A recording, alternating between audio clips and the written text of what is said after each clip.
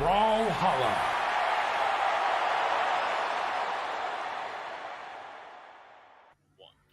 Welcome to the Trial of Freya, the final trial before the Autumn Royale. And because of that, we got some crazy stakes. We got a lot on the line. My name is Junebug, and I am joined by Polymento. Polly, how are we doing? I'm doing very, very good. Of course, we're moving into the final trial of this year. Not only is this going to be the final trial for this cycle going up to the next Royale, it is going to be the final trial of this year, which means that after this, all we're going to get is that Royale followed shortly by BCX. So, I mean, things are really wrapping up for the year. We're starting to see the tournaments that these players have been practicing to perform in these tournaments for the entire year. Yeah, and we're getting into some EU action, some European action.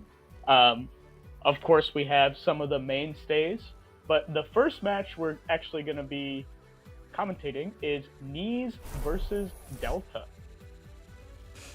Now, this is a very exciting game, and you can tell right by the stats and the lifetime history. I was going to mention, this feels like a top 8, top 5 game that we would have seen in EU like 1 year, 2 years ago. But no, we're early here, first round in top 32, and these guys are already going up against each other. I'm getting some nostalgia goosebumps right now. Yeah, it's crazy too. Like even though Neeze currently ranked higher than Delta up on the lifetime, so you can tell these are two vets of the game playing each other once again in this high stakes match. Of course, Neeze being the 4th seed, definitely favored in this matchup, but Delta's still up there. Delta is the 13th seed overall. You see their PR numbers, Neeze being 4th in EU and Delta being 18th. So Neeze definitely favored here, even though the lifetime history might suggest otherwise. But yeah, no, very, very interesting stuff about to happen. I would also like to say as well, of course, that the PR next to Delta's name, PR 18, that's 18 with an asterisk, considering Delta was it was not playing the game for a period of time and now has been getting back into competitive play and has been performing really, really well ever since he came back. We got 2 silver medals already in the trial of Ymir and the trial of Skuld. The most recent trial was not as strong as a performance with the 17th, whereas for Neeze, the same respective tournaments, I believe we're looking at a... Never mind, he's playing in a lot of community tournaments. I'm going to have to scroll to find those. Yeah, Neeze is cooking. Right, so we have 4th, 5th, 7th, so consistent top 8s coming out from Neeze as well. Meet both of these guys, staples in the EU scene. Yeah, household names, and we'll see who ends up taking it in the 74% win rate. That seems pretty high. I feel like at a certain point, like if you're making it that far in bracket, your win rate has to be higher than 50, because 50% is like you're going 2-2. Yeah. 0%. No, I know that this. I know that a lot of people don't really put that much weight into ranked, but I really, really like looking at some ranked win rates. I know that, for example, for a period of time, Godly had a positive win rate against every single player in Europe. Things like that are really funny. Even though we're talking about ranked, things like that are pretty funny. So I'm actually trying to check right now what the respective win rates are as well. Delta with 70%, and the Neeze, being a Giga Chad, I actually can't find him. Maybe he doesn't play ranked that much. Yeah, no, Neeze is too busy entering these community tournaments. I mean, hey, that's better practice. I mean, you've got something going right for you. Yeah. I mean, like tournaments, definitely higher stakes than your regular online matches. There's a benefit to each. I think practice is many different things. For like friendlies or more casual sets, even ranked is like teetering tournament and casual. It's like that in between. You're gonna get more practice to implement things that you might not get a chance to implement in tournament, because tournament's all about the stakes, all about performing under high pressure. So it's gonna be really hard to implement new things when it comes to like immediately in tournament. Yeah, for sure. But we got. And that's something. Oh, go ahead. That's something I'm sure a lot of people can relate to. Whenever you're playing a casual game and you just go for something crazy you never would have, and then you're just surprised, like, oh, okay, that worked, and then you have that that you can use in the future. But enough about that. We are moving into our first game here of the set. Yet again, it's going to be Delta versus Neeze, and we're starting the first game here on Small Fortress Alliance. Yeah, and we see the Taros versus Val matchup. Is this common for Delta and Neeze? Or? Oh yeah. Okay. Yeah, I would say for sure. I mean, for Neeze plays quite a few different legends, but I would definitely say, I don't know why, whenever I see Neeze on Val, it just feels familiar, but I would say the same about 5 different legends that he plays. Delta on Taros, though, I mean, that's definitely a staple, and we might find out why. And Delta is trying to make it 6-4 right now, taking that early lead. And this is a Taros stock, so it might be higher value than those Val stocks. They're going to take a while to drop. Neeze with the edgeguard opportunity here, trying to catch a drift in with that recovery, but ultimately missing. All right, getting that quick side light nair in, try to get yet another follow-up. But Neeze right now doing a pretty good job at spacing around the Delta's follow-ups. See, the issue really comes with the approaches and the punishes. Right, and we saw a D-light out of disadvantage into that recovery. I feel like I've seen that mostly from sword users, and I guess Val is a sword gauntlet, so it's interesting to see the gauntlet use that out of disadvantage as well. For sure, and for this very first stock, it kind of felt like Delta was skill checking these just a little bit more, checking his spacing and his movement, because it really did feel like Delta was just hitting him for free at some times. This stock is completely different, and Neeze is definitely retaliating. Delta is going to be able to pick up the stock first, but Neeze is starting to punish some of these careless attacks. You see, just like that, GC D-Light, and that's going to lead to your eventual knockout potentially. Yes, it will. Evened up Neeze with amazing tracking on the right side of the stage there, but now, yeah, let's see who can close it out. Oh, Neeze with an able to throw him down with that Sair. Able to pick up the side light on top of the stage as well. Now gets another string, and just like that, I mean, that was a dominating first stock from Delta, but it feels like Neeze is just getting stronger and stronger for every single stock. Yeah, this is the Neeze show. Uh-oh, off the stage, and Neeze covering a lot of space with that signature there. Almost ledge trapping Delta. Sair comes out. I saw a vision where he got that sword Sair just a little bit earlier, and he would have bounced into the weapon throw, but we're not getting any clips. We're gonna get a clean knockout like a professional with a sword end light off the left side. Neeze is gonna take that game back, and what I would like to say, that's a little bit of a comeback. I mean, we're gonna be able to see the stocks here on the replays. That's 3 stocks red against 2 stocks orange. And I was loving the way Neeze was playing towards the end there. Just really strong coverage. They're baiting the dodge. I mean, Delta was running out of resources there, so Neeze just had to cover a few. But then, that last stock was the Gauntlet show, the Neeze show. And then right when Sword came, it was actually perfect at that red percent. Gonna be really hard to get back on the stage with the amount of space that Sword End Light and D-Light takes up. And yeah, we saw End Light close it out. Now, I mean, Delta is not to be underestimated, and I have to say, throughout that game, I did not exactly feel like we were seeing standard Delta gameplay. Because when I imagine standard Delta gameplay, I imagine someone constantly going for 7 attacks in a row on hammer. Now, either this is game 1, you're kind of trying to feel each other out a little bit. Maybe Delta is trying to change his playstyle. Or perhaps we could be seeing some more of that style of gameplay coming in clutch for Delta here in just a moment. Yeah, I'm interested to see what Delta does to adapt here. I mean, I really wonder when they played like that 5-4 versus Neeze, what years it took place over. Like, is this over a span of 6 years, 5 years, and like what is the most recent battle that they had? I think we might be able to see that. Their most recent battle was actually very recent. It was in Trial of Skuld, which was in March this year, 8th of March this year. which is definitely not that long ago. Yeah. And their first matchup was in 2022. Wow. Okay. Yeah, pretty recent then. And who was taking the Trial of Skulls? Who ended up taking it? Trial of Skull Delta, so Delta. most recently Delta. They also faced, that was 3-1 to Delta, and also in 2 community tournaments back-to-back, Delta also 3-0'd Neeze. Oh my god. Yeah, so Delta definitely just been cooking these as of late. But just as I say that, Neeze is looking to make this a 2-0 lead. Very solid edge guard on the right side.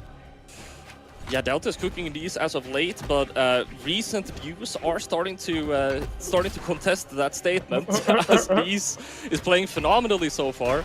Oh. Delta with a nice hammer recovery, and there you go. Super nice weapon throw. Now, I wonder if that was diagonal, if he threw it straight down, but with a little bit of momentum off to the right side. I couldn't quite see. Yeah, we'll get the replay to verify, but that was such good coverage, just knowing that didn't have any resources left, the dodge was burned, and just comboing right into that throw. Okay. Able to get a nair and the end light, continuously just denying not only stage presence, but the ability to touch the stage whatsoever. That's almost 10 seconds in a row Neeze has not been able to touch the stage, and that end light just made it even longer.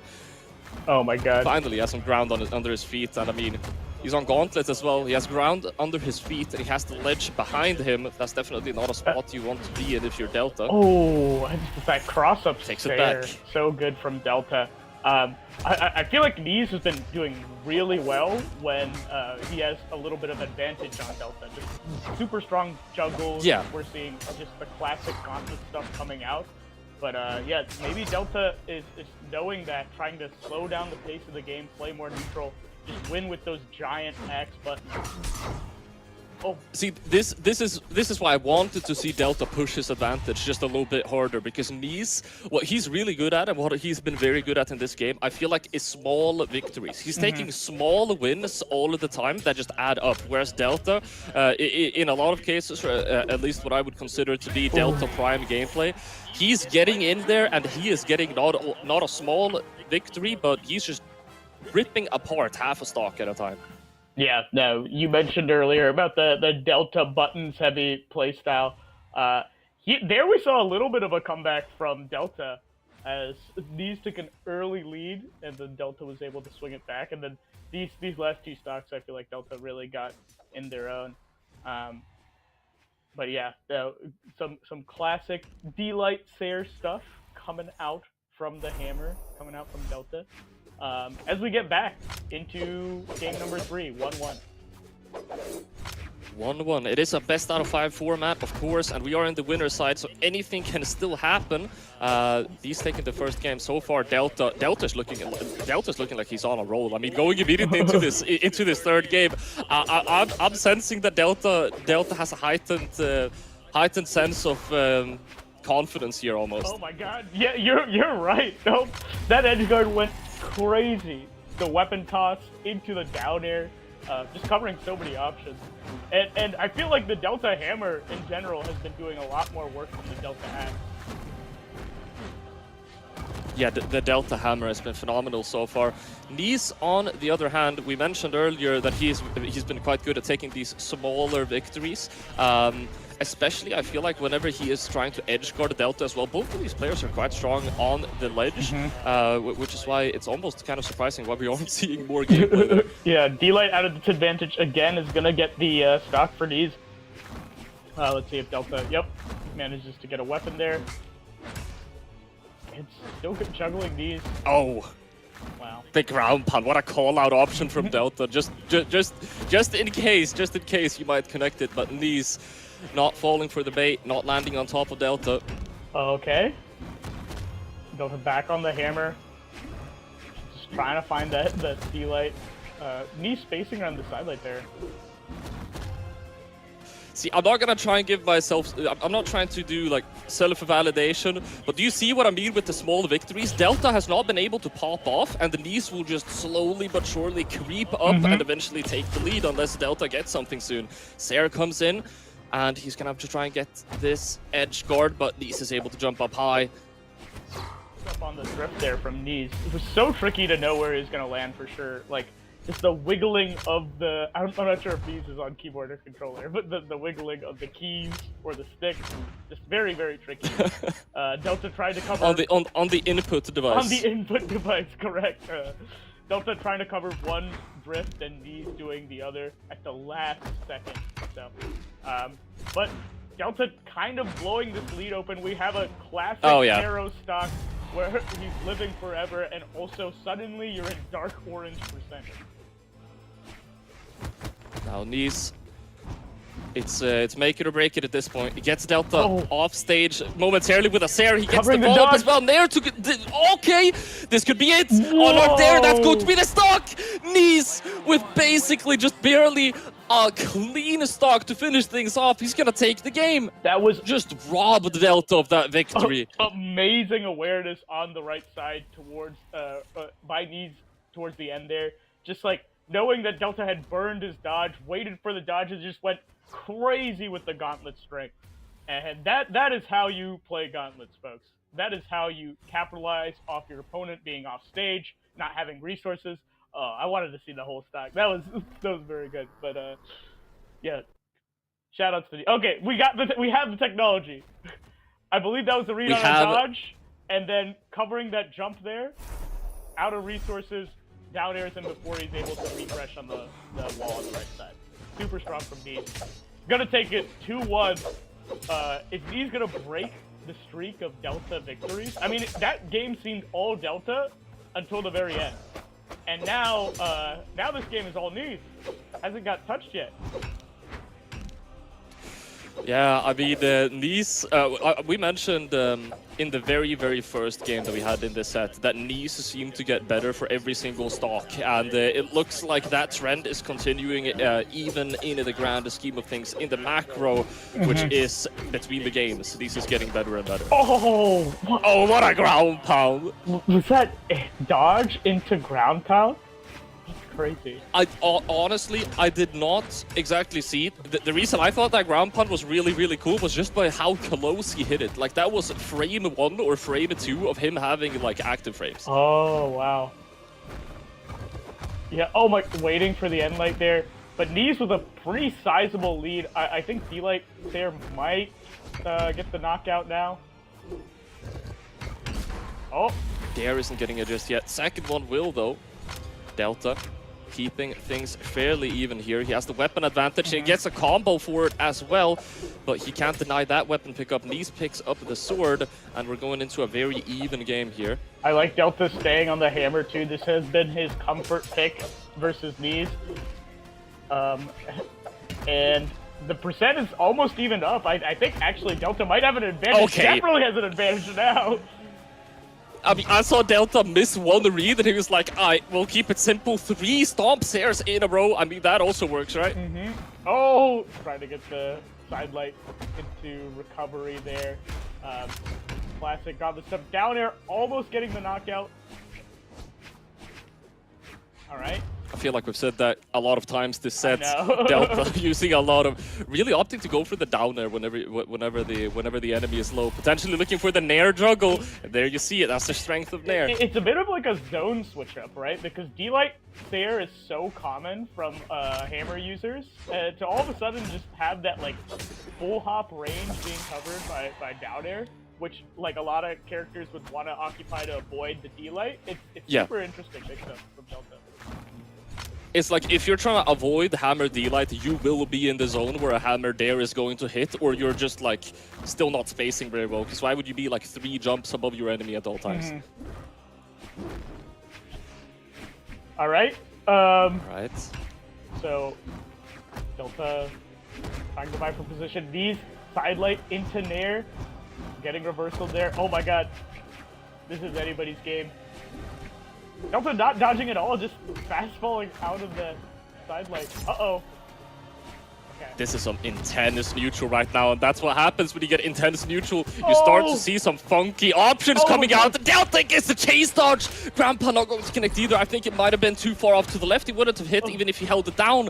Delta picks up the axe. He's able to get a combo started, and that's both of the players now sued in a knockout range. I mean, with the right attack, it definitely will be the light recovery. Second one has to be the...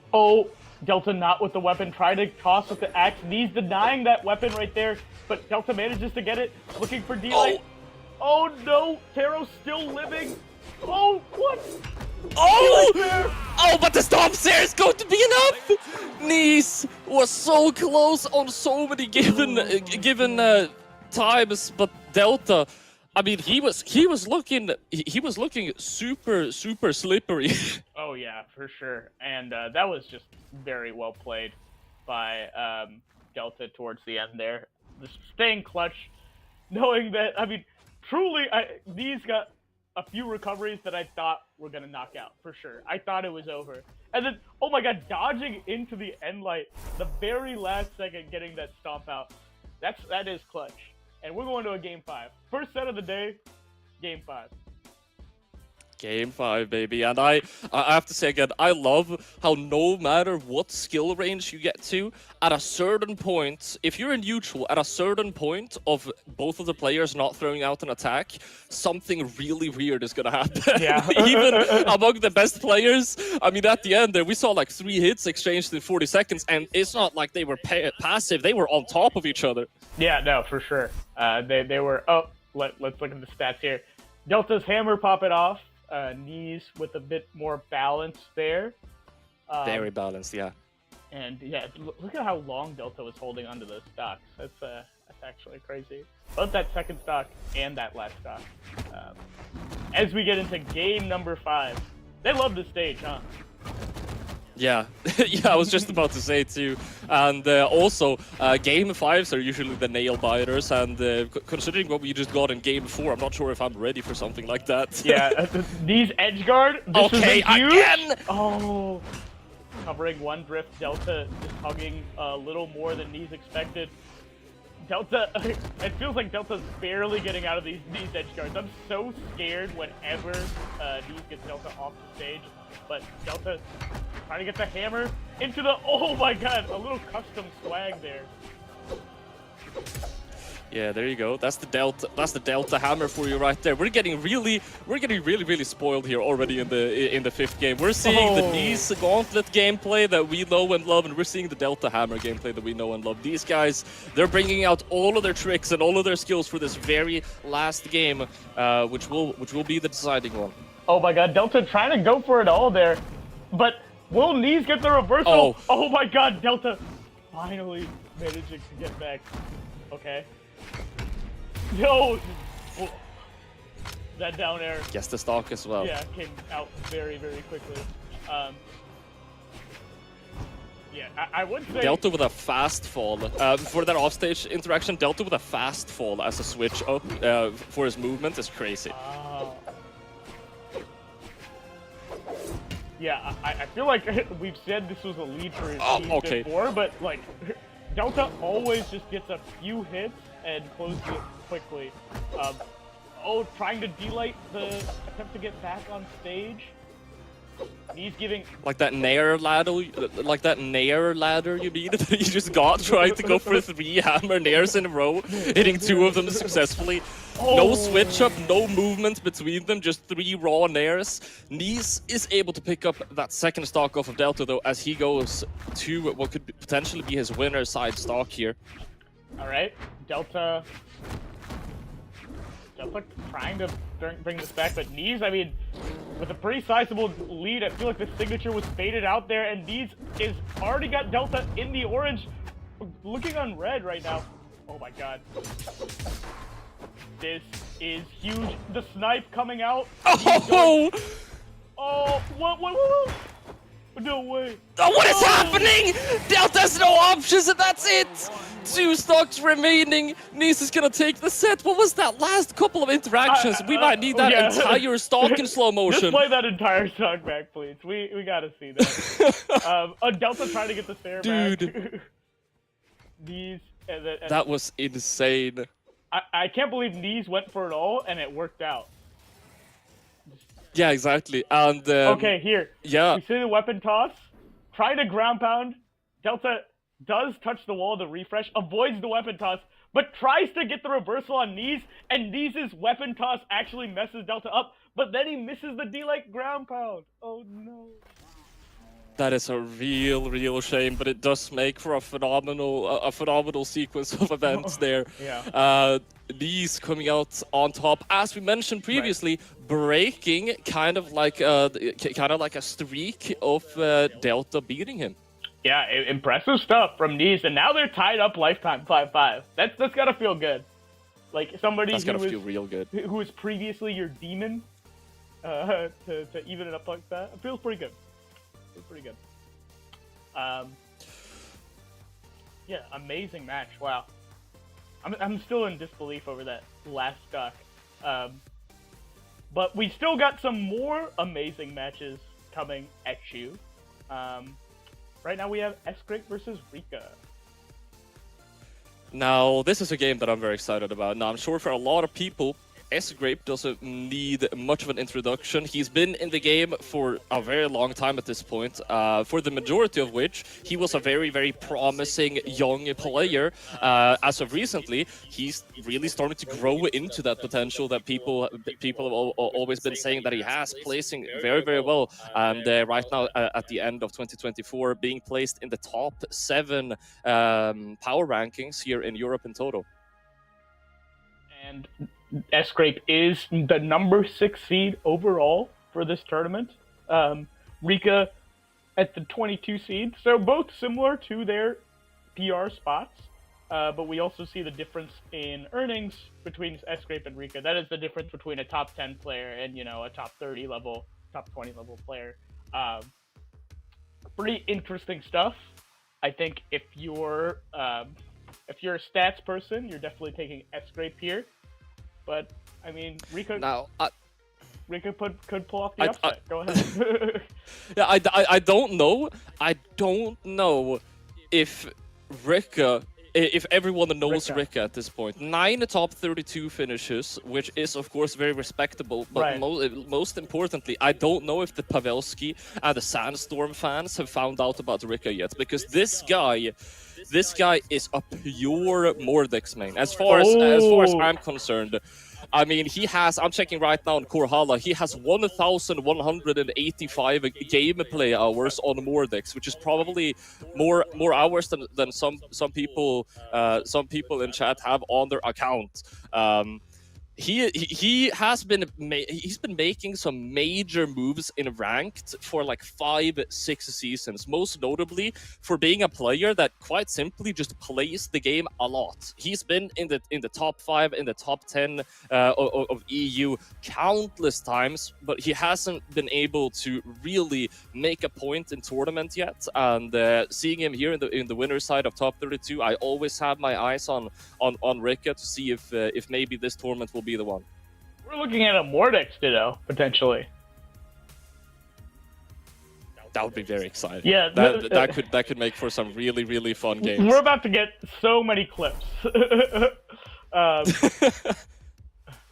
Rikka on the Tai Lung crossover, epic crossover skin versus Sgrape's normal-ish. I mean, it's a skin, but I don't know which one it is. 3, 2, getting into game number 1. All right. Also, I mean, we might be able to see this just shortly by the gameplay. Very interesting thing about Rikka. Mordex, of course, 2 string weapons would stand out as being a legend where you need to read a lot. As far as I know, Rikka doesn't really read that much. His gameplay is like solely focused on reacting to how the enemy escapes out of his options, which is a tech that you can go for if you play like 1,000 ranked games per season, because you're gonna have that muscle memory. That's so interesting. So like most other stringy weapons players, like most other sites and gauntlets, they are going for the reads, versus Rikka is just going for option coverage and reaction. of course, both types of players have to do both and do a little bit of both. But Rikka's leaning way more. Yeah, okay. He's leaning more into that than most other Mordex players and most other Gauntlets and Scythe players for that matter. But so far, Sgrape is giving him a little bit of a lesson in Mordex neutral and even Mordex advantage states a little bit. Oh my god, yeah, and Rikka, it seems like that was definitely a read there with the Sig usage, but Sgrape, yeah, there Rikka trying to bait a dodge, but Sgrape not giving it to them. Ooh, I mean, Sgrape has been so on point. Baiting the recovery there, no resources, and they're gone. All right, 3 stocks against 1 so far. This has not been a super strong game for Rikka, as Sgrape, as mentioned previously, I mean, he's just in control. He is deciding which direction this game is going in. And I always, if somebody plays my character or my weapons, I feel like they have a advantage against the things that I'm looking for, right? They're like, oh, I'm more experienced in this matchup because I know all the things. I know what strings you're going for. I know what reads you're going for. I'm just going to do them better than you. And Sgrape showing the skill gap a little bit. Now, which to be fair, I mean, while Sgrape, not sure if Sgrape would classify himself as a Mordex main, that would surprise me. Right. But he plays Mordex. But like, he plays Mordex, he plays Mordex. He knows how this works. It's just that Rikka's dedicated. Oh, and that's the difference. And as we say that, Rikka making a slight comeback here. Okay, almost getting a string, but Sgrape with the signature. They're gonna close out that game 1. Super smart. Yeah, I mean, just the fact that Sgrape has that Mordex experience, I think, is being shown very highly here. As Sgrape's strings have looked a little more solid than Rikka, up until towards the end, where Rikka was really getting a comeback. But yeah, that was a great coverage on the recovery there. But yeah, Sgrape finally getting that sig. Yeah, I don't know. What do you think Rikka needs to do better in this matchup? I feel like Rikka might be playing a little bit too almost mechanically, almost a little bit. I wouldn't say autopilot, but I'm saying like he's going for comfort options in situations where he really, in some cases, should be going for desperation options. If he can, you know, maybe spice things up, make Sgrape a little bit uncomfortable, and then take control of the game in that way. But then again, Rikka being a comfortable Mordex main probably can find some small tweaks in his gameplay to try and put Sgrape into disadvantage, make him uncomfortable without making yourself uncomfortable. Because that's the thing about a desperation option; you're both uncomfortable at that point. Yeah, no, that makes sense, and it also tracks with what you were saying at the beginning of the set, where Rikka was a little more favoring on the reaction end. Let's see if an edge guard opportunity. Oh my god, they're both just reversaling each other by this ledge. Rikka seemed like they baited that dodge, but missing slightly versus Sgrape. Okay. Good anti-air. Sgrape having a hard time landing against said anti-air. Rikka throwing up that neutral signature though, not going to be hitting anything with that one. Sgrape off of the weapon, off of getting hit by the weapon. What a crazy set of interactions. I am going to be excited to see that one on the replay earlier. I don't know why, but that just looked so clean and good. Yeah, Sgrape being... That was satisfying. Being able to convert off that was so impressive. And now we see the long form neutral kind of coming out from Sgrape. We saw a little bit of this in the first game, where Sgrape was just spacing around. Oh, Rikka waiting, but not punishing the dodge there from Sgrape. But Sgrape was spacing around a lot of the Rikka normals across the stage. And then as soon as Rikka whips, coming in with a normal of his own. So, super smart from Sgrape. Like this side neutral. Let's see. Okay. I might be grasping at straws at this point, but even though he went off stage and didn't go for an attack, might be an indicator that Rikka is just trying to stress Sgrape out with pressure here. And in that case, I mean, looks like it's kind of working. Yeah, Rikka with a slight advantage here. And so many weapon tosses have been getting mileage for Rikka. Okay. They're missing one. Oh my god. Quick weapon snatch into the recovery. Alright, and that's going to be Rikka now with a fairly solid lead at this point. Throwing Sgrape off stage as well. Ground pound. What a massive commitment, and he's going to get punished for it. No options. Ground pound to deny the wall touch. It's not going to be a knockout, but Rikka, he starts for... He just goes for another edge guard. Sgrape still makes it up, but he shuts it down again. How many times did Rikka just deny him to get back up? I need 5? I want to count. Yeah, let's see the replay on that one as Rikka takes a commanding game 2 off the back of some really, really solid strings. We saw like them baiting out the Sgrape dodges a little bit the earlier this game and the game 1, but not capitalizing too much. There we saw intense capitalization as soon as Sgrape was out of resources. And although that highlight doesn't even do that last stock justice, because that was a like 10-second extended edge guard coming out from Rikka, where he was chasing Sgrape down, baiting the dodges, covering the drifts. Just super impressive sight and gauntlets play. There's just something so, I don't want to say disrespectful, but that's the best word I can think of. There's something so disrespectful about you like being able to touch the wall, but if the opponent places this attack here at that timing, it doesn't matter because you're just gonna get hit anyway. And that's what happened like 3 times. And then the other 3 times, Rikka just kind of outsmarted Sgrape. Yeah, no, it's crazy there. And this could potentially be a huge upset. They have played 0 times in the past, but I mean, this would still be an upset.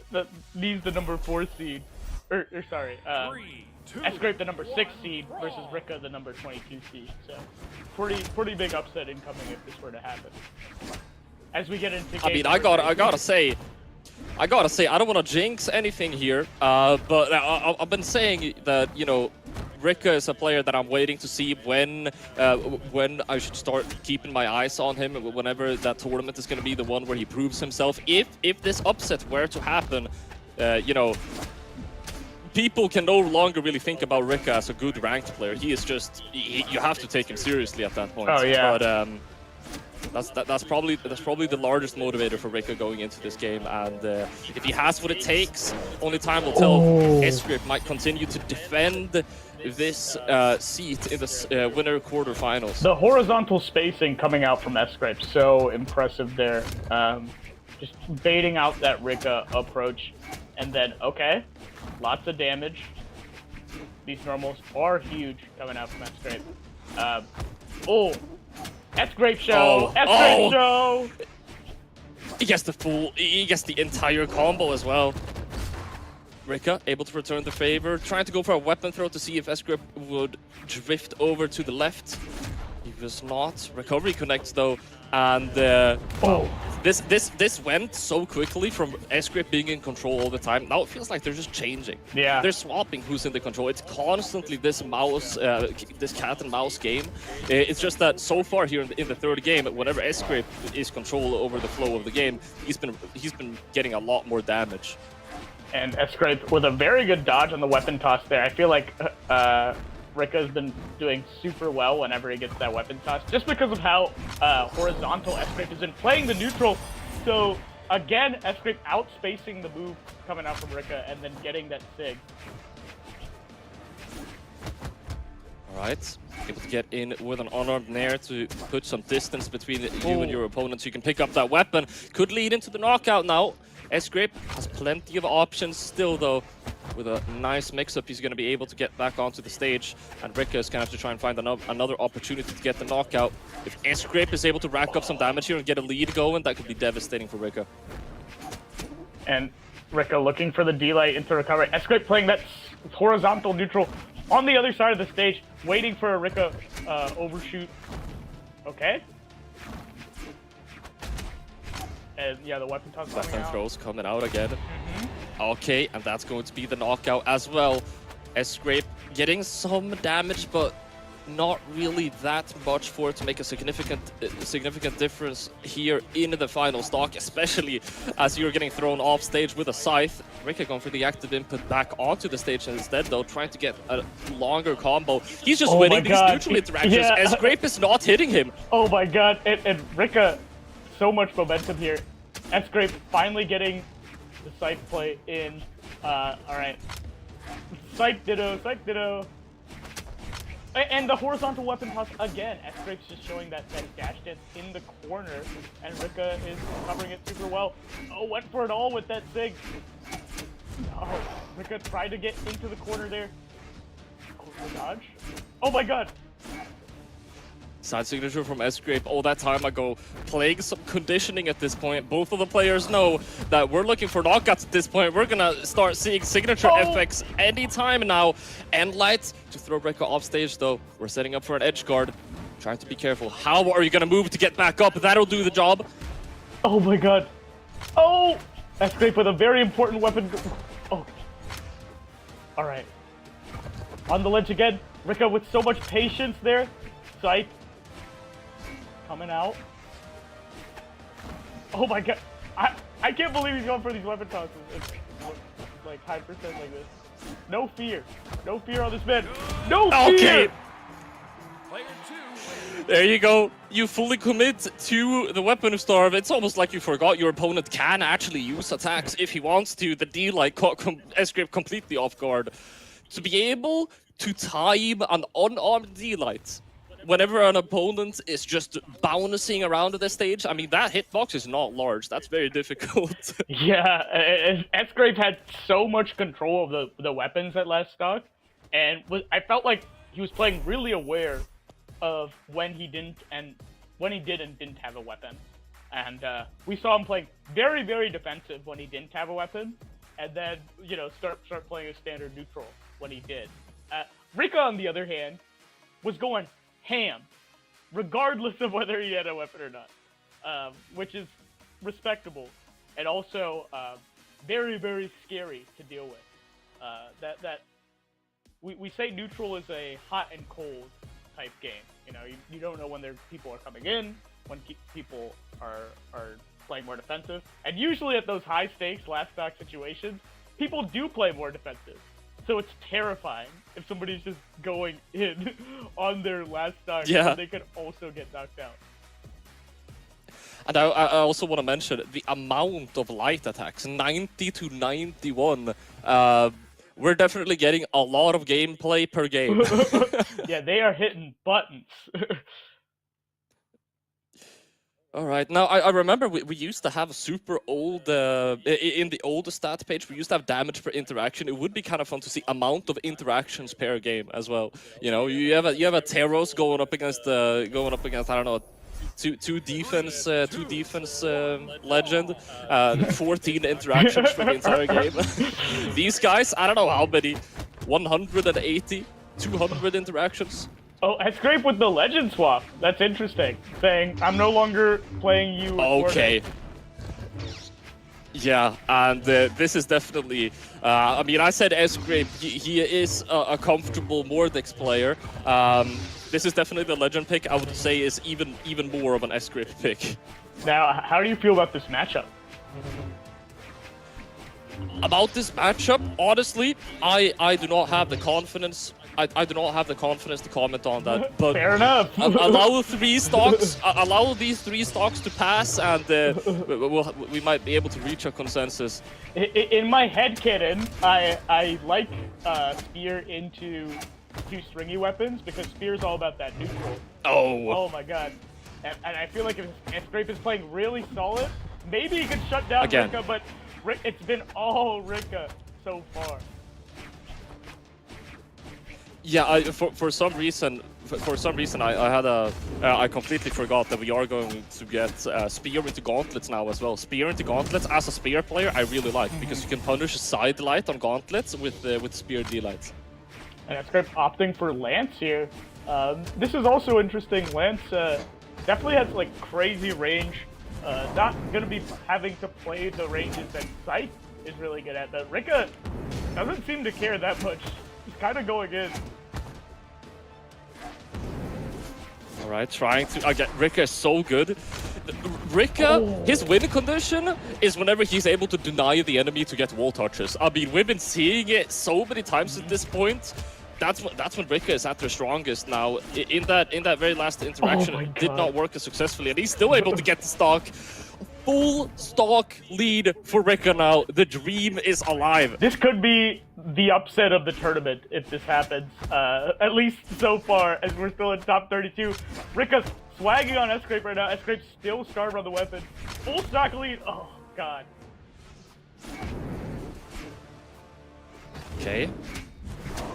Able to get the end light in, and then neutral signature. Just the last couple of frames of the active frames on the very edge of the hitbox too, catching Sgrape. Now he needs this stock and he needs it quickly. Sgrape picks up the lance and he's starting to just press buttons at this point, racking up a lot of good damage, but he needs to find the knockout option as well. The whip punish coming out on the Gauntlet's end light, but Sgrape has a mountain to climb here. Like, one interaction could potentially seal it out. Uh-oh. Wait, was that a... Huh? We had not even been... we didn't even mention we got the emotes between the stocks at this point. It's getting real, Junebug. It's getting real. Oh my god. Sgrape really wants this. Trying to do mental damage a little bit. Oh, what for a crazy read. Any hit will seal it out. Looking for the end light. That's going to be it. Rikka answering with an emote of his own as he upsets Sgrape in this bracket. Wow. Wow. I'm at a loss for words. I said it earlier, and I'll say it now again. Knowing the events that have transpired, if Rikka is able to beat Sgrape, I would consider him to be a player that people should start taking more seriously. And I mean, that's PR24 going up against PR7. Yeah, this might be the Rikka run all the Rikka fans have been waiting for. Very big upset, and we'll see how Rikka is able to do in the rest of this bracket. Looks like he has to play against Rain in winners quarters finals. Oh. That's going to be a really, really good game. That one will be streamed on the main stream, however, so if you do want to see that one, make sure that you're watching that one too. I feel like it should be... I feel like if you're watching this stream, you probably know that there's a main stream, but just in case. Yeah. We have so many, before we're gonna jump to a break very shortly, but before we do that, I just have to mention, because this upset, and also we didn't even mention Mounir going down into the elimination side very, very early on in the tournament. We have a crazy matchup in elimination side. We have Sgrape going up against Mounir. Sgrape versus Mounir for, what is that going to be? That's Sgrape versus Mounir for 17. Oh my god, that is not a matchup you expect to see. Mounir, of course, that's brutal. Being the number 2 seed of the tournament, right under Godly. So seeing him in that elimination side bracket is super surprising. But yeah, as Paulie mentioned, we will be cutting to a short break. But don't go anywhere. Brawlhalla action coming right back at you.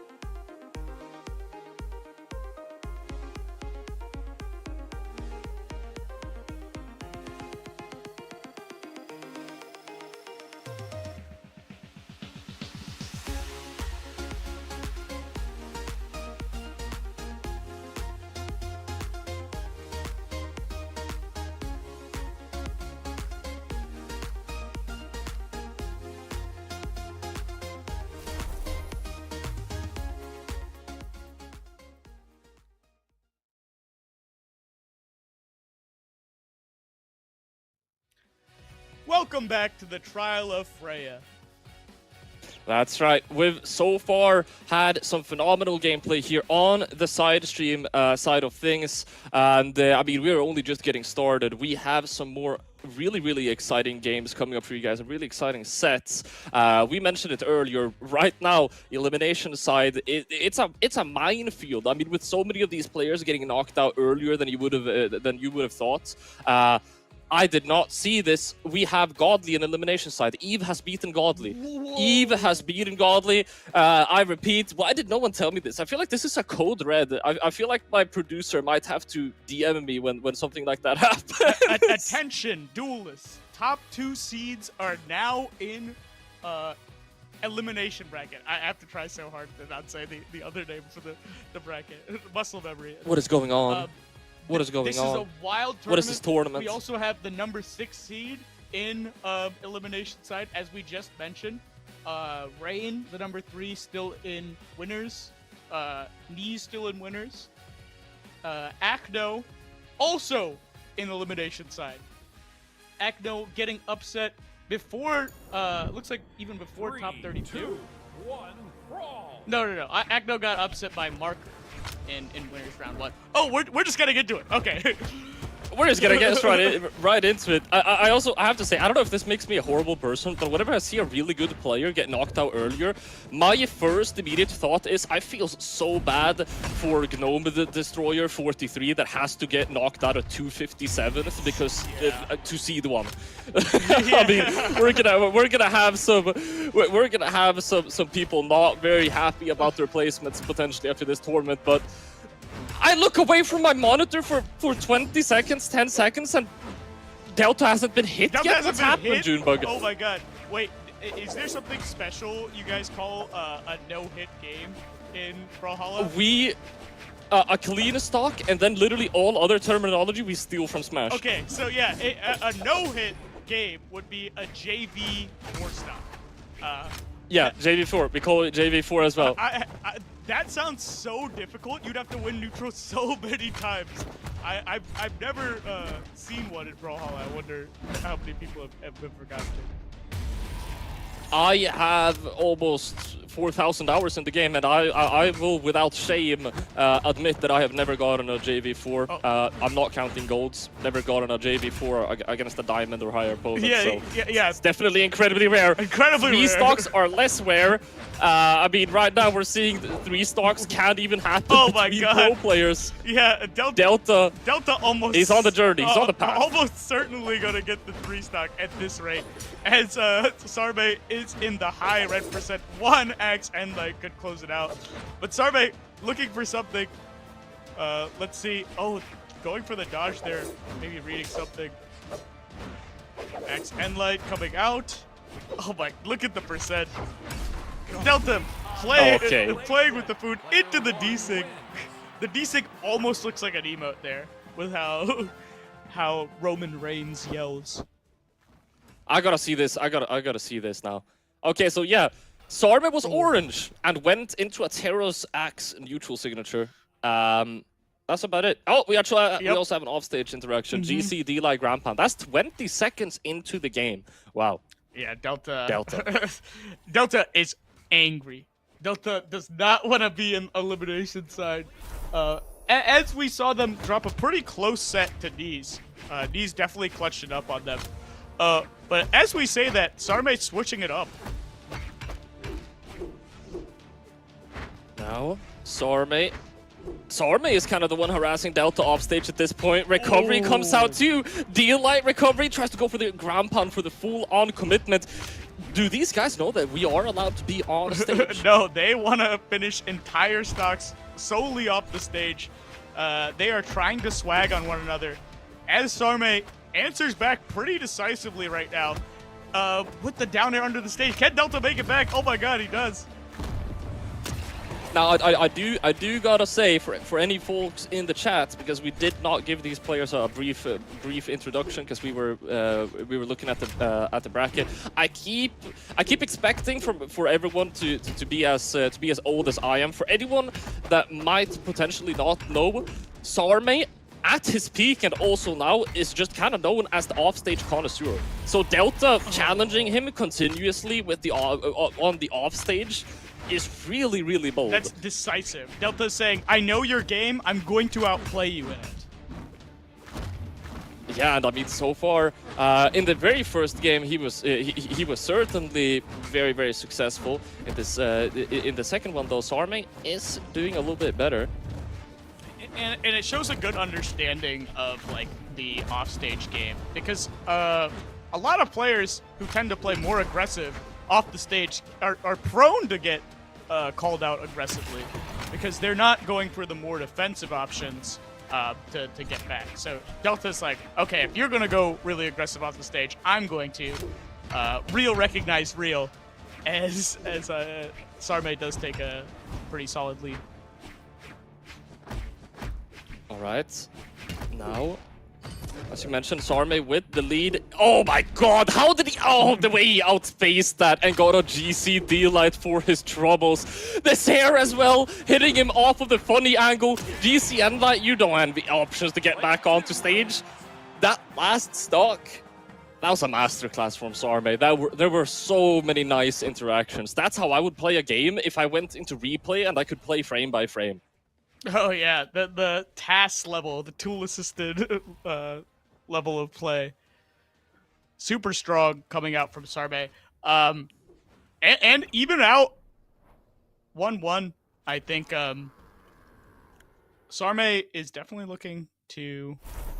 I mean, that's a nothing burger statement. So I was like, he's definitely looking to win, but I had to stop myself.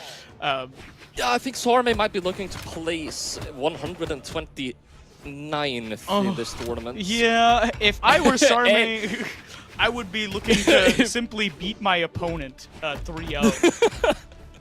I gotta say, it's so interesting how in the span of 2 games have we had such different outcomes. Well, I think the answer to that might be more simple than you think. When you have 2 players go this aggressive, it's such a small number of interactions that actually matter at the end of the day, because one interaction is half a stock. So the difference between someone destroying the other player can be the difference between winning 3 interactions, which whenever you're playing defensively, winning 3 more interactions might not even give you the win. No, that is a good point, Ollie. And we also saw last game and the first game, whoever took the first stock was pretty favored as the game went on. When both players are just pressing forward, it usually matters which one has the lead. Oh my God! As Delta gets the hit. My God! No way! Delta. With the GC side die all the way up there. The most astonishing part of all is that Sarm comes out on the top. Sarm coming back and getting the reversal. Oh my God. These players, man. I mean, we are only just getting started with this set, and this has been a roller coaster of emotions. Delta is able to get that stock, though, as we go 2 stocks against 1. Who said that Teros and Hammer players, on behalf of Sarm playing core, of course, who said that Teros and Hammer players have to play parry? Yeah, no, this is actually wild. We also saw Sarm throwing out like 2 signatures just back to back before getting that last stock taken. So both these players just kind of going ham as they slow it down a little bit. Maybe the first time we've seen some dashbacks. Oh my God, what a cross under. Delta getting a side light nair in. The damage is adding up at this point. Sarm is able to pick up the stomps there, though. Tries to go off stage. Weapon throw is going to connect, and the ground pound will seal the deal. Now, this is a very, very large lead from Delta, but we have seen that these guys, I was going to say they don't have much respect for their own stock. I guess that's the wrong way to word it. They don't have much respect for their opponent's HP. Yes, and normally I would say it's too much of a lead to surmount.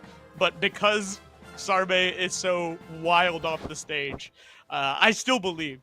But as I said that Delta was able to get another punish on the SIGs coming out from Sarm. We saw that a couple times, the stock. Yeah, there we see the first one coming out. And I believe we're going to see... I really like this. Another one I really like this pick that we're seeing. So, I To be completely honest, I don't know how to feel about Sarm Cannon. I haven't seen Sarm on Cannon that much as far as tournaments go. But his hammer, pretty strong off stage, but you know, not as strong as Delta's. We are having a game where we're pressing a bunch of buttons, and Sarm is saying, if you want to press buttons, man, Cannon is the weapon to do it. If you want to play off stage, I got gauntlets. Look at that, 20 seconds. That's a clean stock almost. Sarm on the Onyx, a cool pick from him. I actually love Cannon gameplay. I love both Cannon and gauntlets. Both very springy weapons. I'm sure if you're playing against the Cannon and gauntlets and you get knocked out at a couple of strings, you might have an opposite opinion as me. But look at this stuff. Oh. Look at the edge guard coming out from Sarm. So much pressure. Oh! And the dare just right up into the wall is going to hit him and then make that 2 more and a quick unarmed to finish him off. That's 3 stocks against 1. And Sarm wants to answer back this set with the 3 stock of his own. Like, Delta got that 3 stock game 1. Uh-oh! Where are you going, Delta? Where are you going, Delta? Where are you going? Okay. Oh. That's also a 3 stock. I'm going to be completely honest, Junebug. If I could script this game, I would have done a worse job than this gameplay. Yeah, that was amazing coming out from Sarm. Covering the jump in towards the wall. Delta trying to get a touch to refresh. And again, Sarm just calling out perfectly when Delta wants to touch. Ground pound, down air. Delta not getting a chance to get anything started there. I believe he was out of jumps. Game 5. This set has had 2 3 stocks. This set has been crazy so far. I don't think I've ever seen a set like this, Paulie. Yeah, though. See, I would be inclined to say the same, but I probably have seen... I mean, this is feeling like South American gameplay, to be honest. Yes. Like, I hate to make that generalization, but this is just, like, so non-EU. I don't know how to explain it. These guys, they're pressing very unique. forward. They are pressing forward. They are going ham off stage, and it's a bit novel. It's not what we're used to, for sure. Very important. I mean, I guess this is what happens. You take 2 button pressers and you put them up against each other. You're gonna get gameplay like this. So far, though, maybe the most even first stock that we have seen so far. Delta able to take that stock down with the hammer and lights. I feel like many times you can tell how a player is going to play based off of their movement, and their movement is exactly the same as the other 4 games. And a fun fact for you, Paulie, is I believe whoever's taken the first stock has won every single game. So right now it's Delta favored as Sarm answers back, waiting at that signature. Let's see if Sarm can put a dent in the narrative. Okay, Delta. Okay. Picking up the hammer now, and now potentially some more patient gameplay coming out. Delta being a little bit more conservative for when he decides to come in with the hammer. And I mean, he's just consistently landing hits on Sarm at this point. Sarm has been unable to break this neutral bubble, and these hits from Teros, they're doing heavy damage. Sarm with some pressure on the right side, though. Yeah, not getting much off of it. And the reads that were working out pretty much all set, all of a sudden not hitting as both players remember they have dodge buttons. Oh my god. That's it. I was starting to get word. We're getting into this territory now where we're having so small amount of hits that the players might start doing some wild options. But as I say so, Sarm is able to get that knockout. And might be the one to break the curse that you were mentioning. He picks up the true combo as well, getting Delta off stage.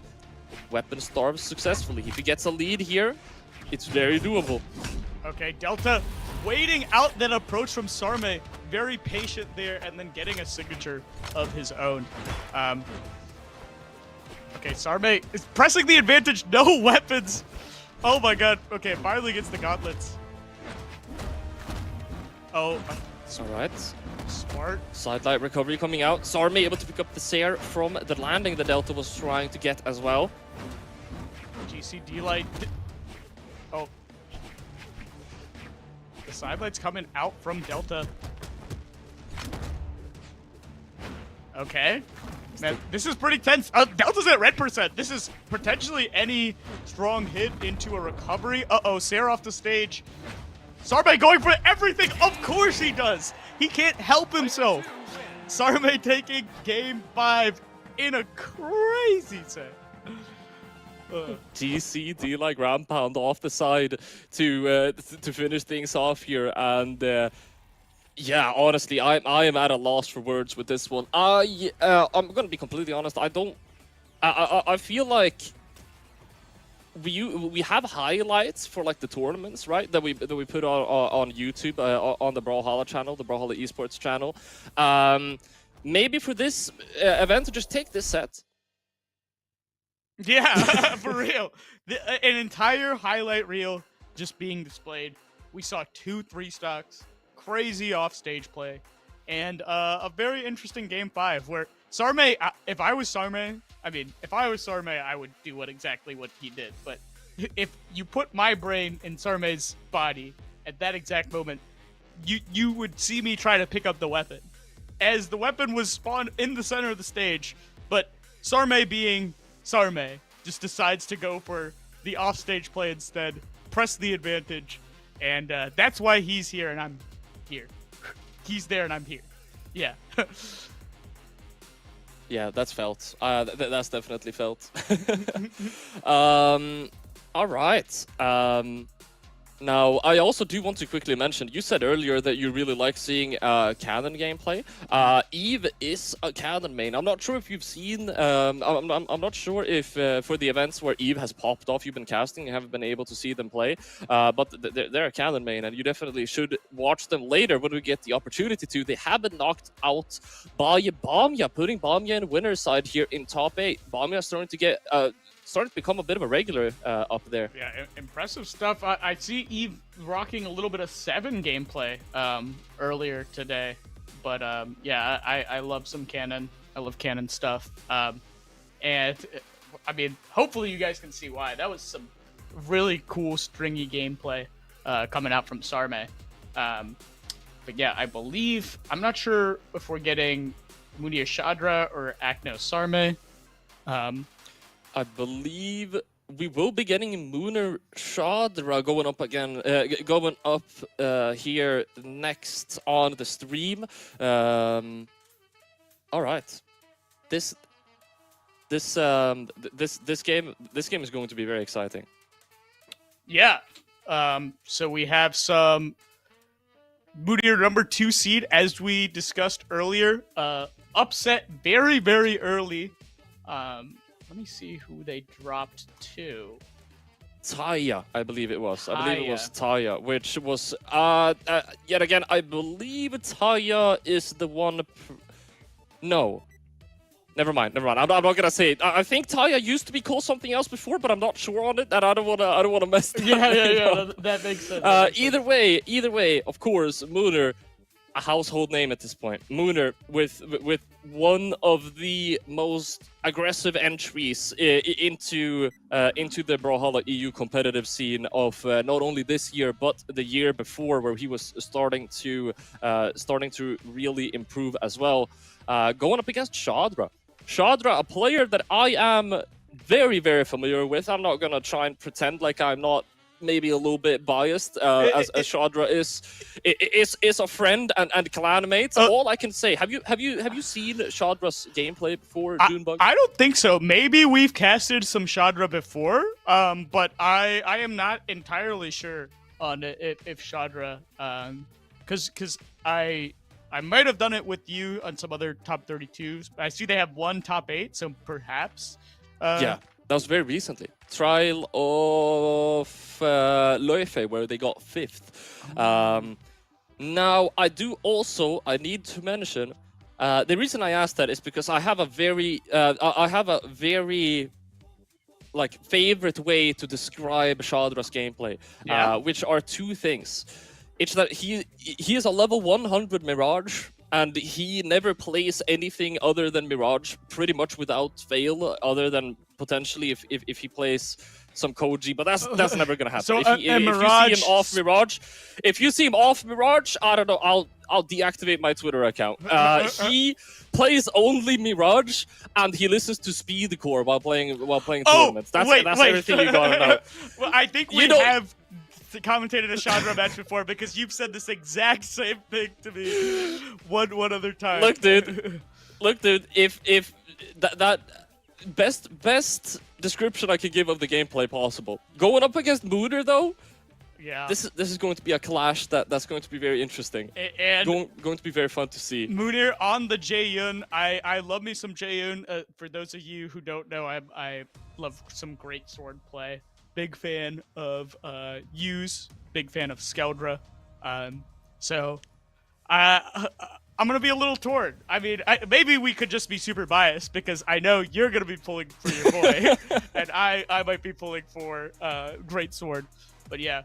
Mounir. I love Mounir too. See, I'm not a massive fan for Great Sword, but Mounir can play any weapon, and I'll be okay with that weapon just for today. Also, now that we got this wonderful camera view, you can also see, if I may direct your attention over to not that side, but to the very right side of the screen, you can see that Shadra on the Mirage is playing speed stance. I've confronted Shadra about this, and he says he plays it because it feels good, but there's no universe where 3 defense is worth having 6 speed. I'm not a Mirage main, so I don't know. Other Mirage players are gonna have to tell me whether I'm crazy or he's the crazy one. But we're getting a 3 defense Mirage up in here. Yeah, no, this is so funny. You know somebody wants to go fast when they're favoring the dex over defense on an or the speed over defense on an already low defense character. That's so wild. And and that's already stock. That's already stock. I mean, Shadra's movement might be quick, but it looks like Mounir's knockouts might be faster. That's 25 seconds into the game. Yeah, and let's see what Shadra can cook here. Mounir doing the great sword stuff, stringing together all the hits, tried to call a dodge in there. Uh-oh. Oh. Manages to touch. Yet another play off stage. Oh my god.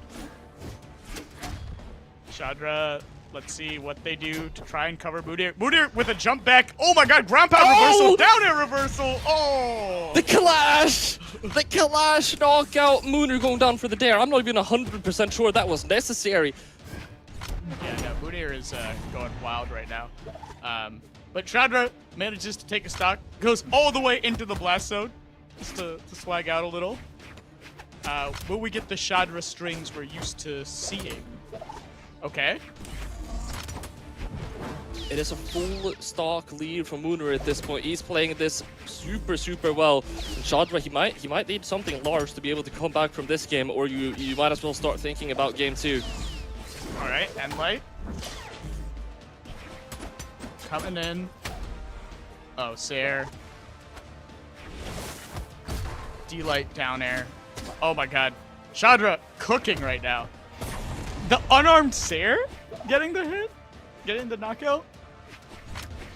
I've always said, I don't know why, but I have, for some reason, very deep in my memory, some player told me that the difference between good players and really good players is that really good players know how to use unarmed Sair, because that move is just so difficult to use.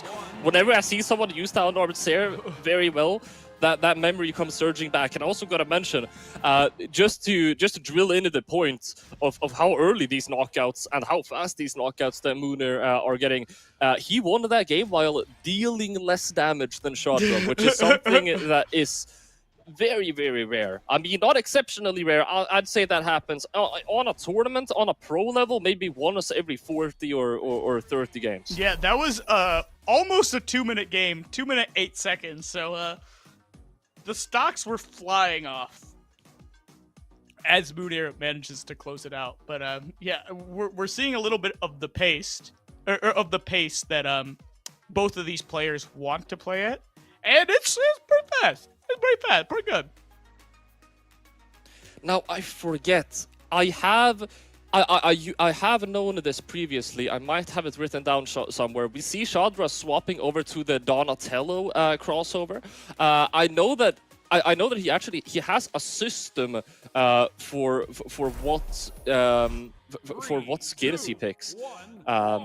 So default Mirage for the first game. If he's fully locked in, he's playing Donatello. If he's half locked in, it's a random skin. And if he needs the mental reset, he goes over to default Mirage. Don't ask me why I have this information, but there, I don't know. I feel like I don't know. Yeah, no, I mean, maybe this is the counter pick that he needs, just the epic crossover. But, I mean, we see a classic, also stage selection versus Greatsword, where Miami Dome has these higher platforms, can avoid some of the Greatsword zones. But, yeah, Mounir doesn't seem too bothered by it right now. Oh! As Shadra just tosses Mounir into the blast zone. All right, and that is going to be an early lead for Shadra here. Just the side light in as well for the D light, Seer and light, which do keep in mind is a true combo now again, following the balance patch, which was not recent, but the most recent one. Yeah, Shadra almost just taking that stock clean. And Mounir gets something.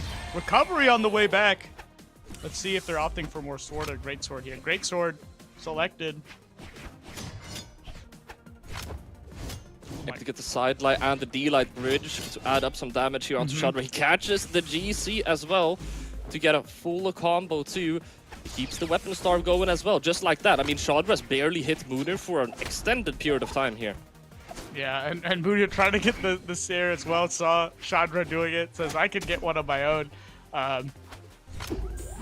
Oh, Shadra with the Sig in the corner.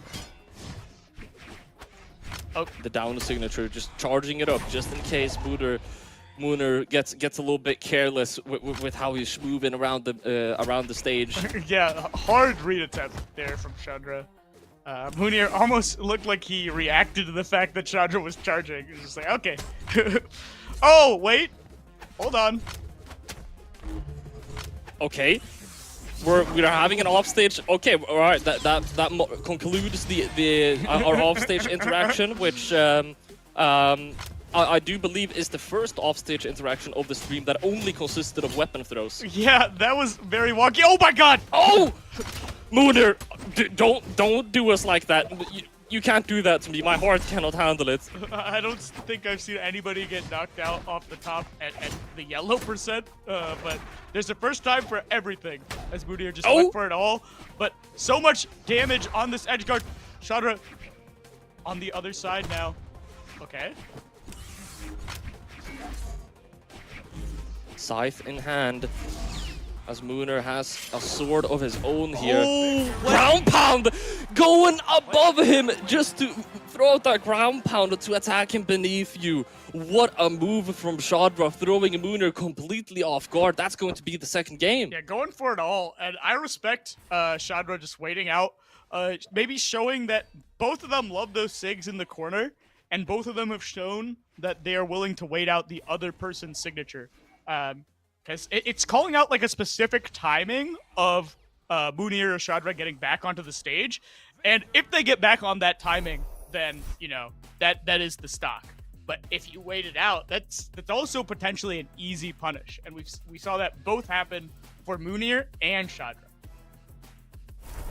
Now both of these players heavily favoring one weapon. Mounir leaning into that greatsword very heavily, and Shadra leaning into that spear. So potentially some opportunity for mix-ups if these guys change what weapon they're leaning into. But going into the third game now, Shadra had a pretty good start with the spear, throwing Mounir off stage. Oh And Mounir has been able to return the favor. What is going on? Shadra! Dude, that's the stock! Oh my god. That's the stock! Dude, Shadra plays spear like it's sight. This is actually wild. I've never seen somebody play so aggressive with spear like Shadra. It's almost as if he only plays Mirage and he only plays Tournament by listening to Speedcore. Mounir able to get a knockout with a 3-piece though. This Shadra guy, he's got a Speedcore-esque playstyle. I don't know what it is. I can feel the beats coming out. Oh, tried to go for that ground punch trick again. Mounir has adapted to that one. I mean, you can only use it so many times before the enemy will start adapting. We're talking about Mounir here. You use one option one time, and hitting it is just gonna get exponentially harder. Very favorable weapon spawn for Shadra, as it like spawned in the middle of Mounir's greatsword string, so Shadra just picked up the weapon and started cooking. Oh, but this is neutral domination right now from Mounir. He's playing this so well, and he's picking up on these reads as well. Shadra just has so much to worry about. He's losing in the neutral, but he has to worry about his dodges. He starts to worry about his dodges. He's losing harder in neutral. How do you beat this? Yeah, Mounir showing the great sword, the great sword show. Just hitting those sidelights, getting the reads on your opponent's dodges. GG. Mounir with the lead now. Man, Mounir showing not only how skilled he is in neutral, but how skilled he is in advantage state. And if you're able to pull both of those off successfully, I mean, the game is yours. Yeah, I know. Greatsword is such a I love how I don't know how easy Greatsword is to understand. Like when a Greatsword string is happening, everybody knows like, oh, is it gonna be a dodge in, a dodge out? We saw Shadra kind of mixing up, doing a GCD light out of the Greatsword string, which I actually haven't seen that often. But yeah, Mounir just covering it perfectly, like playing the RPS after getting that side light really well. Oh, there we see a call out. What was the call out? It looks like Mounir did a dodge in and tried to call Shadra's like it looked like he was trying to call dodge, but Shadra didn't dodge, and he just got a side light on the other side.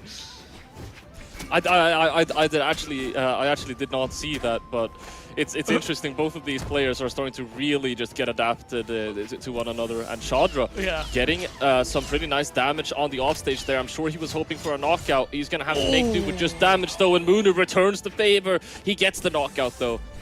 Yeah, classic greatsword string. And Shadra just waiting for Mounir, like crossing him up on both sides, and then he says, "Okay, I'll just wait. I'll just wait here. I'm chilling." Also, the way, I mean, Shadra, you just respawned and Mounir is dark red. You do not need to go off stage unarmed when he has all of his options. Shadra! And that's going to be knockout. The head bonk. Oh my god, you hate to see that happen. Not like this. Shadra with a huge disadvantage. They would need to play immaculately, as they just sing into the corner there. But they would need to play immaculately to make this comeback. As Mounir just piles on the damage. And back on the greatsword too. Wait. Okay.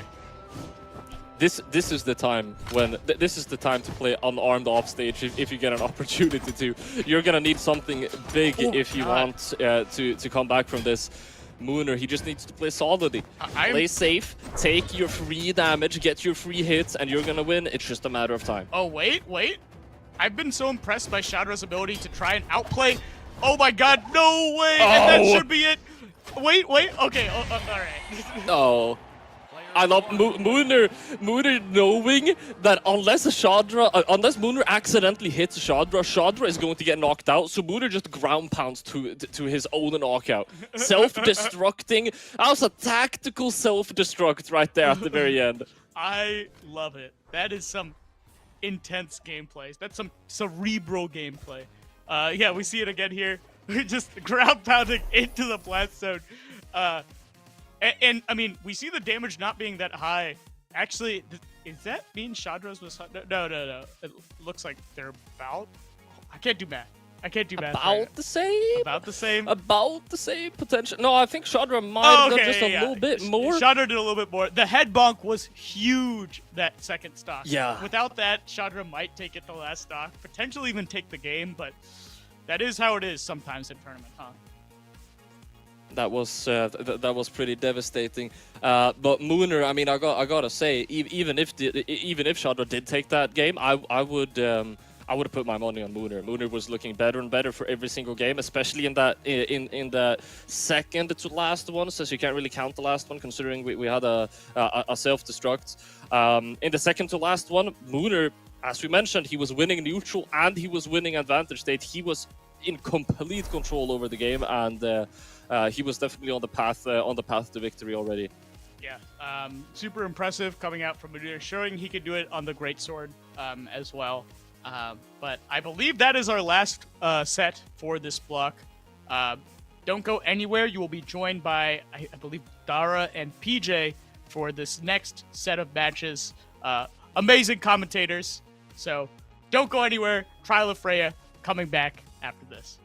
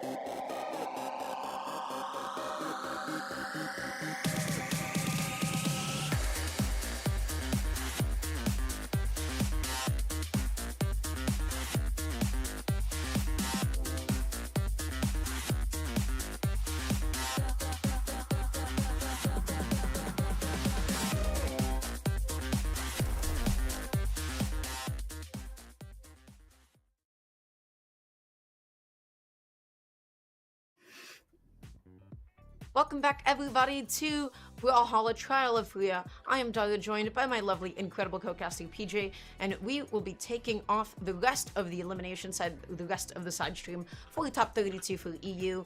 PJ, how are you feeling about the competition today? I'm feeling pretty good. It's been a pretty interesting bracket recently. You know, EU is one of the regions that I think everyone comes into it and thinks, oh, you know, EU is pretty straightforward. You know, nothing crazy is going to happen. But some crazy stuff has happened today, so I'm pretty excited for it. It has. In winner's side, we have seen a couple of pretty substantial upsets.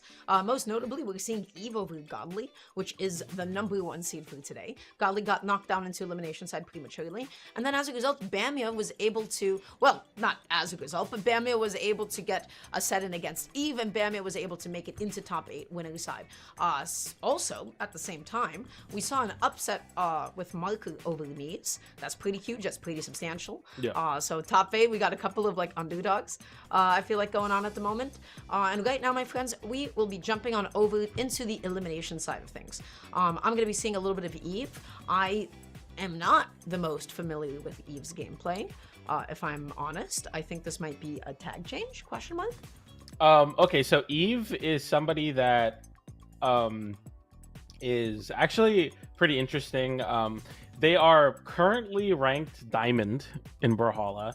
They have 49,000 games played lifetime. There's somebody that's definitely a ranked grinder, but somebody that hasn't really found a lot of success in tournament. Their best placement was 7th at Trial of Heimdall, but I mostly know Eve for playing Zol, so it's interesting to see Eve playing 7, so still sticking with some canon. They play Sidra and Zol, but now they're switching over to the 7, so it's pretty interesting to see, actually, that they're able to not only, you know, make it this far, getting a 9th place confirmed, but also getting a win on Godly, which is something that very, very few people have done in EU in general. So it's actually pretty exciting.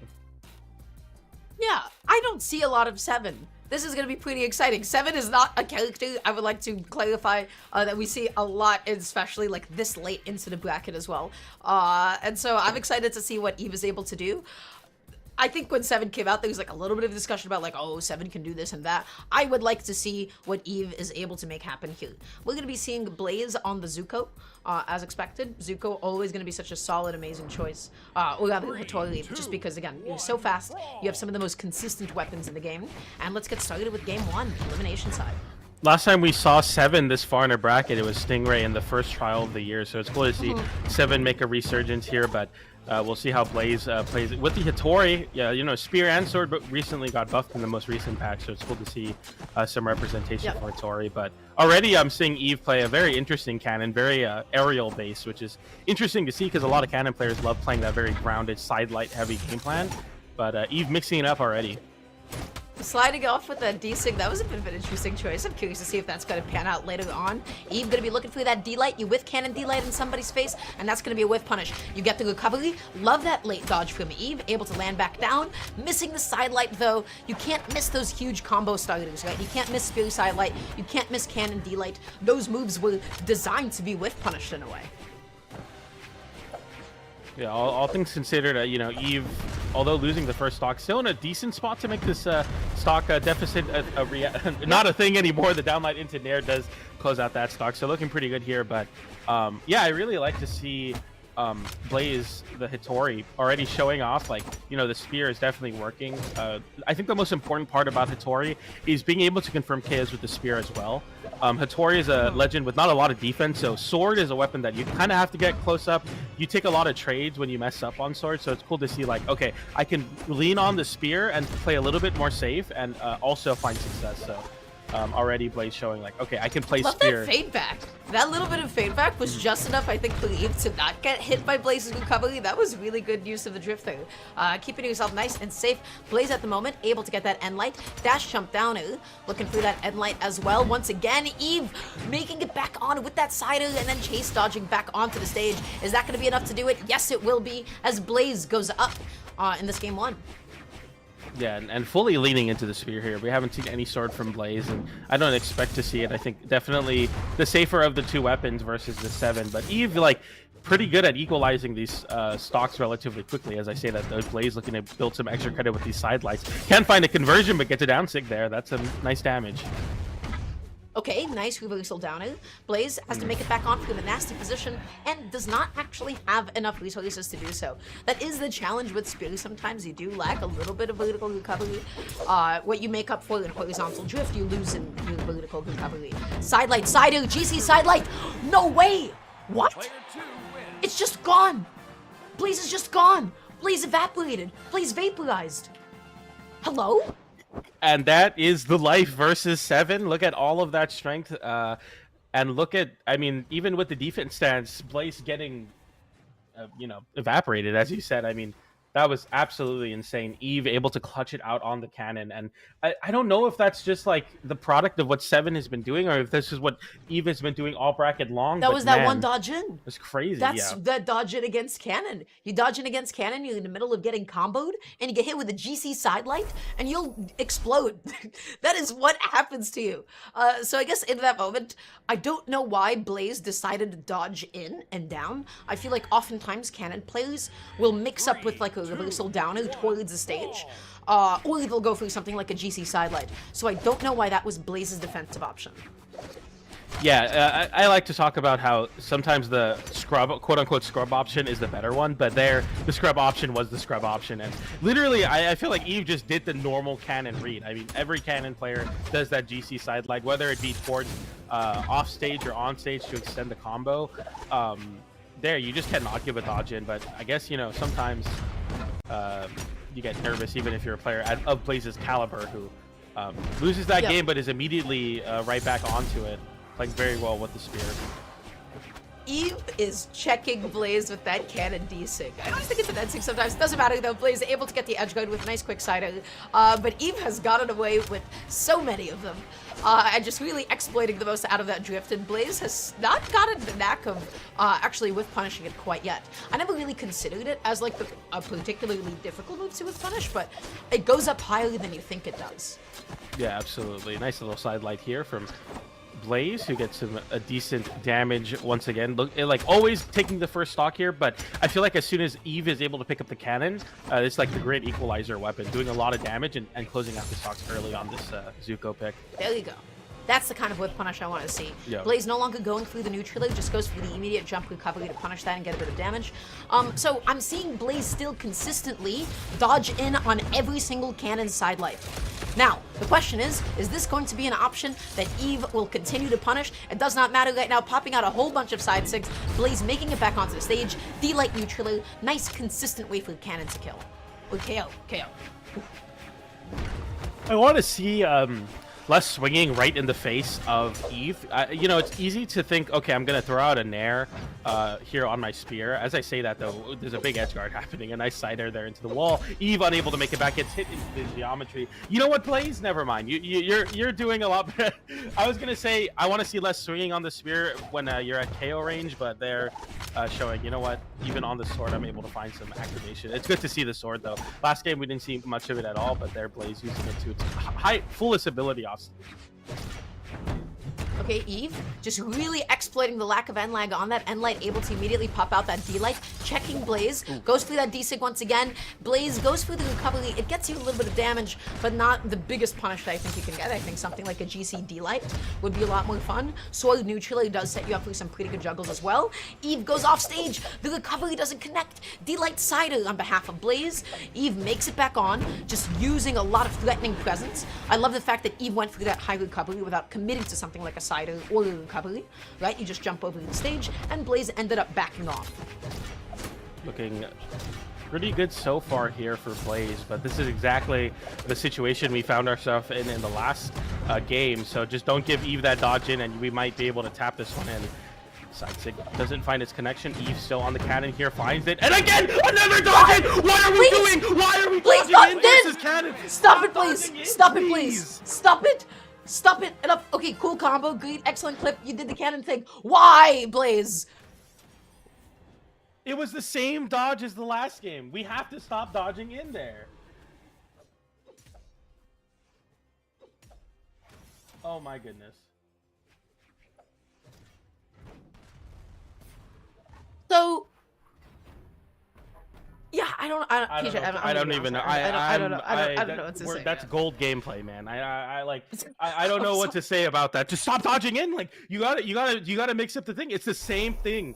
It's the same combo. You gotta stop dodging in on the sidelight. Please don't get hit by GC sidelight, please. Investigate the message history. I want to know what Eve gave everybody, how much money it took to... The curse of Raw or something. Like, there has to be some crazy... Did Godly also dodge in on those? Is that why Eve is winning and beating everybody right now? What an absolute comeback from Eve once again, 2 games in a row. The exact same combo is absolutely ridiculous. I don't even know what to say about that. Yeah. We gotta I don't know what to say about that. I mean, you know what we can say? We can basically say like Blaze played with 2 stocks and not that game, right? Because, you know, that kind of exploded. And so I would like to see Blaze be able to mix it up. That happened to you twice. This is where top players are born, right? This is where they can adapt. This is where they can show off their versatility. But Eve going crazy off stage for the moment there. Wanted to go for the triple dive kick, but Blaze interrupted with the recovery. And now Eve is going to be off stage, looking to make it back on, and picks up the cannon. Still not able to land too safely quite yet. Love that repositioning for Blaze, dodging out and punishing the siding. These early openings are very good for Blaze, obviously taking stocks relatively early, but seeing how the last stocks have ended in the last 2 games, I feel like, as you were talking about, you're basically playing with 2 stocks, so although this lead is good, we've seen what Eve can do coming back. Okay. At the moment, though, Eve going to be picking up the cannon once again. Blaze going to be dodging it on the grounded sidelight. That is the least dangerous place to actually dodge in, right? It's only like the GC sidelight that is closer to offstage, where it starts to become a bit more of an issue. So that one is totally okay. You got D-Light. Okay, beautiful. Cider. Nice way to be able to close that one off. Eve's still going to be stuck off stage. And now just opting for the spear. I feel like we've seen nothing but cannon. Yeah, I'm interested to see how Eve is able to compete, especially in this mirror where Blaze has been so solid on the spear. Definitely the more consistent of the opening weapons for Blaze so far. Nice side light into side air to send off stage, not enough to KO, but still a good, decent spot to be in. And switching over to the fire, we'll be able to get a very active side sig, no weapon toss there, but okay, missing the ground pound. But Eve is playing relatively safe here. I mean, obviously the damage, as I say that, going in the favor of Blaze and another stock, but still, you have a chance to make this comeback happen. Now I don't ever want to count Eve out. We'll see. Well, Blaze's asserting dominance is especially coming through in the off-stage gameplay, right? The fact that Blaze is consistently edgeguarding Eve, really good ground pound though, just such good wide coverage. But Blaze has been consistently edgeguarding Eve, consistently denying the stage, using a lot of soil D-light, being really patient, and with punishing a lot of side A's as well. Blaze avoiding that side A that time around, able to successfully punish it. I feel like Eve keeps on the ground going for immediate grounded sidelight side A instead of like waiting and mixing up. Yeah, exactly. Side air there, disarms. You like to see this from Blaze playing very solidly here, and another side stick comes in and closes out that stock. And you know what? Blaze really like just having full confidence there, even versus Eve's cannon at high damage in that in this game, looking really, really solid. I mean, 209 damage done on the side of Eve. Yep. Blaze playing very stable, not giving any openings to Eve. More so holding on to the lead instead of pushing your advantage. I definitely like to see this from Blaze, playing into that spear. It's cool to see. Yeah, he didn't make any crazy commitments. He stayed onto the stage and then he punished a lot of different recovery options. Cannon can be tricky to edgeguard because it always goes further than you think it does. Side is huge, of course. But then seemed really comfortable being able to punish it. Something I did notice on behalf of Eve, though, is wow, the amount of grounded whiffed sidelights or the sidelights into immediate siders, even when Blaze did get hit by that grounded sidelight, because of the fact that Eve dropped the follow-up and put themselves into end lag, Blaze was able to go ahead and get that punishing immediately. And so I feel like when it comes to the grounded gameplay, when it comes to neutral, when it comes to edgeguarding, look at what's happening to Eve. Look at what Blaze is doing. Yeah, absolutely picking it apart. And this is the most important thing versus Cannon is there's a couple ways to deal with Cannon, but this is definitely one of the most successful ways. Just being able to swat out and completely stuff out where the Cannon wants to be. As I say that though, the dodge up gets covered perfectly by Eve. This recovery barely not connecting. That could have KO'd there. So Eve showing like, even if you don't dodge in, I'll still be able to cover you. That might be the big key to really locking in this set. Down air into the recovery, gets the second recovery. Gosh. Eve for the first time in the set having a stock lead. Eve is adapting. I mean, we saw it, right, with that sidelight jump to catch the dodge up recovery. Recovery as well. Blaze able to just get down and below. Eve dealt so much damage. Blaze! Oh no. What is happening? This is the most Cannon player I've seen at top level so recently. Like, really playing into the big strings and the big reads. This is absolutely terrifying versus 7. Good on Blaze, able to equalize the stock count there. But not in like the super deep edgeguard way, very much so in the side to side, I'm gonna KO you off of one lead. Speaking of which, the D-Sig able to successfully call out the dodge as well as the neutral. Eve, look at this lead. 2-1 games, 2-1 stocks. Yeah, and see, you're seeing Eve now mix it up, trying to pull Blaze right back into the stage on like dodge down reads. Realizing like I can definitely abuse this defensive game from Blaze and get a lot of damage for it. With Blaze on the sword here, this has kind of been the weapon of stability of choice for Blaze, but gets caught with a reversal down air, and you're all of a sudden in a tricky spot. Nice downlight into side air. Obviously, this is not the greatest spot for Blaze to be in, but he's definitely had perfect stocks in the last game, so it's not impossible here. I love how aggressive Eve's recoveries are. Oh my gosh, Hattori Sway to Ensig getting punished. First time I've seen it. Okay, eating a cider. Blaze goes in there for a cider of his own. Not gonna be able to find it quite yet. Eve keeps on dodging immediately up and over the stage. Oh, that's Is that gonna be the stock? Is that gonna be the D-Sig? Yes, it will be. Perfect downstig from Blaze there to close out that stock. You love to see that. Using the Hattori signature. It doesn't find a lot of success, but when it does, it's the perfect option there. And Eve kind of faltering in the lead here, picks up the cannon though. Hattori has relatively low defense, so you have to be careful. Charging up that down tick with a full extension there, going for the ground pound. Oh gets my reversal. gosh! You go for a big read on the spear the first time you falter, and Eve capitalizes and walks in their ticket to top 8, beating Blaze and of course Godly in the winner's side. Eve moving forward, absolutely incredible. So, I don't really know what to make of this gameplay. There was like a couple of things that I'm like, how are this many D-Sigs connecting, and how is Eve getting away with this many D-Sigs as well? That is a question that I have in my mind. That's not to say like, oh, Eve is signature spamming, but that was a lot of cannon D-Sigs. So I'm curious about like what it is at that point in the game that Blaze was struggling so much to with punish there a couple of times. That ground pound at the end, that was optimal. right? That was just the optimal, that was the perfect punish, that was able to solidify the KO, that was able to solidify the game. And then the thing that I think most impressed me in that last game, we saw the same cannon strings from Eve over and over, specifically starting off with sidelight on the ground into immediate side at some point, the one time that Blaze didn't dodge in, and Blaze just ended up dodging up, you pointed it out, Eve went through the jump sider, and I was like, oh, wait a second, this is a really huge adaptation. And then Eve started being, there's like a certain scary presence to Eve's gameplay, right? The presence, the constant feel of like sidelight D-Sig, the idea of jumping into a D-Sig as well. And the fact that Eve kept coming back onto the stage aggressively, usually with a hitbox, never like stuck onto the side of the stage, never stalled, always came back on. Eve was like a pretty aggressive player as far as EU players go.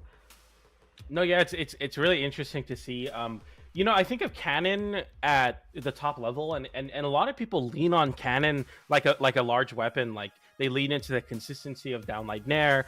They play a lot more controlled. Maybe if you're playing a character like Lin Fei, for example, like Richibu, using signatures that have low end lag as a way to confirm stocks, but you're not really seeing the old school, like when Cannon first came out, going like completely crazy off of a sidelight. And you see there, Eve is not only able to like play very stable on the Cannon, we see Eve confirming a lot of KOs with downlight into Nair, but also being able to kick into that next level of speed, something that if you're not quite ready for at this top level of play is going to be very, very difficult to deal with. So it's definitely really cool to see a new player in the top 8 of an EU bracket. This is the first time an official trial is top 8'd by Eve. I know they were able to make it through the Brawl League one, but yeah, that's going to be an interesting player to look out for with wins over Blaze and Godly. Speaking of which, though, I think we will be moving forward into our next set, which I believe is Sapphire and Godly in the elimination side to make into top 8. So once again, Eve upset Godly. Godly now has to fight for their way into top 8 through the elimination side. Yeah, Godly's not supposed to be here at Nope. this point in time. All statistics, all numbers, they point otherwise. Sapphire, how did we get here? How did we get even knocked into elimination side? Lost 3-0 to XJ Cool J. XJ Cool J gonna be making it into top 8 winning side. Yeah, so Sapphire up against Godly. The last few times they played recently at the Trial of Skuld. That was a 3-1 victory on Godly's behalf. And then previously they played at a community event, and that was also another victory for Godly. So by all means, this is a set that at least on paper should be going to Godly.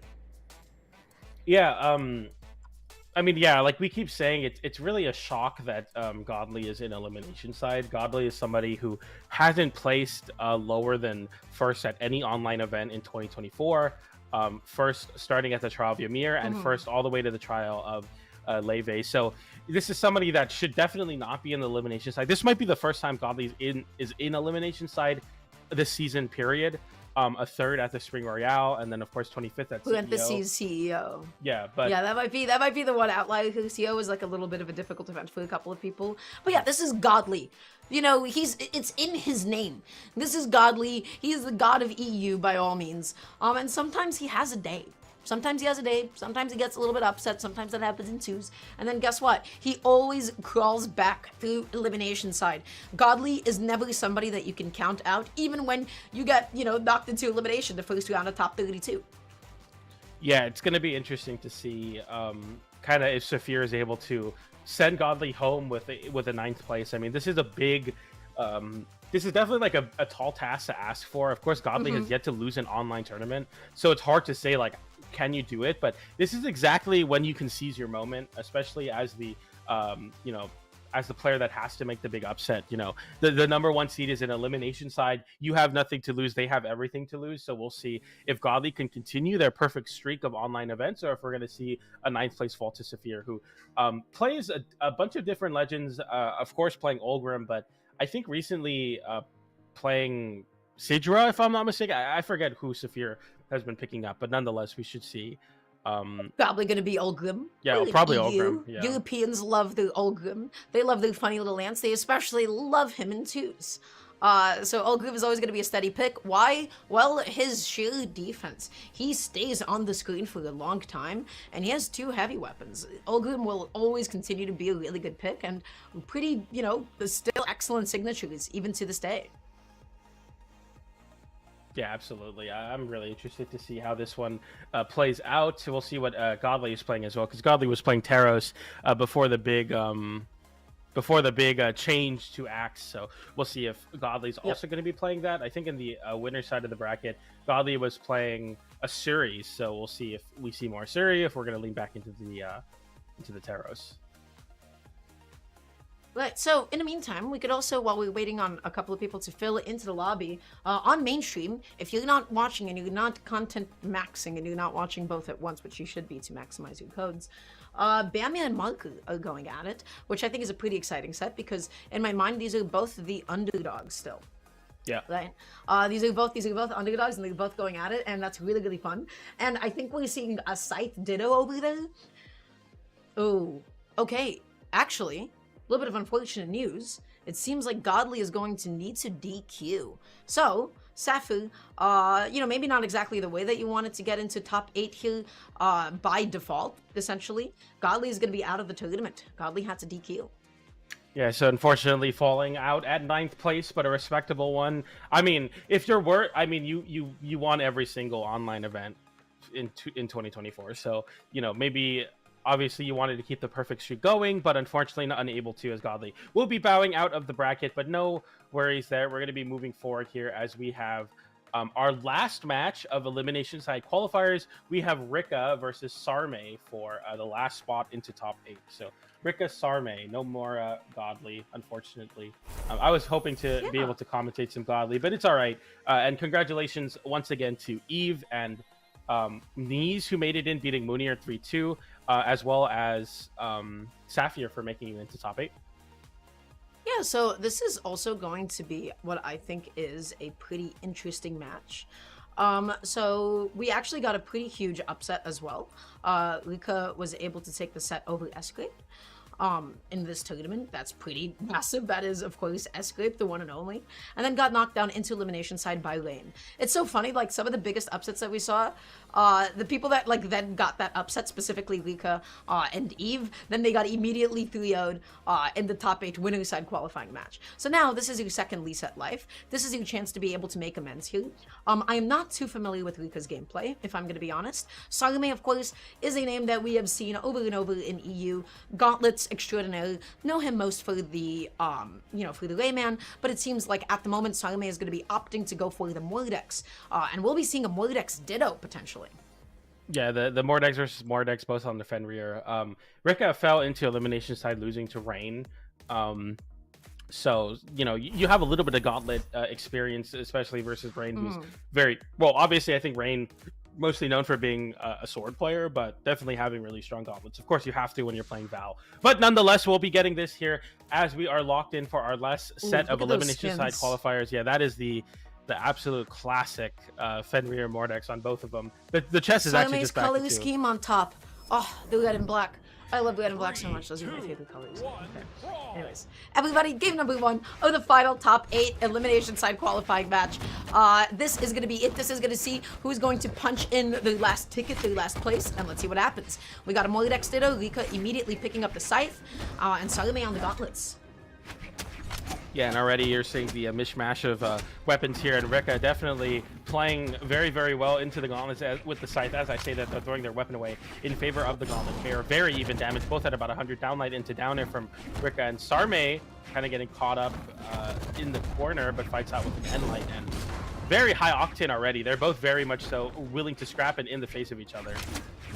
That's right. When you both have like drip this good, and you both playing Mordex, you can't be playing passive, right? You have to hold it. You have to do this justice. But Rikka, amazing use of that GC sidelight. GC sidelight is such a good edge guarding option. It's not too committal, right?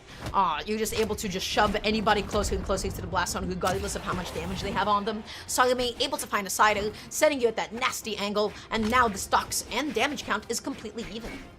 Yeah, and I expect this to be a relatively even set, all things considered. I feel like both of these players, especially in the mirror, are playing very at each other's level, especially, you're making your top 8 spot, but nice little extension there. As I say that, pulling ahead in the damage, but okay, nice little conversion here, going deep off with the cider, but gets flipped with an air. Rikka able to capitalize, and that's a very big flip, and something you just cannot afford to do versus Gauntlets off stage.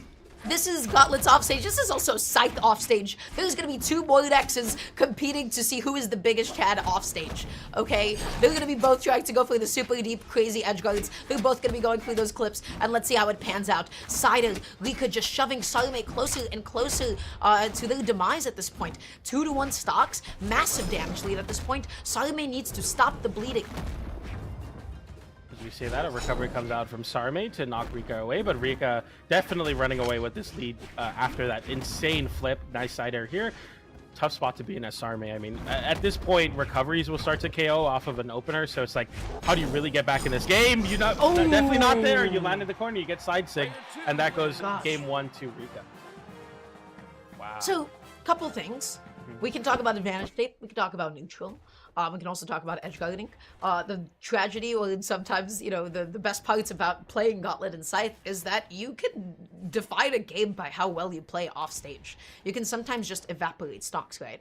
As we got to see a couple of times. Especially because Scythe recovery by itself, not the most distance on it. Yeah, you have a lot of threat in the angle that you send off of your recovery, but it's not that much distance. So, in a Scythe Ditto off stage, yeah, Scythe wins. Also, Rikka's advantage state, I feel like Rikka was able to read much more of Salome's dodge options, especially when Rikka had gauntlets on hand. Yeah, you're exactly right about that, and we'll see kind of how this set evolves, because I feel like, you know, in a Mordex mirror, a lot of changes made, a lot of adaptations from both sides. You have to if you're playing Mordex. But so far, Rikka riding the momentum pretty perfectly here, as Sarme has been playing very patiently on the Scythe, but maybe you need to pick up your speed too, because Rikka will run you over that, and like, will disarm and send off stage. Sarme stuck in a bad spot, able to make it back with the unarmed recovery, but the side air comes in, and that's the stock for Rikka. Yeah, nothing else Salome could have done there. I do like the nice patient slow recovery, just dodging up to stall as long as possible. Sidelight, dashing out, sidelight again, just kicking you away. Oh no. Okay, you know what? In this matchup, I don't know if this would be incorrect to say. I feel like I would rather be gauntlets off stage and I'm getting edge guarded rather than being edge guarded while I'm holding Scythe. I feel like gauntlets have a bit of a better recovery chance than Scythe.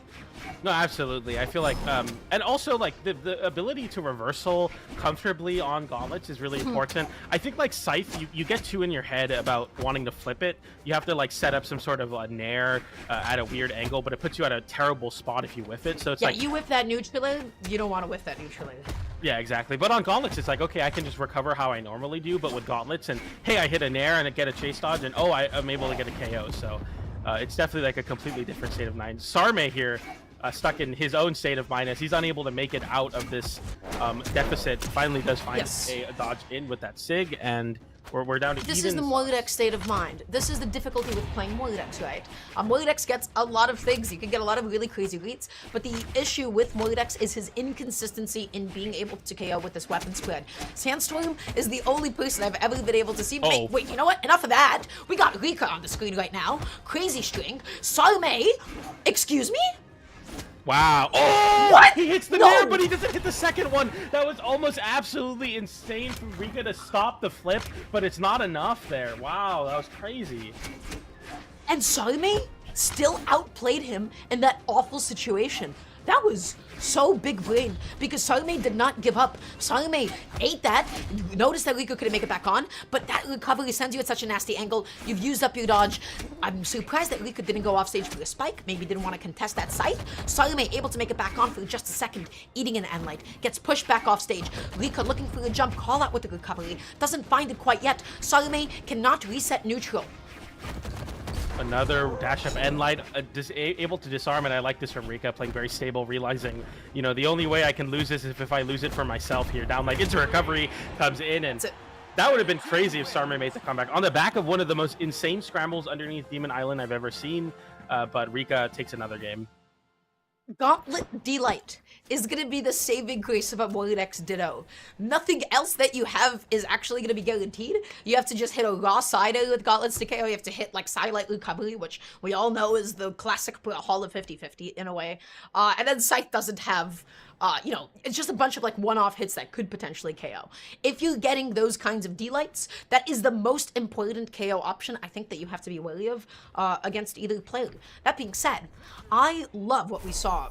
That situational awareness from Salome, the patience off stage was amazing. We're seeing the switch off to the Val now. How do you feel about the switch? I'm a Val main. My favorite players are Meg, V, and Rain, so it's like, of course, I'm going to love the Val pick. But, you know, Sarm is somebody that, on paper, has a very strong Val. Definitely like, you know, leaning into the sword here and something a little bit more consistent than the scythe. But something that you will definitely struggle with is the scythe matchup as gauntlets and swords. So we'll see how Rikka can really abuse this portion of the matchup. And so far looking very good and solid at doing so. Looking for the end light there, gets the side light instead, and looking pretty solid in that damage department, about 100 damage on Sarm. But honestly, I have to say I heavily agree with the switch. Right? We saw the difficulty with KOing when it came to Sarme's scythe, and we saw how difficult it was for Sarme to come back onto the stage with scythe sometimes. So now, having sword, that is a weapon of consistency. But that being said, no amount of consistency is going to save you from getting side light and recovery up and into oblivion. Rikka is playing with momentum. Yeah, it feels like Sarme hasn't really been able to stifle much. You're kind of just playing on the back foot the entire time, and it's looking tougher and tougher to make this comeback happen. Charging up that N-Sig there, as we saw, Rikka able to punish it accordingly, and really losing these scramble states versus the scythe, which is really, really tough. You gotta start getting something to connect. Side light into side sig, though, that will definitely find a stock. That is Val's side sig. Sometimes you get hit by side light and you're at the quality of the stage and you think, there's no way that they could spike me. There's no way that they can get a side or anything too light. And then bam, Val side sig, baby. Bit of a cheating move, but I respect it nonetheless. Gotta love I've got hit by so many Val side sigs. Gotta love that stick, especially on Demon Island. It covers the entire wall, so you have to be very careful. Rikka there actually expending too many resources. I was unable to capitalize on the GC downlight. Sarme really taking over the game with his sword, though. This is exactly what we needed to see for this Val pick. That's that consistency. Those are those consistent follow-ups. That's that zoning that Sword is able to do. Just say, get out of my space. Love that GCD light, though. Rikka committing to that ground pound. Sarme missing the cider. I think was it because that they hit, like, the closest hitbox of the Sword D light? And then just ended up leaning into the cider? Yeah, I think it's easy. When you hit, like, the very deep hitbox, you have to go for recovery, or you can go for ground pound, but you just can't side air there. It's too difficult to line up. Okay, Sarme, we're seeing a bit of a gauntlet diddle right now. Rikka able to get the first side light. No immediate punish, but Sarme also being nice and patient, not using up a dodge or anything. Rikka, again, you have to alternate between immediate defensive option, and you have to alternate between waiting and your defensive option. That's the real 50-50 when you're getting hit by gauntlet side light. Yeah, and it's tough because you guess wrong, you lose your stock that side sig. Not quite what you needed to see there from Sarme, but we'll see how this one is able to. We'll see if we're able to make a comeback as Rikka here. Big flip here. No lead is safe against Moirex. There is no such thing as a safe lead against Moirex. He can make your stocks evaporate off stage. Sarme, can you clutch this, or is Rikka gonna find himself in the top 8? You get sent off stage, sweating. Love that weapon toss, and that's gonna be it. That's the consistent KO ability of Sword that Sarme desperately needed. And so, even though you talked about, like, maybe not the best matchup for Sword, I think it gave Sarme the consistency. Scythe is a kind of a weapon where if by game 2, you're not getting those crazy edge guards or KOs, you need to switch off of it. No, I definitely agree. We saw the Scythe was just really scrambling to get any sort of footing, and now we're seeing, you know, a swap off from Sarme, and it's working out a lot better. We're going right back to Demon Island, and I'm interested to see how the adaptation is going to come in for Rikka here, if we're going to be saying the same Mordex. Rikka opt to stay on Demon Island? Like, I feel like Val's side sig with Sword is such a relevant detail. I don't know what the reasoning would be here. I know a lot of people just like comfortably like Demon Island, but I really don't think it's good versus Val and versus Legends with SIGs that are able to cover the whole, the entirety of the wall, which is quite a few in the current meta. So it's like, maybe I don't like this pick, but maybe Rikka just wants to go back to where it's familiar. Just the salty run back sometimes. We'll see how this one plays out though. That's right. I lost on this stage. It does not matter, and I'm going to prove you different. Or we could have also just attributed a completely falsified headcanon, but that's going to be a quick little ground pound. Rikka not able to touch in time. And that is the scariest part about Val's side sig. When you're off stage, unless you absolutely position yourself preemptively and read them so hard that you can punish it, you need to respect it. Rikka tried to punish it. And I think that is not something that you can always do against Val. Yeah, what's interesting about SIGs that move you like that is like a lot of times you try to punish it, but you don't realize that they still have all their resources after using the side SIG. It doesn't burn a jump, it doesn't burn a dodge, so they're able to really reversal you for making mistakes. Sarme in a bad spot though, and there's always time to dance in elimination side qualifiers. You get the breakdance there, and you get the weird hitbox that's sent into the stage. Yep, that is, you know, just when you think they stop breakdancing, it still goes on a couple of frames longer than you think it does. I have been deceived by many GC, you know, breakdances before as well, so I get it. This happens at any level of play. Everybody thinks it's gonna be gone. Okay. Scary situation for a second. Picks up the scythe now. Sarm stuck on the gauntlets here. We haven't seen as much success from the gauntlets, but it's very important for building the damage for the Val Sword. Sarme backing off a little bit. I cannot believe that sidelight whipped. I think it's because Sarme dashed with the sidelight. That happens sometimes with moves that give you a lot of momentum in this game. They're dash jumping over each other. Please somebody sidelight. Please somebody sider. I'm begging you. Yeah, they gotta just throw out their big hitbox and kind of scrap, because they're stacking on top of each other like crazy right now. And I feel like on paper, stacking should be much better for the gauntlets here. And I think Rikka noticing that as well, because you get the double sidelight, you get the recovery, and all of a sudden Rikka seizes the lead once again. So this kind of movement with dash jumping and dash landing in place over and over again, it can be good as an occasional mix-up, but lingering on it, honestly, because of the fact that you're just purely pressing buttons and you're getting stuck in a dash a couple of times, I don't actually think it's always the best to do. That being said, D-Light recovery off the top, able to go ahead and take out that stock. Yeah, again, love this switch to the sword for Sarme. It is giving him so much needed consistency. Yeah, Sarme is definitely one of the best sword players in EU, so it's cool to see him find a lot of success, even on this, you know, back against the wall counter pick. Rikka, though, getting a big nair there, having Sarme's back to the wall, but able to make it back. This is a big flip, though. Oh, goes for side stick instead of end light. Tough. There was Sweaty. If we just send him off stage, he dies or gets KO'd there, but unfortunate decision. Sarme not able to drift back enough with the sider because it lurches you forward ever so slightly. The N-Sig is able to successfully come out. Sarme moving around, using the recovery just to stall and mix up your landing options. Stuck off stage once again. Oh no! Oh, that's a big side air, and Sarme having to burn the dodge. Rikka missing the down light, but Sarme's unable to make it back, and with that unfortunate mishap off stage, Rikka is able to move forward with a 3-1 victory over Sarme into top 8 through the elimination side. Oh my goodness, that was insane. Demon Island giveth and Demon Island taketh away for Sarme. We saw that side sig in game 1, you were like, ah, this is great. This can cover the whole stage. Rikka took Sarme right back onto Demon Island, and guess what happened? Sarme was pixels away from being able to touch the side of the stage. That is what fighting games are. It is a matter of milliseconds and pixels sometimes. Had Sarme been able to touch, he had a very good chance at making a comeback here in that game. So overall, what ended up happening, I feel like Rikka was able to successfully punish a lot of Sarme's movement. There was a critical misplay, PJ. And I really hate saying that, and I really hate discrediting players, but that whiffed side sig when Rikka was sweating and coming back onto the stage, and Sarme whiffed Val side sig, yeah, that should not have happened. Yeah, I think if we saw just like like literally any move that sends off stage, like you could sidelight there is really good because it forces people to drift down, and then you could GC side stick into the wall. That's like a classic Val sequence that usually finds a lot of success. Like literally anything but the side sig there, even the grounded side sig would have found a connection. So yeah, you make a single mistake like that, and it definitely can flip. The game could flip itself on its head. We see how much Sarme leaned into that sword in that last game there. But that's fighting games, you know, at the end of the day, and that's what I think is so like beautiful about fighting games. It's that at the end of the day, everybody is still human, and the fact that people have been able to still push themselves into such a level of consistency where they don't miss things like that. In that moment, you have to prime and be ready for that. In of itself is an achievement, right? So it's hard to get good at fighting games, and even in those moments, in high pressure situations, anybody can choke. Anybody can choke, and you always have to be ready to try to get yourself as consistent as possible, and you have to be prepared for the reality that, you know, your opponent may very well choke. Yeah, exactly that. Capitalizing on those moments is very, very important. But yeah, the top 8 is already underway, so if you are watching along, we're going to wrap it up here for the side stream. Later on, we have South America, but right now, EU top 8 is happening on the main stream. So go check that out, twitch.tv/Brawlhalla. That's going to do it for us and our EU coverage. We'll catch you later for the end of South America, so see you then. But yeah, see you on the main stream.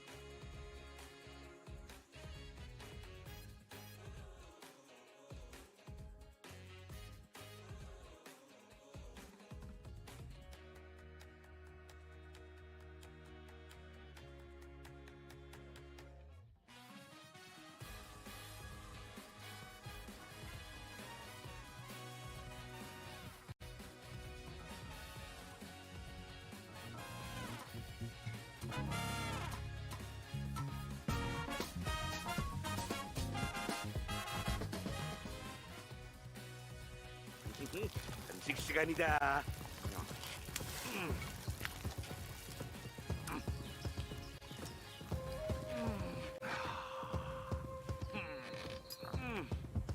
문어 좀 먹을래? 없어.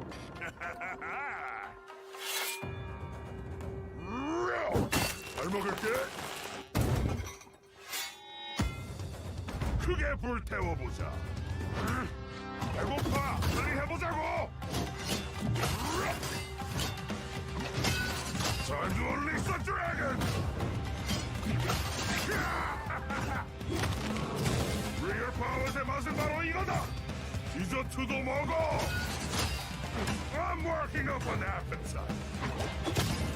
밖에는 거북이, 안에는 드래곤.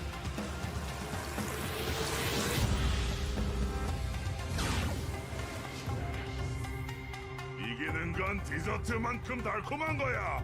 뭐 거의. Welcome to Brawlhalla.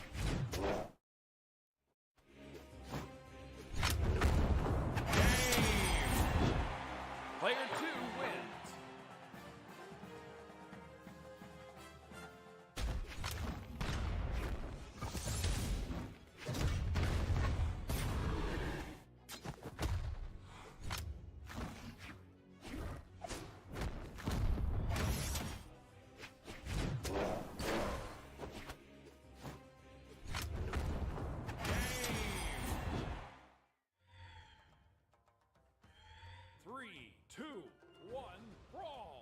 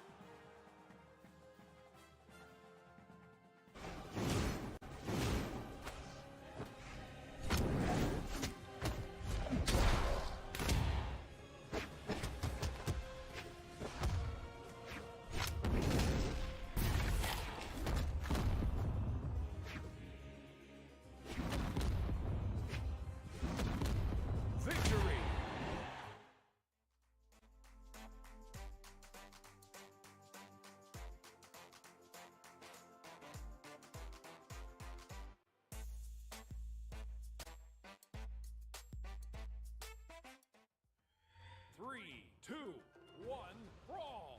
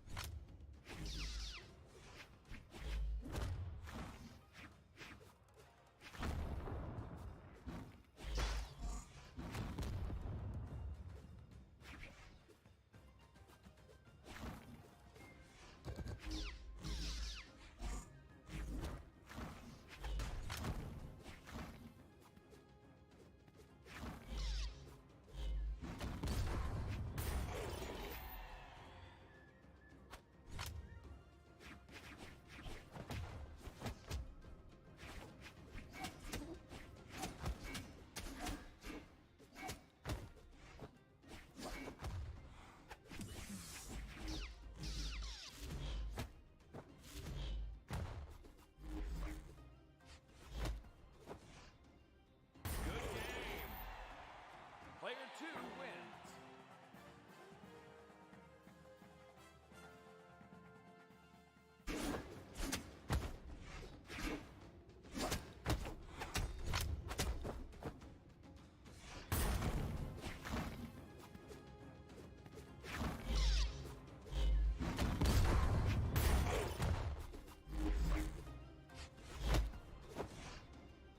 Good game. Player 2.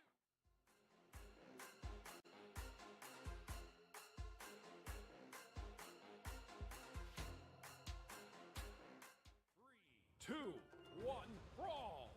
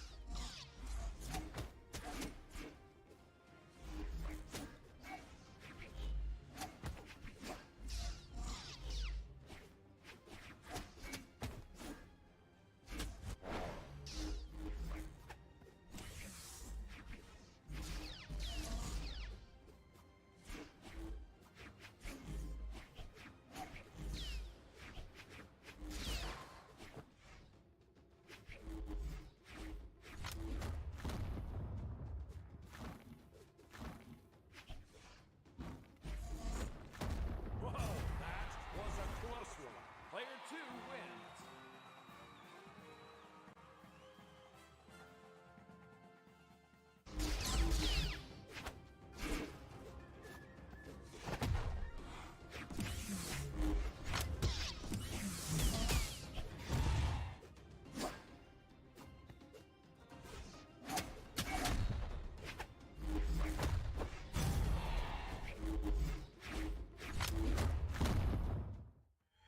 Three, two, one, brawl!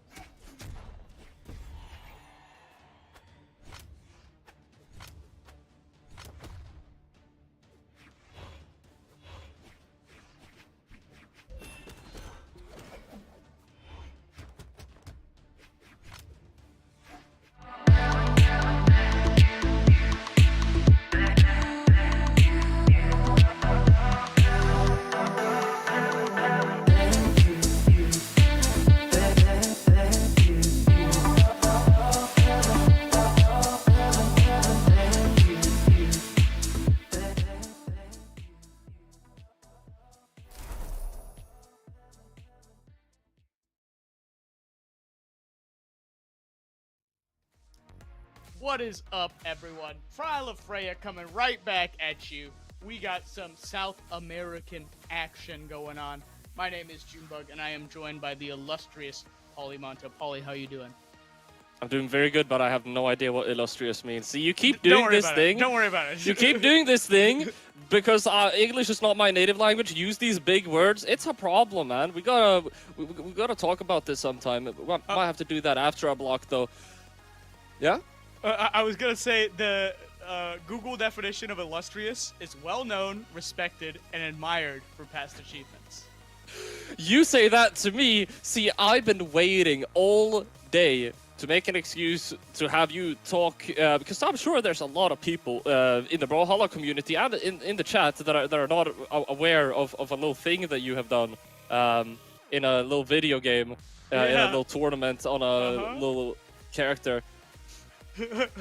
Yeah, no, it's been a good year for Junebug fans. Shoutouts to all the Melee heads and the DK lovers in there. But we're not talking about Melee right now. Although I could talk endlessly about Melee if you want to, Pauly. I'll talk your ear off. We got Brawlhalla action, Kadu versus Piox. Looks like Piox is up. What is that a PR21? Does indeed look like PR21 going up against PR64 here. 64. Yeah, we have a lifetime history for one going to Piox.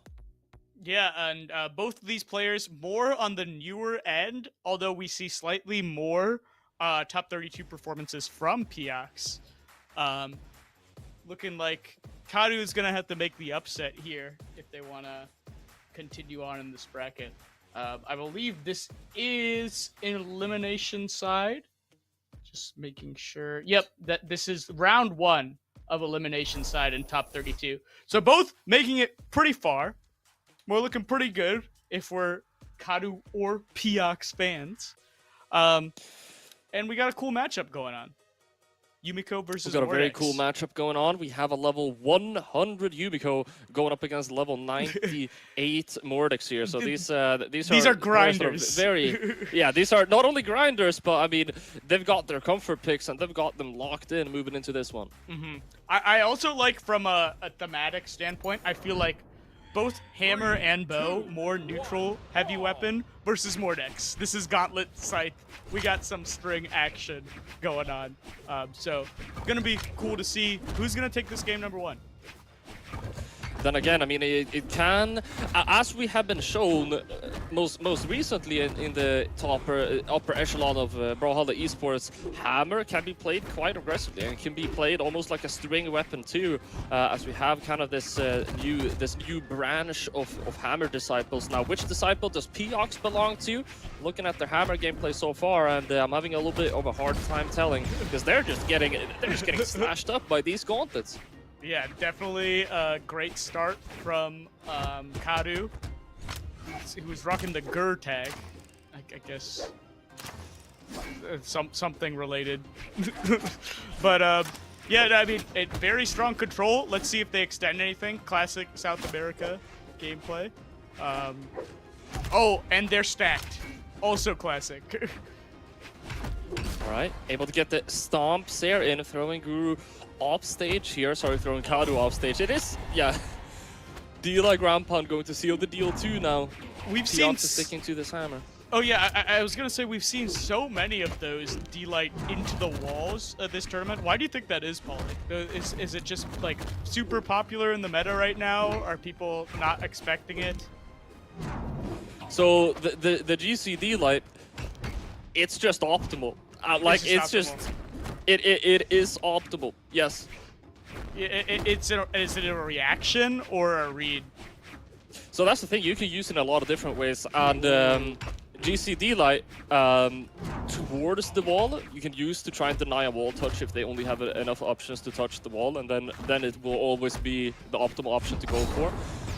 One of the reasons why we're seeing a small resurgence of people using the combo even more is because if you go on ahead and look at some of Rain's VODs, he uses GC D-Lights really creatively, and he kind of made it so that people realize, wait, you don't actually only have to use it towards the wall, you can actually use it like a move. And D-Light on unarmed threw into every single other unarmed attack. The stun is insane. Kind of awesome, kind of a crazy move, but just like that, Piox is able to tie it up. Let's see if they can kind of slow the pace down. Just as I say that, Kadu with the rush down. Okay. Oh, we got Piox great now with the rush down. All right, yeah. he's making some moves on this sword. hammer. We got great Started sword or hammer. Started to run it towards him with these side lights. Now both players gonna have to play slightly carefully here. Oh, wait, is that just... Oh my god! That's just stock. Oh no, but he got the touch! He still has enough options, and the recovery is just slightly mistimed. He's not going to be able to hit it. And Piox looking for the D-Light Sayer. Kadu knows it too. Oh, but it can't prevent it. Guru. Oh, but no, misses. That was a weird spot for the D-Light to hit. But baiting out that Sig, super smart from Piox. Understanding that it was last hit, last stock. Baiting out that panic coming out from Kadu. And, I mean, a little bit of a comeback by Piox. Yeah, a little bit of a comeback, and I feel like towards not only the last stock, but also the stock before it, we were starting to see what kind of hammer player Piox is. Definitely some string-heavy gameplay. We didn't really get to see what kind of a bow player he is. I mean, definitely heavily favoring the hammer in this matchup, and we are going to get to see those stats to get that confirmed as well. Yeah. Kadu as well, not seeing a lot of sight coming out from him. We're seeing two specialists, potentially weapon specialists, favoring one weapon over the other, but let's see if anything switches up in this game. I mean, I'm gonna be honest, you have someone that is level 100 and also heavily favoring one weapon. Can you tell me anything that would be more menacing than that? Yeah, no, I am terrified at this point. We're seeing both of said weapons right now, and we're seeing that Kadu, I mean, he's showing us what he's capable of on this site right now. Both players have the opportunity to go for a weapon swap. Piox is going to play for quite a long time before he decides to do so. D-Light weapon throw, Sayer. Those combos are so beautiful. Oh my god, and Piox getting back on the comfort pick. Both on the comfort picks now, at least based on that last game. And I mean, Kadu was looking pretty good on that site earlier this start. Let's see if Piox can get the edge guard. Oh! Tried to get tricky with that recovery, but could not get a wall touch going on. I mean, I am slightly biased as to point out the little things that Piox is doing, just because as a hammer player, I kind of know the frame data well enough to know that he's getting away with so many things that no normal person should be getting away with. He's hitting so many tight combos. The Scythe DC last game, he got the Stomp pretty much frame perfect, and that side signature that Kadu threw out as well. Oh my god! I mean, is that a combo? Is showing, I mean, I'm not sure if he did a GC. I think it might be a confirm. I'm 99% sure it's not true. Okay, that was amazing. And I pointed out earlier, the way Piox is playing hammer, it looks like great sword. Just locking down Kadu on any of these dodges, baiting them out, trying to get extended strings when he has no dodge. It's super smart. Oh my god. There we see side light, D-Light Nair, or D-Light Sayer, sorry. Side light jab. This is rough. 3 stocks against 1. Kadu is already thinking about game 3 at this point. This is Piox's show right now, as he is just tearing Kadu apart. I believe, look at the amount of damage that Piox has taken. I'm going to be excited to see the graph later, because remember that one massive Scythe string that Kadu did at the first 10 seconds of the game? That might be 80% of all of the damage that he got over the entire game. Like, he got one string and Piox said, alright, but you're not hitting me anymore, just so you know. Yeah, I'm going to make this the Hammer and Piox show, and you are going to, unfortunately, not be able to move much. Will Piox be able to seal this out? I want to see Sumbo. I just haven't seen it much from Piox. He's got it. Seeing it. Okay. But Yet as again. I say that, I mean, now Kadu is getting to cook a little bit. Oh, GCN light to get the stock off as well. Yet again, I wanted to mention there was a weapon on the ground. Both of the players had the ability and opportunity to go for a legend swap. We might have been mistaken to say that they are specialists, and they are just far better at adapting than we are. So we don't actually understand why they're playing the set weapons. Dude, the top player brain is impossible to decipher sometimes. As we see, almost getting lapped in damage is Kadu, 624 to 336, and yeah, Pyux just kind of cooking. Yeah, there's the damage. Oh, dude, look how long that is. What is that? Dang! Oh my god, that first stock just domination. Mostly That on is the a hammer too. crazy graph. I don't think I've seen a hammer player quite like Pyux. I'm pretty impressed. Whereas like Kyna's hammer is so methodical and correct. I see Pyux just getting these long extended strings and sort of pushing advantage in spots that I don't see many other hammer players go for. This is kind of unique. Very unique, very exciting gameplay so far. I mentioned earlier, Kadu is already thinking about Game 3 at this point. Your only saving grace is going to be a mental reset. I mean, there is little that you can do if you continue with whatever you were doing, and already seeing Kadu is on the same legend, to me, is a little bit of a warning signal, because so far 2 games have gone by. He's not been able to adapt. He's actually been Pyux has actually been able to one-up him even, and something drastic might need to happen here. This is also weird because I feel like many players have not internalized the ranges of Hammer Sidelight as much as they are playing around Hammer D-Light. And Pyux is just showing that he's willing to sidelight and play for the mix instead of the guaranteed combo of D-Light Sair. And it's terrifying.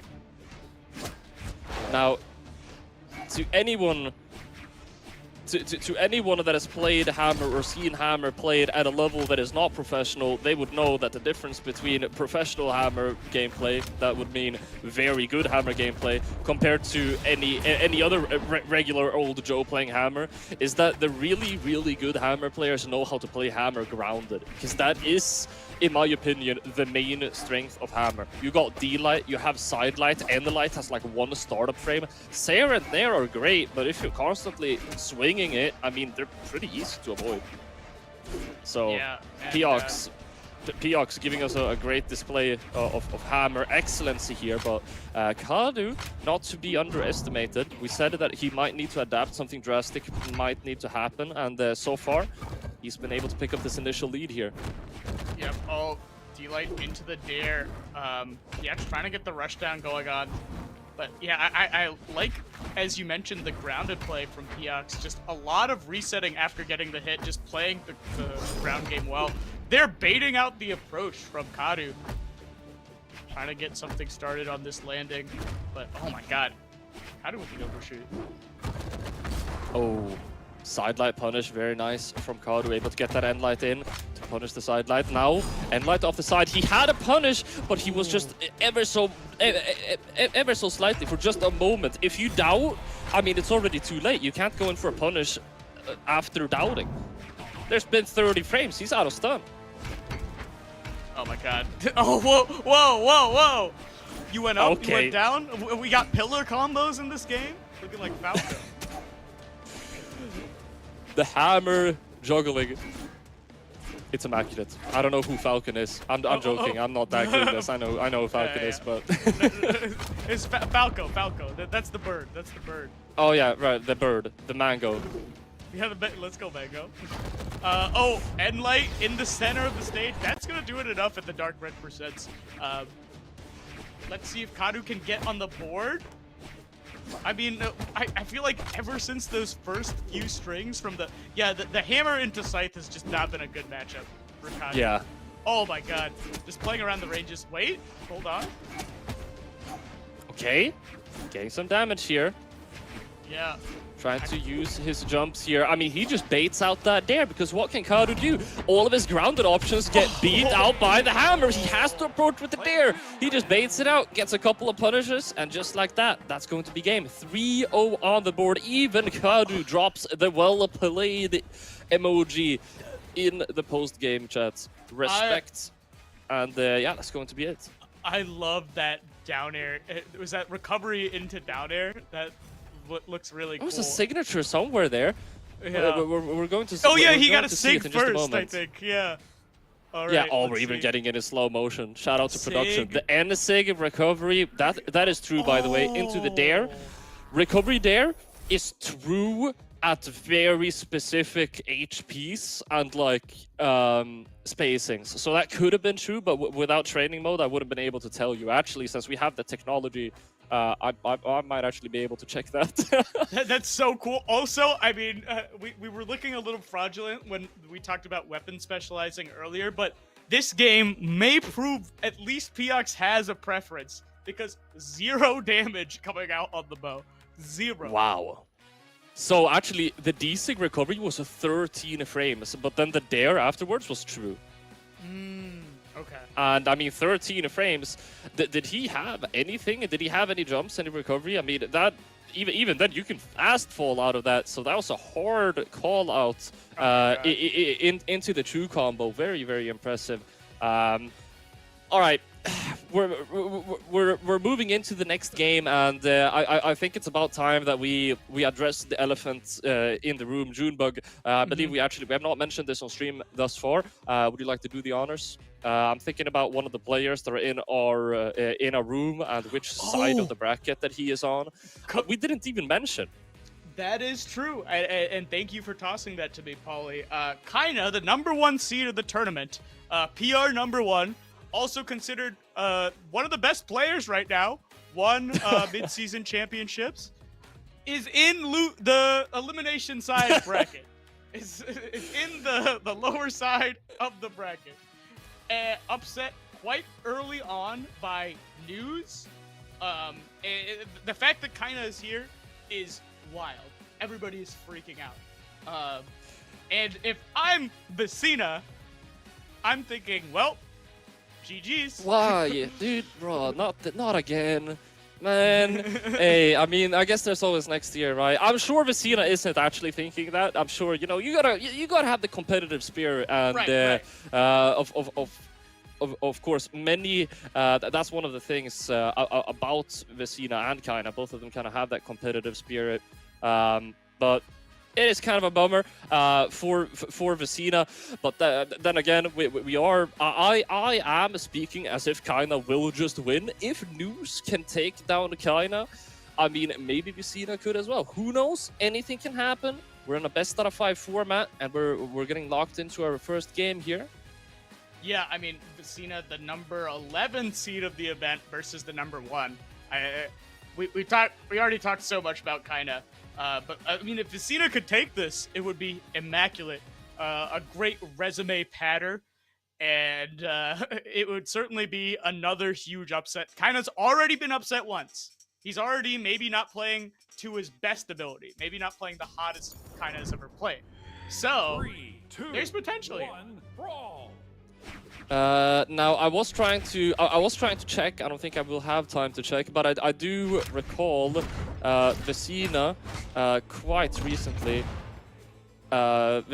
recently getting a perfect tournament. Is that right? I swear for one tournament Kyna didn't drop a single game in 1v1 or in 2v2. Either way, that may or may not have happened. Kyna, of course. Such a strong player right now, but gods do bleed, as it turns out. Maybe Vecina will be the next. I mean, he's gonna take a shot here. I kind of like that GC Sig coming out from Vecina. Oh, but Kyna, just as I say that, just as I noticed it, Kyna also noticed it and actually got the weapon toss punish on it. It seemed like it was sort of tricky, but Vecina wasn't really getting a lot off of it, a little telegraphed, and then maybe Kyna noticed that as well. Oh, perfectly dodging that weapon throw. Stomps here coming out. Kyna getting the initial lead here with the first knockout. Ever so slightly, I'd call that with that recovery. It's a red at this point. That's white at this point. You know, since he respawns. Yeah, very solid from Vecina there. Can he keep Kyna start for a little bit? Kyna manages to get the hammer instantly. Oh my god. Okay, we got a little bit of a combo going on. Still, Vecina really looking quite solid so far, keeping this even. He's getting stuck here on the ledge quite a lot, but then again, you're on Sidra, you got the GC and the cannonball that you shoot up over the ledge, so, I mean, maybe being off stage isn't that big of a disadvantage after all. And a bit slower pace than we're used to seeing from South America, right? Both of these players playing super patient. Just as I say that, Vecina takes the advantage all the way, getting a lead on Kyna.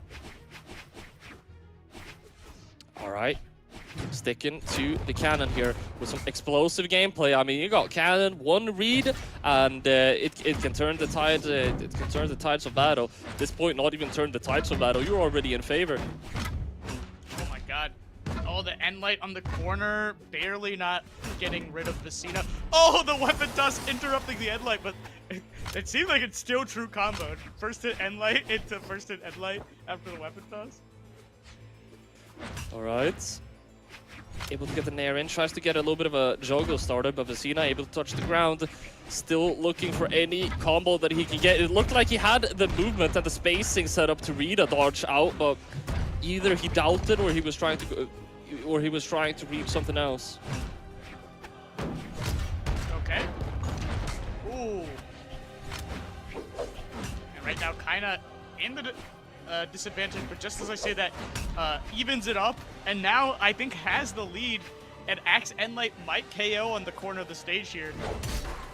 Oh my god! Oh, the on-stage ground pound, the mix-up, Kyna able to throw out a dare nair though, and Vecina, he's just getting tossed around the place at this point. He's over on the left-hand side. Kyna is tossing him around, but Vecina is sticking to his ground. Oh my god. So wild. Kyna playing really patient. Oh, Vecina blows it all. Oh my god. Will Vecina go for it? Went for the raw recovery, trying to read a jump from Kyna perhaps. Oh, Axe Endlight, that's gonna do it. Kyna barely clutches that. All right, just barely. Vecina playing phenomenally here in the first game, and I mean, yeah, I said at the start of the game. Turns out that gods do bleed, and we're seeing potentially a slightly shaken up Kyna here, going up against Vecina. Yeah, and Kyna's probably feeling the nerves kick in after that set. The pressure. I'm certain. I mean, the amount of pressure that Kyna must feel in a situation like this. This is Kyna's game to lose and Vecina's game to win. Mm-hmm.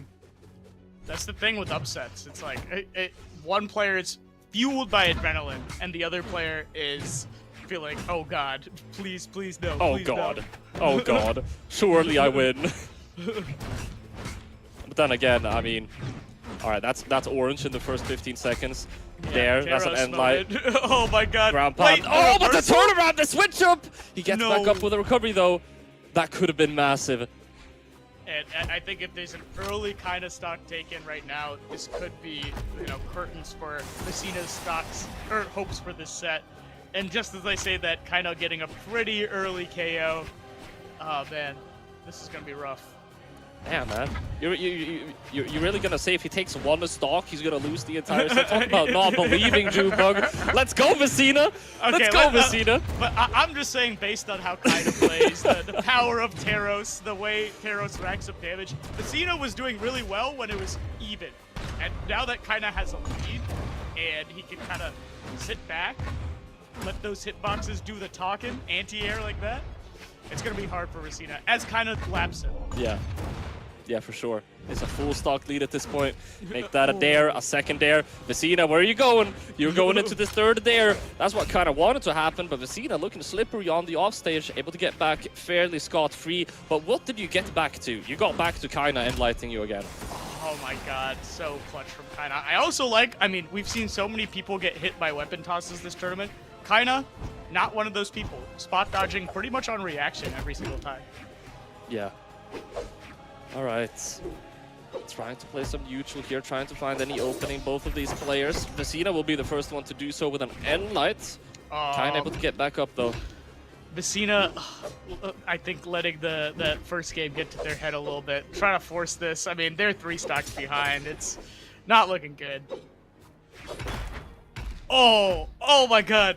Attempt. Oh, and tried to go for the read too. Tried to go. I don't know if that's style or that's optimal, but it might be both, honestly. Yeah, that's the I'm up 3 stocks, you know, or 2 stocks on my third stock. But I mean, Casino potentially could be in this still. Let's make a crazy comeback though. Axe and Light, that's almost gonna be it. Anything from the Axe, D-Light, and Light, Sair should get the KO here. Yep. There it is. Player 2 Now, that's 2-0 on the board. I do have something I wanted to mention, just as a small sideline. Now, you play a lot of Smash, right? There's no hour count in Smash, right? No, You I can't wish see how there many hours was. you have. That is kind of unfortunate. And there's one thing about Kyna that I really like to tell people. Would you like to guess how many hours he has on Brawlhalla, or should I just tell you? Tell me. 14,000. Oh god. That's Steam hours, so it could be some AFK. I believe his core Hala hours, which keep in mind, core Hala hours they literally only count the amount of time that you're playing the game. The timer at the top left, which is, you know, it's very, very strict. His gameplay hours are, I believe, 6,000. That is honestly incredible. Do you know how there's that phrase, right? Have you heard that phrase? It takes 10,000 hours to become a master of anything.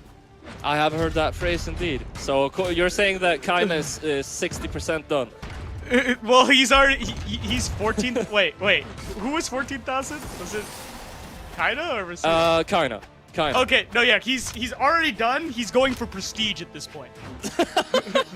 He's going for round 2. Round 2. He wants the second 10,000 hours. Apologies, I wanted to double check. On Core Hull, it's 5,275, which that's nothing compared to 6K. Yeah. Oh my god. It's truly wild. These are, I mean, kind of one of the gods of the game at this point. It's amazing to see him do stuff with Terros like this. Sideline air comes out. Vecina yeah, just as we denying say it to that, get back up time and time again. What a solid edge guard. And this is another, like, just kind of moment. He's up 3 stocks to 1. It's not looking good for Vecina. Oh, love that though. Nice downlight recovery coming out.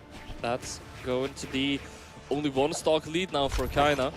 As he picks up the hammer though, Vecina finds himself off stage here with the sword. Gets back up. Gets stuck in a combo though. Yeah, kinda haul over Vecina with the read on the dodge too. Went for another read. Okay, can Vecina get this edge guard? This would be crucial. Alright, nothing going. Gross extension attempt from Kyna. I've noticed that, I mean, I think this is just a top player thing. When you're super up, the swag meters go up. Everybody's trying to... Yeah, it is what it is. And that's going to be a 3-0 on the board, man. It is what it is. People feel comfortable. Their friendly playstyle, their casual playstyle comes out. They try to stunt on their opponent. And just like that, kind of showing why he's the #1 seed. Even after a close game 1, just diffing Vecina right there. Yeah. Now, we could spend all of the time in the world being sad that Vecina is going out this early. I'd like to remind everyone that Neeze beat this. Neeze beat Kyna, and then they can't beat Neeze. So where is the skill ceiling at this point? Yeah, what is happening? And Fiend is currently 1-0 up against Kant. So if I'm a bracket person, I'm going crazy right now. If I'm a stats person, I'm like, what is happening? What is happening? Everybody's predictions in the commentator chat. just being destroyed actively. I wonder if mine are still possible. See, that's the thing. I always post my predictions. I'm not sure. I'm not sure if they actually post them. Yeah, I think the remote commentators get posted less frequently than the on-site ones. So at this It's a point, shame. I'm I like, want you guys. yeah. Hey, Schrodinger's predictions. My predictions could have been right every single time. There's literally no way anyone could disprove me. Either way, we are going to be running to a short break. There is, of course, much more Brawlhalla action to be had, not only on this stream, but also on the main stream. Also now on the SA stream, as they are streaming some of the South American sets. So don't go anywhere, and we will be back in just a moment.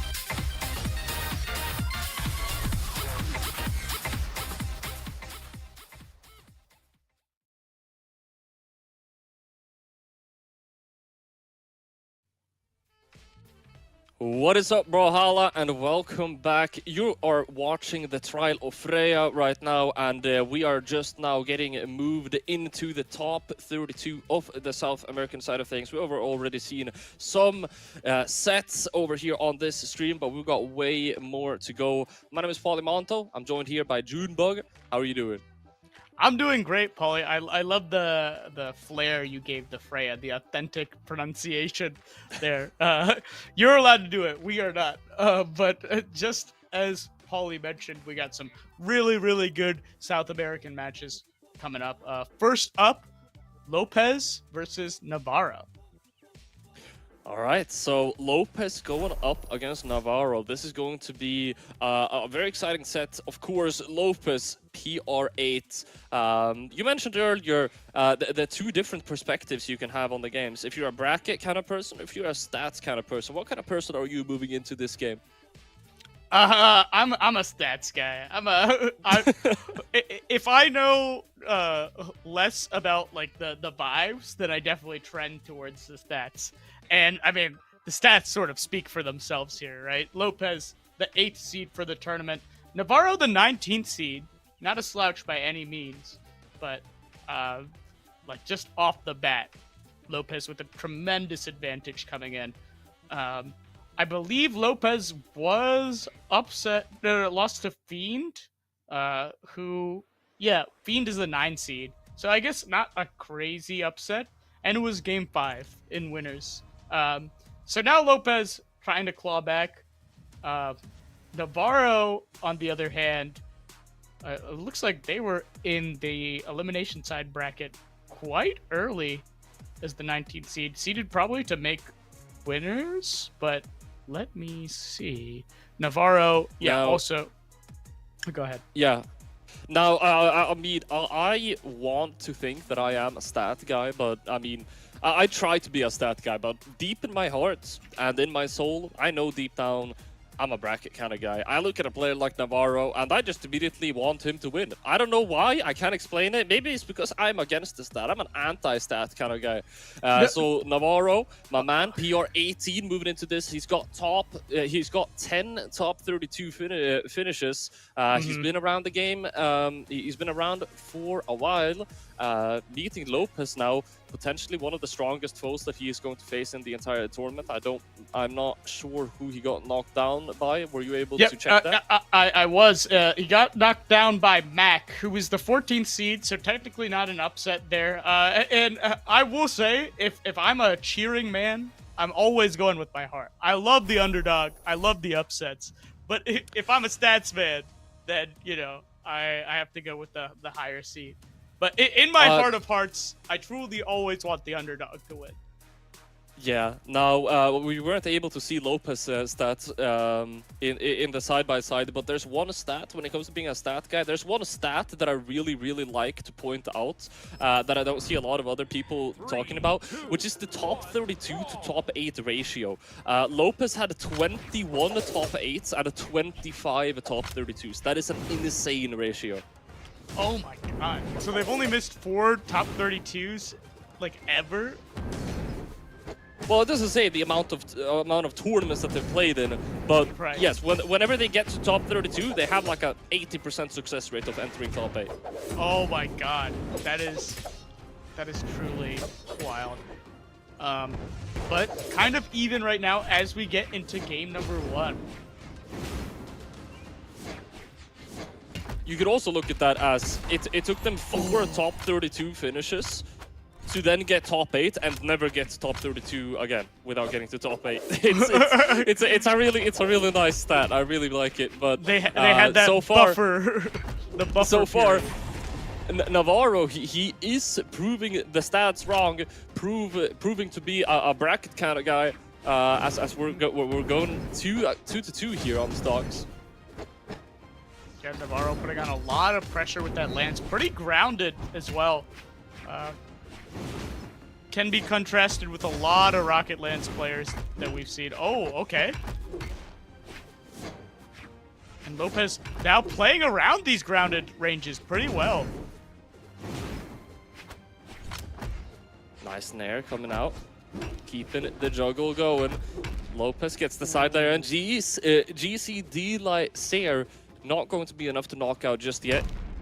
Oh, but the side signature, just the right timing. Navaro didn't have the patience. It looked like it clipped Navaro's head at the very end there. Yeah. Just like chopped it off. Or smashed it, I guess, because it's a hammer. I don't know if you say this. I don't know if you say this in the Smash community. I've heard very many times, a lot of times, people say that as giving them a haircut. Oh yeah, no, I like that. Yeah, when a hitbox is like barely touching their head, we definitely say that. Especially when it's an edge card, like especially, I mean, if you're on hammer or if you're on sword and you get a D-light as to try and get back up, you give him a haircut. Yeah, very good. And Lopez with a solid lead right now. Oh my god. Oh, trying to go for the rush on Mafia too. Going for style points for sure. I mean, we're last stock situation. He's going for style points. That says something. Oh my god. Lopez pushing the advantage even with no weapon. And Navaro, I mean, kind of capitalizing. Now has the lead. A bit of a comeback coming out from Navaro. Starving Lopez as well and getting the KO. Player 2 wins.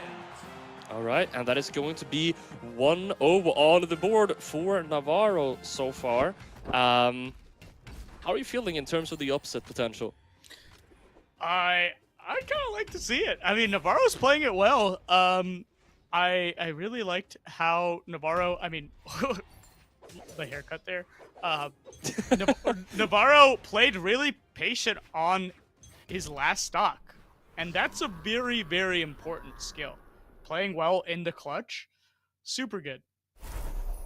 Yeah, I mean, to have that level of composure, it also gets exponentially more important whenever this, let's not say skill difference, but the PR difference, the seed difference gets larger. You can't have these nerves that are dictating how you play, and Navaro, I mean, he's ice cold.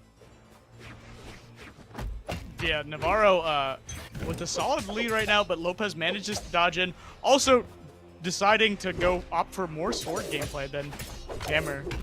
I'm interested to see how that pans out for him. Uh-oh. I'm all for it, man. Lopez sword gameplay is just a sight to behold, but so is Navaro's hammer. And is he going to be sticking to it? I would have expected him to, but seeing as he is quite damaged on this stock, Lopez just spawned, potentially looking to get a read. He might even have one cooked up. I mean, Navaro with the pretty crazy... Oh! Okay, yeah, I mean, the grounded lance gameplay has been catching Lopez off guard for sure. Look at how patient he is, waiting for Lopez to land into a... Okay. But a great bait from Lopez, knowing that those lance players, they love Saarinen. Yeah, I've said this before, and I'll say it again. You take any person in ranked that just lost to Lance, 9 times out of 10, their words after losing will be, "Why did I jump?" Oh, great anti-air. Yeah, the anti-air. I mean, we're seeing it again and again. Navaro using these nairs to their absolute max ability. It looks like Lopez too is. This is just a nair fiesta right now. Oh, yeah, what is that interaction? The spot dodge for the stomp into his own GCD light. That was crazy. I want to see that one in slow motion later. Yeah, that's wild. You know these guys both play hammer. When the interactions can get that nuanced. Oh, but Lopez evening it up. Very important game 2 here. Very, very important, especially considering Navaro with the initial lead. We mentioned that it could be upset potential. 2-0 for upset potential. I mean, even if you're the stronger player, winning 3 games in a row is not going to be easy against even a top 50 player. Oh yeah, down air. And back on the lance, I feel like this lance has been very, very solid for Navaro. Lopez baiting out the Seer again. Oh my god. Playing super well. The light Seer coming out. Starting to edge guard now. Navaro able to get back up with the Seer though. Lopez gets the dare. A little bit delayed though. And Light to push him off again. Weapon throw. That's going to be stock. The snipe. I love it. Lopez, I mean, I think the emphasis on the sword play really came out that game. Okay, replay. All right, yeah, let's see the stomp interaction. I think it's the next one. after It's this one. Yeah. D-Light. Oh, Oh. dude. How crazy is that? Amazing. Oh, I'm sorry. Yeah, go on with what you were saying. I have to. I forget. What was I talking about? Dude, that hammer gameplay is so good. We're starting to develop some kind of memory issue. when they hit you with the hammer too hard. One too many stairs to the head, man. I mean, yeah, 1-1. I mean, as we were saying, Lopez's sword definitely great into both hammer and lance right now. I feel like the strings were looking great. The speed is looking good. And not necessarily landing in the ways that Navaro is used to. Navaro was getting so much damage off of, like, calling out a landing like that.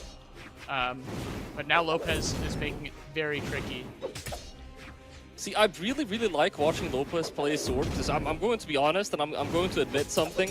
I play sword quite a bit, kind of like a wild card pick, you know, a trick up my sleeve, if you will, whenever I'm in a BO3 or BO5 format. Every time I watch Lopez play sword, I learn something new that I can like actually implement into my gameplay. Last time, it was going really deep off stage and using a GC sidelight, which is such an insane option that I would never have thought of before, but I've used it with great success.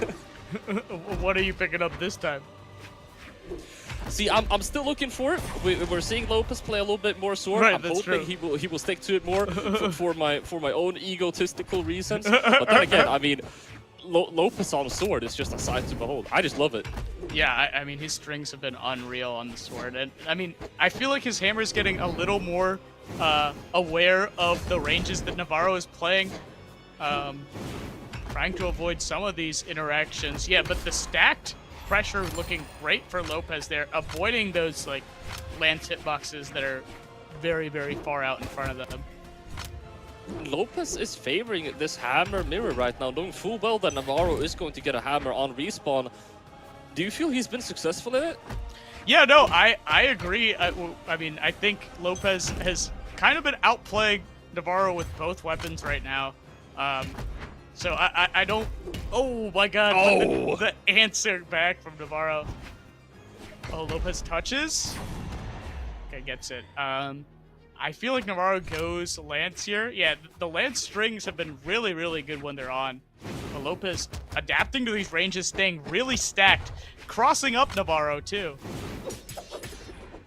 I feel like it's whenever Lopez is on the hammer, Navaro is just so much more confident in his responses. So we might be getting into this territory where if you ask Lopez what weapon worked best against Navaro, he'd say hammer. But if you ask Navaro what weapon did you struggle the most with, he might say sword.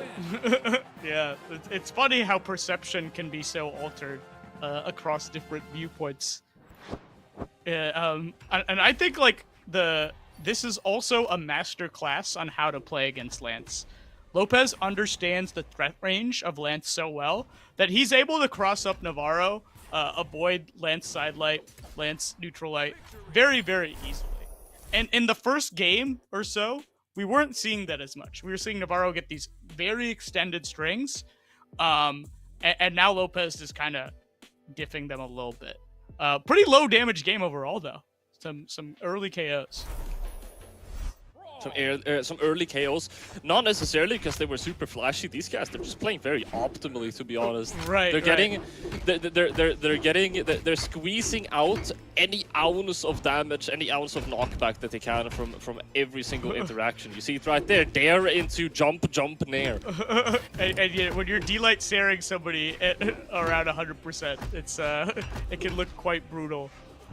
Yeah, I'm not sure if I told you this or if it was someone else I was casting with, but I once had a friend who told me, and I think this is the best description I've ever heard, hammer is by far the best weapon in the game whenever the opponent is orange or lower. Yeah. I mean, the consistency of the knockout confirms there is... It's a sight to behold, as we're seeing. Yeah. Okay. All right. Oh, missing the D-Light punish off of that. Navaro has been blessed to not get any more damage off of that, because if he was able to throw him off stage after getting that D-Light combo, that could be quite grim. He's been giving a chance and giving an opportunity. Now let's see how well he'll be able to capitalize off of it. We're seeing Lopez sword, and I am most certainly keeping my eyes peeled. If I'm Navaro here, I'm like a little scared of playing this Lance into Lopez. I feel like maybe we need to favor the hammer a bit more, because Lopez has just been all over it. Baited out the Sayer, getting that KO. All right, swapping over to the hammer, able to get the combo as well. Full stock lead at this point. Navaro has the Lance. I've been hyping up the potential for Lance to get dodge reads and get big damage. I feel like at this point, that's what Navaro needs. Yeah, oh my god, wait. Yeah, potentially huge edge guard opportunity there from Lopez. Tried to do a cross under. Navaro finally scouting it out, getting some anti-airs too. Getting some anti-airs! Alright, this is the adaptation, but is it a little too late? Now Navaro expecting Lopez to not play to not fall for these grounded options as much. So going for all these recovery anti-airs. Into the sword now. Navaro picks up the Lance, able to poke him with an end light. D-Light not going to connect though, and Lopez is able to find an answer in the form of a Sayer. Just jumping a little bit off the ledge just to stress Navaro out. Oh, Lopez hugging that platform, just making sure to not get juggled at all by Navaro. And he's gonna take it with a slight Sayer off the stage. All right. And that is going to be Lopez closing out the set here. And he will be advancing further into the bracket, where he is going to go up against Piox. We saw Piox just a moment ago, one of the underdogs in the tournament. He actually took down Neeze, and now he's going to be going up against Lopez, which that is a set that will be streamed. So make sure you don't go anywhere for that. Yeah, Neeze, for those who are not aware, I'm not sure if we mentioned it earlier on this broadcast, but he is the one that actually took Kyna out of the winners bracket.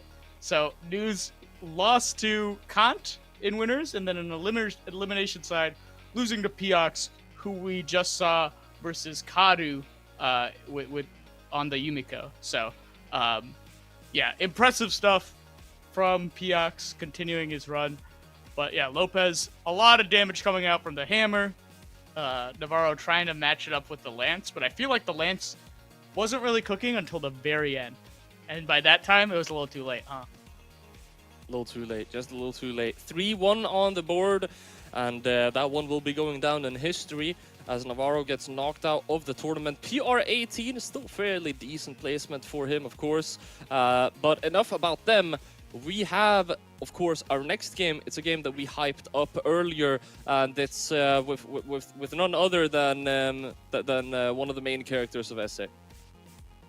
Oh yeah, I believe. Are we Kyna Mac right now? We are indeed. We are indeed getting Kyna Mac in the room. Now, of course, Mac, not a stranger to the top 32 side of things, not a stranger to top 8 either. He's been there before. $1,250 in earnings going up against Kyna. Yeah, and Mac, of course, beating... We saw Mac beat somebody else that we commentated. Oh, Navaro, I believe, earlier in this bracket. Ultimately dropping to Wes in winner's bracket. But now, unfortunately, because of the elimination side is full of sharks, Mac has to play Kyna, which could spell the end of his run. But, as we mentioned earlier, it's always cool to see an upset. And, I mean, Kyna was playing pretty okay versus Vecita. That game one looked shaky, and then Kyna just kind of run away with it. Kyna ran away with it. Yeah, that's fun. Now, that's I do want to mention, I rarely do this, mentioning what the players say in the in-game chat. But we did have some Portuguese spoken by Mac, which I did go up at Google Translate very quickly. So this might be slightly incorrect, but he said to become enemies with the goats, which I think is a very funny thing. It's a very fun thing to say right before the game, because I mean, becoming enemies. Yeah, I mean you're gonna have to try and play your heart out, try and take down to the person who you will probably be cheering for in the upcoming Royale. Yeah, I mean, Kyna, one of the greatest players of all time. So if Mac is able to beat somebody that he has this much respect for, it would be huge for them. It's like, you know, defeating your hero. All right, well, so far, I mean, we've said it before, I'll say it again. Looks like gods do bleed. Kyna, we're seeing a common thread here with Kyna not being particularly strong in the very first game, and even more so in the very first stock. Same story with Vecina. Vecina had a large lead against Kyna, and now Mac able to get almost a full stock lead too. But if history were to repeat itself, Kyna has shown to be able to reverse not only these sets but these games. Yeah, and another interesting thing, I think, for Mac is that he was outplaying Kyna in the Axe Ditto, which, oh my god. It's even. Yeah, there you go, it's even. And it's even. And it's even. Delight Sayer. Can Mac get anything? Oh, the ground pound. Yeah, that Kyna hammer is so scary. We talk about extended strings with hammer. It's wild. I like that ground pound. You know, if there's any, I really like so far what we've seen, both Vecina and now Mac maybe potentially even more so. They are just disrespecting Kyna's aura, because Kyna does have aura. The strength of aura. Do you want to talk a little bit about aura? Yeah, sure. Go ahead. No. I was asking if you wanted to talk about aura. Oh yeah, I mean, if you. See, you gotta respect your opponent's. You gotta respect your opponent's neutral, but if you respect it too much, they're just gonna be able to steamroll you. Which you see time and time again. Whenever you have an underdog going up against, going up against. Oh my god! Wait, they can just. There you go. Disrespect that aura. Kinda. I don't know what happened. Maybe he got stun locked. He's like, what are you doing? He's not punishing it. I'm telling you, he's not punishing it. It's working. He's confusing him. Okay. This is the Brawlhalla equivalent of like ankle breaking in a Dark Souls game. Kyna had maybe could have expected the first signature, but not the second, and not the third, and not the fourth. We call that Justin Wong factor in fighting games, when you give your opponent a little too much respect, and then oh my god, Kyna almost making me eat my words right there. That's the crazy thing. Kyna can still win this because it's max at knockout percents. Oh my god. Oh! I'm telling you, man. 2 times in this game already have I thought there's no way Kyna can make it back. No, and, okay. We keep finding ourselves here. And there you go. One too many GC side sigs. One too many GC side sigs. The intrusive thoughts will get defeated this time around. Did Kyna just do the smartest conditioning of all time? If I'm Mac, none of my side sigs get punished. I'm thinking, oh, side sig pretty good here. And then at the very end, Kyna decides to punish it for some reason. I have no idea what was cooking, but it clearly worked for Kyna. Listen, dude, I am the biggest Kyna fan in the room, and I'll be the first one to say that's a reach. I'm not sure. Yeah, I'm not sure if that's what happened. I'm like, what? How did he not punish any of those until the very, very end? 3, 2. That's the GOAT. That's the GOAT right there. As he takes game number 1. And if our previous sets are any like info on this, Kyna is gonna destroy Mac this game. Yeah, I mean, Mac had a full stock lead in the very first game. I feel like we will be able to tell by the first stock. We'll be able to tell by the first stock. I roasted you for making that calculation against Vecina. I'll go on ahead with and side with you. If Mac gets the first stock, we can have a really interesting and exciting game here. Or set here. If Kyna gets the first stock, I believe in the 3-0. Yeah, Kyna looking very solid. Oh my god, the pillar. Up, The pillar. down. I love that you call it the pillar. Yeah. The up-down combos are usually called pillars in Smash, so that's the only way I can identify that. Is there a name for that combo? For their recovery, I don't believe there's a specific name. For D-Light recovery there, it's called the Russian Mafia. Russian Mafia. Okay. Yeah. It's really funny. It was actually a Norwegian top player that discovered it in, I believe, 2017, but he wasn't good enough to input it, so he asked the best player at that time, which was Russian, to check like, yo, I think this is true. Can you try it out? And he hit it. He hit the Norwegian player with it, and he said it felt like he was getting attacked by the Russian Mafia, and then the name was stuck. That's so funny. And So to anyone who doesn't know the backstory, that is the backstory. I don't remember from where I heard it. I have heard, see, the players were Dobrain and the Norwegian player was Daiku. I have heard Daiku say that sometime. I don't remember where. It does kind of feel like you're getting hit by multiple guys when. Yeah, the when mob.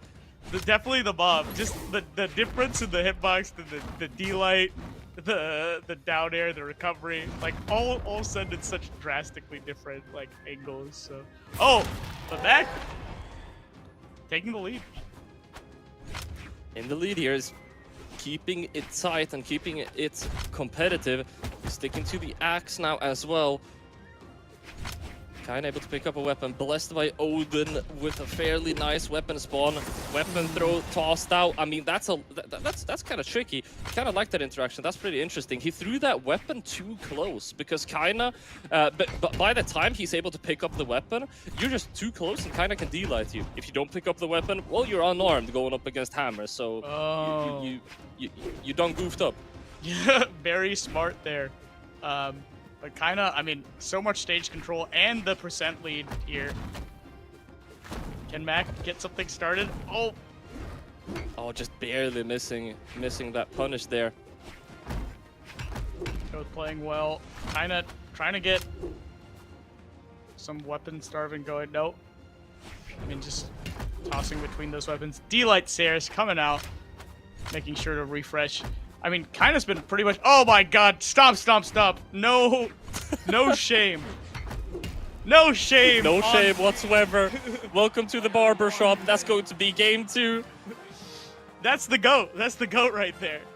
If you are not willing to stomp in the corner 3 times, you'll never be the GOAT. Russian Mafia. There you go. That's the Russian Mafia right there. GC D-Light to start it off. All right. Well, it is 2-0 on the board. Now, I do want to say, and this is a little bit of a pet peeve, but this is a 2-0 with an asterisk. What would you say, Junebug? Like, who do I think is gonna win? 3, 2. No, it's an asterisk because I feel like, does this really feel like a 2-0? Like, Mac is close. Like, it's possible. Oh, like, yeah. This is the classic 2-0 but close. Yeah. But it's unfortunate because bracket, like, will never show the close games. People only care about, we live in a results-oriented society when it comes to tournaments. So you can't see how close the games were. You just see who moved on in bracket. Close. But it's close. It's close right now. Only you and me, all of the guys in chat watching the stream, we're the real ones. We know the work that Mac put in. Other people, they see a 2-0 potentially. I mean, not going to jinx anything. Mac might be able to get a reverse here completely. But and Mac with the switch working out. This is usually pretty rare. Like to have really close games and then switch characters and then start doing better. I've seen the opposite happen a lot, where you have really close games. Desperation pick actually working out. The Impossible pocket picks. mode. Never seen it. Never been seen before. On Never seen before. on the Okay. Oh. Okay. No. He's still able to touch. What's that, Seer? Kinda. Oh my God. Okay. Oh no, Mac! I'm losing my mind. What is happening? I think that's a good trade. That's a really good trade for Mac. That's Did he need to SD? I don't know. I mean, at that point, I mean, I am being a Brawlhalla elitist right now when I'm saying I'm not sure he needed to SD. It was cool. I'm not sure if he needed to SD. Yeah, no. Definitely could have maybe lived there, but at the end of the day, the trade is pretty good for Mac. Kyna with a pretty sizable disadvantage now. Oh, as he gets to those knockout percents. All right, swapping over to the axe. This is a full stock lead for Mac, and I'm gonna say, Kyna is gonna have to play almost flawlessly to win this. Mac, this is the greatest chance all set that he has had at taking a game right now. It is so doable. He's got the scythe in hand, the very weapon that I would argue is the weapon he's done the best with so far in this set. But the nerves are high, and you're fighting the #1 GOAT. Yeah, and Kyna just made a comeback like this in game 1. Just as we say that, though, Player 2 Mac wins. managing to seal out the game. That's a game. He's able to put himself on the scoreboard. Yeah, I mean, the Mordex pick into the... Oh my god, that edge guard was actually very important for Mac. But let's see if he can win those extended matches versus Kyna. So Kyna has only lost to Neeze before in this tournament. He has not lost any other games, which means that 33% of the games that Kyna lost in the tournament so far were against Mac. 2, 1, brawl. Yeah, no, that's wild. Just to put it into perspective, I thought that math was funny. Yeah.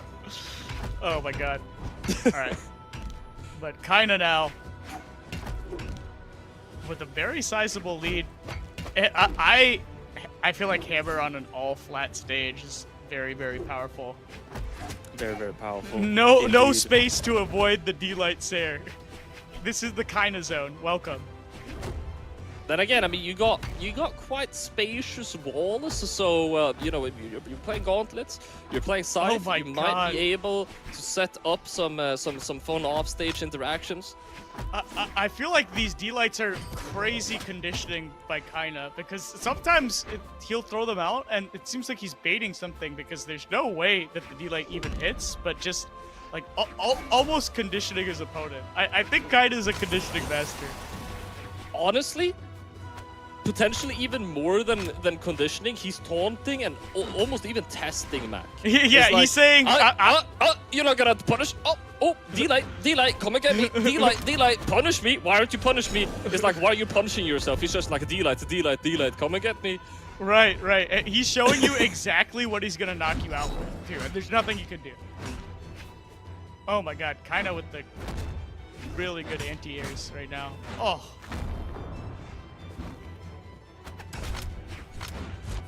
Alright, sticking to the axe now.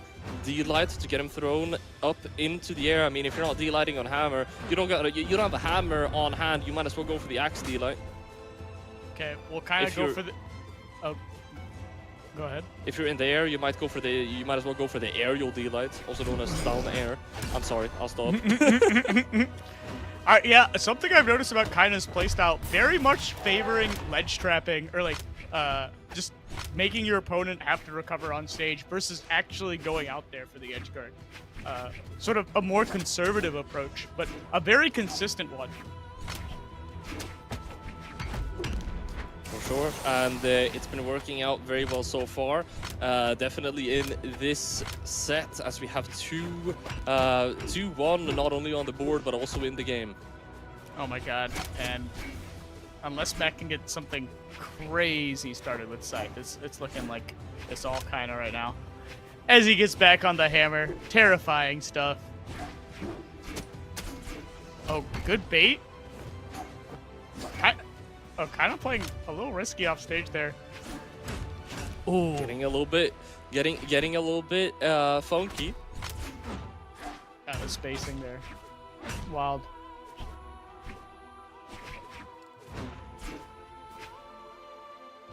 Okay. Kyna. Okay. Kind of I like love how Zebra their movement and their gameplay for a moment reflected our commentary. They were just kind of standing there. It's like, all right, this is the interlude. All right. Cool. Nope. Nobody's doing anything. This is a vibe, I guess. Okay, we're having a lot of misses right now. This is starting to look rough. All right.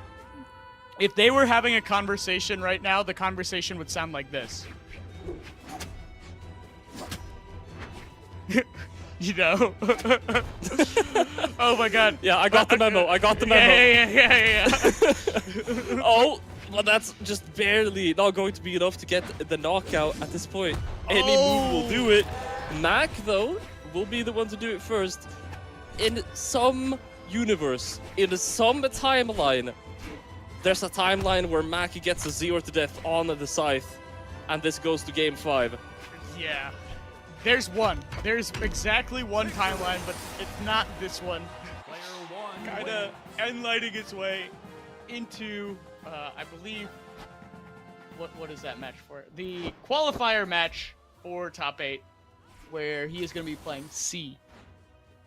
All right, and yeah, I mean, I was told before we went into this that we were going to see the Kyna show here on the side stream, and Kyna delivered. Now, so far, the player to get the furthest, the closest to beating him, the player to damage Kyna the most, it's been Max. So PR 13, very, very strong player, going to be going down. What is that? 9. 13th, actually finishing at 13th too. So I mean, you go down to C than PR1, but I mean, you're still performing at the level that you were expected to.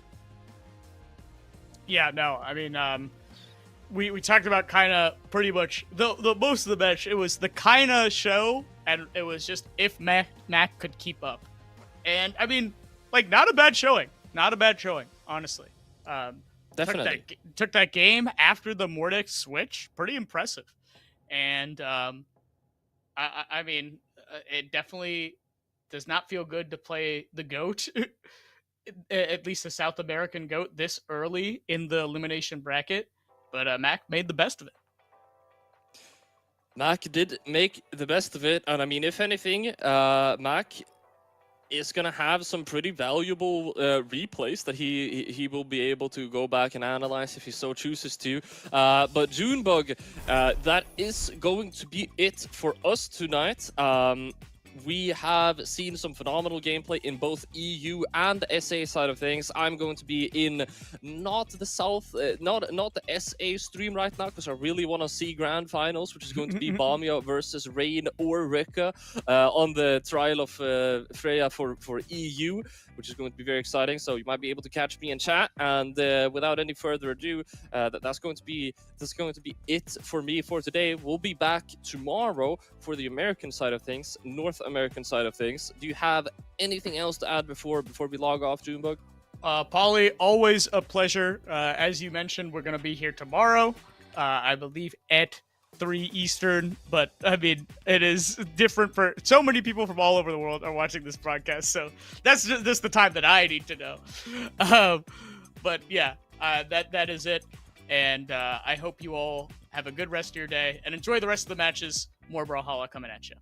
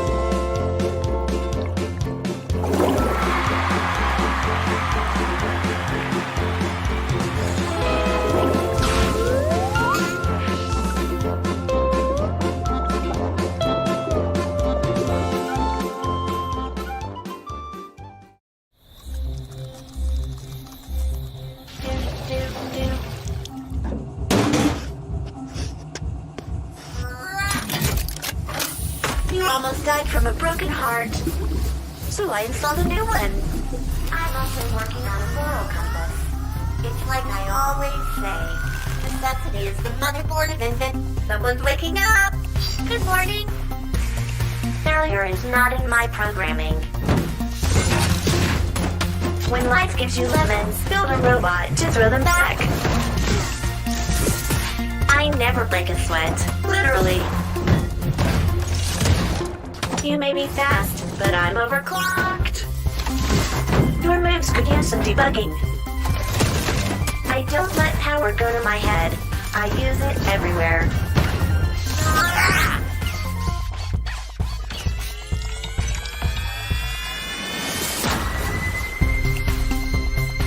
All I need is a wrench, and a plan, and a power source.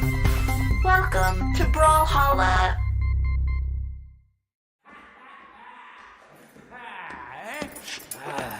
Oh,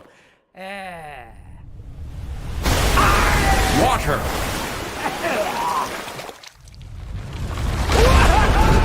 Earth. Fire. Air.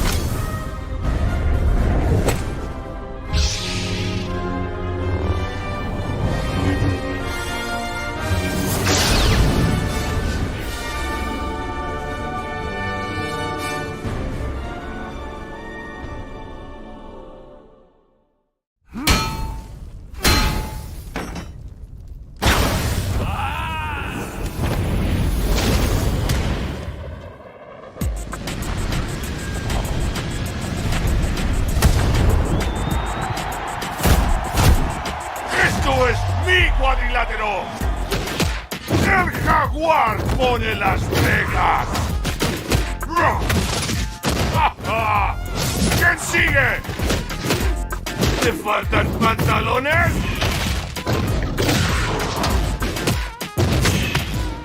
¡No puedes detenerme! ¡No temo a nada! ¡Nada nos puede detener! ¡Somos imparables!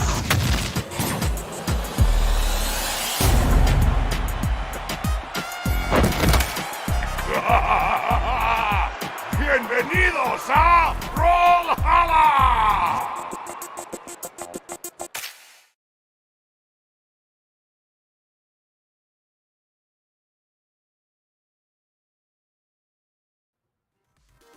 Welcome back, everybody. Everybody to the try. Oh wait, it was gonna be you. No, it's Did okay. you do that too?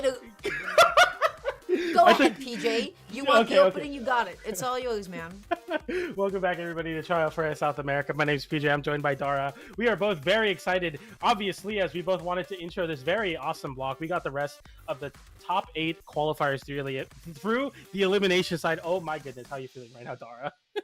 Excellent, great. We're off to a fantastic start. PJ and I, excellent, in sync. If you will, I feel so respected, PJ. That's great. So, we're gonna be going into South America, my friends, as you all just got a chance to see. This is the side stream. We're gonna be going into elimination side.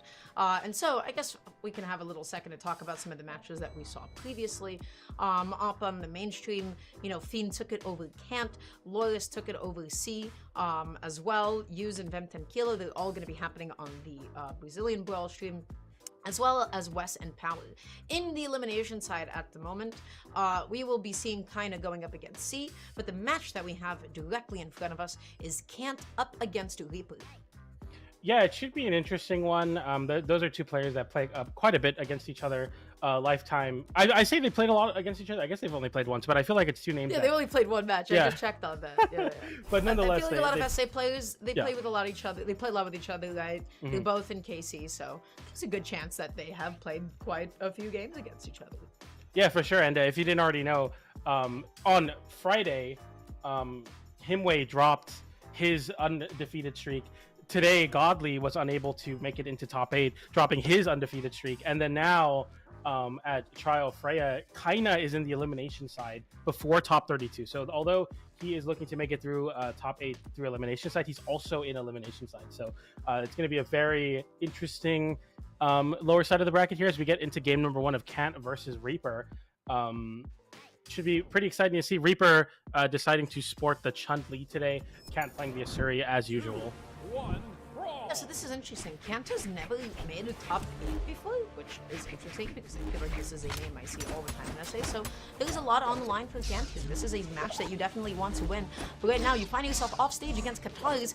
Kant opts to go for the sider instead of going for another downer, perhaps another ground pounder, anything.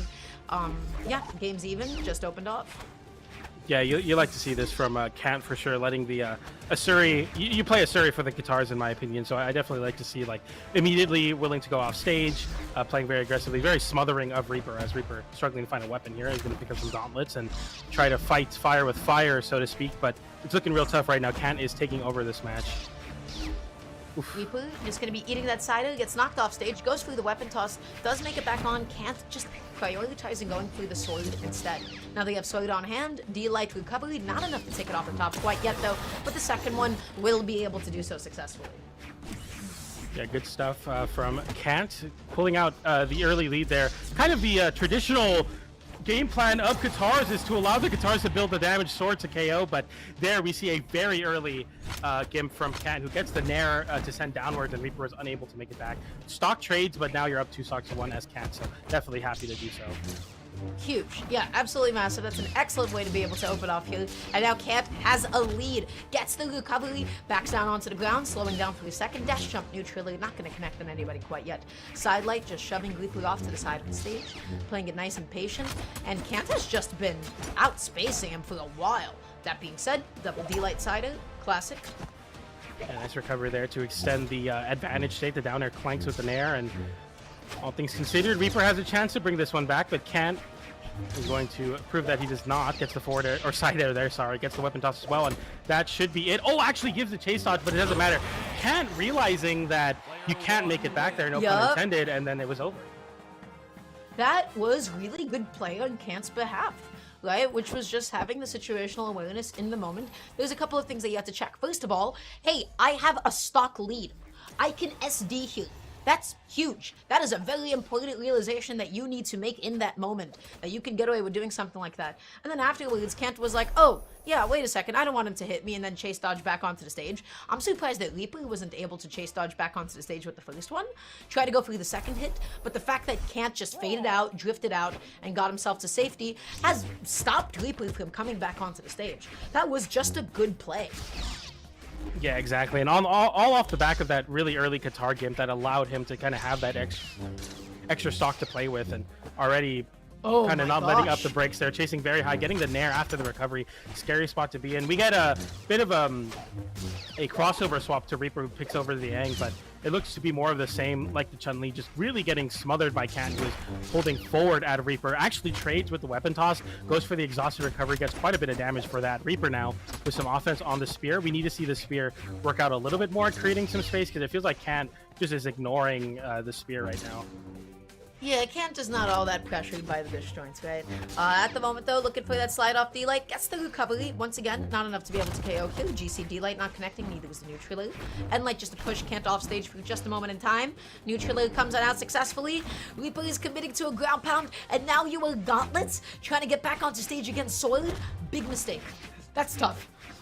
Yeah, putting yourself in these really tough situations, just trying to get, try to flip it quickly is definitely a choice, but I feel like Kyna is playing pretty solidly so far, not really giving any mistakes to Reaper. As I see that, though, almost getting hit with the exhaustor recovery, gets hit with the cider, but gets scooped up by Kyna's recovery himself and closes out that stock. That got a little scary, though. Signs of life from Reaper, for sure. Kyna picking up the Sword once again. Reaper going to be denied of a weapon, and this is where Kyna seems to be the most comfortable. That is where Sword wants to be, on the stage and the opponent off the stage. Recovery still not enough to do it. I can't believe the recovery didn't hit Kyna a little too far away. That time around, sidelight recovery does come out, and it does successfully KO. Much closer game than the last one, of course. We'll see if Kyna can pull away similarly like the last game, but we definitely won't be seeing some stock trade shenanigans, as both of them are on their second stock here. Nice little open up from Reaper there, getting the sidelight, no recovery, but still keeping the pressure going, covering the dodge in place with the down air, and a neutral six Nice, sends that's Kyna it. really far. Oh, misses the side air. If you hit the side air, that's a KO. Instead, Kyna That giving another Katana opportunity. Cider didn't hit. That didn't connect. It doesn't matter. Kyna able to find the downer. Reaper still able to make it back onto the stage somehow. I don't know if anybody else saw that Katana Cider, but I saw Gauntlet Cider connect instead. I was like, what just happened? That was crazy. Absolute ridiculous play from both players, as a lot of crazy stuff happens off stage, and that's just kind of the nature of the matchup. When the Katars and the Gauntlets are online, it feels like anything can happen, but yeah, that side air not hitting on the Katars is a big deal. Can't, though, sidelight, downlight into side air, looking to tap in this final last hit, gets the down air there, and Nice. Can with the stop. Yeah, this game seems to be defined by the edge guarding, and it seems to be defined by the offstage gameplay, and the fact that Kyna has been consistently not allowing Reaper to get back on. I want to see if this dynamic changes at all, but right now, I still feel like Kyna has a lot of momentum.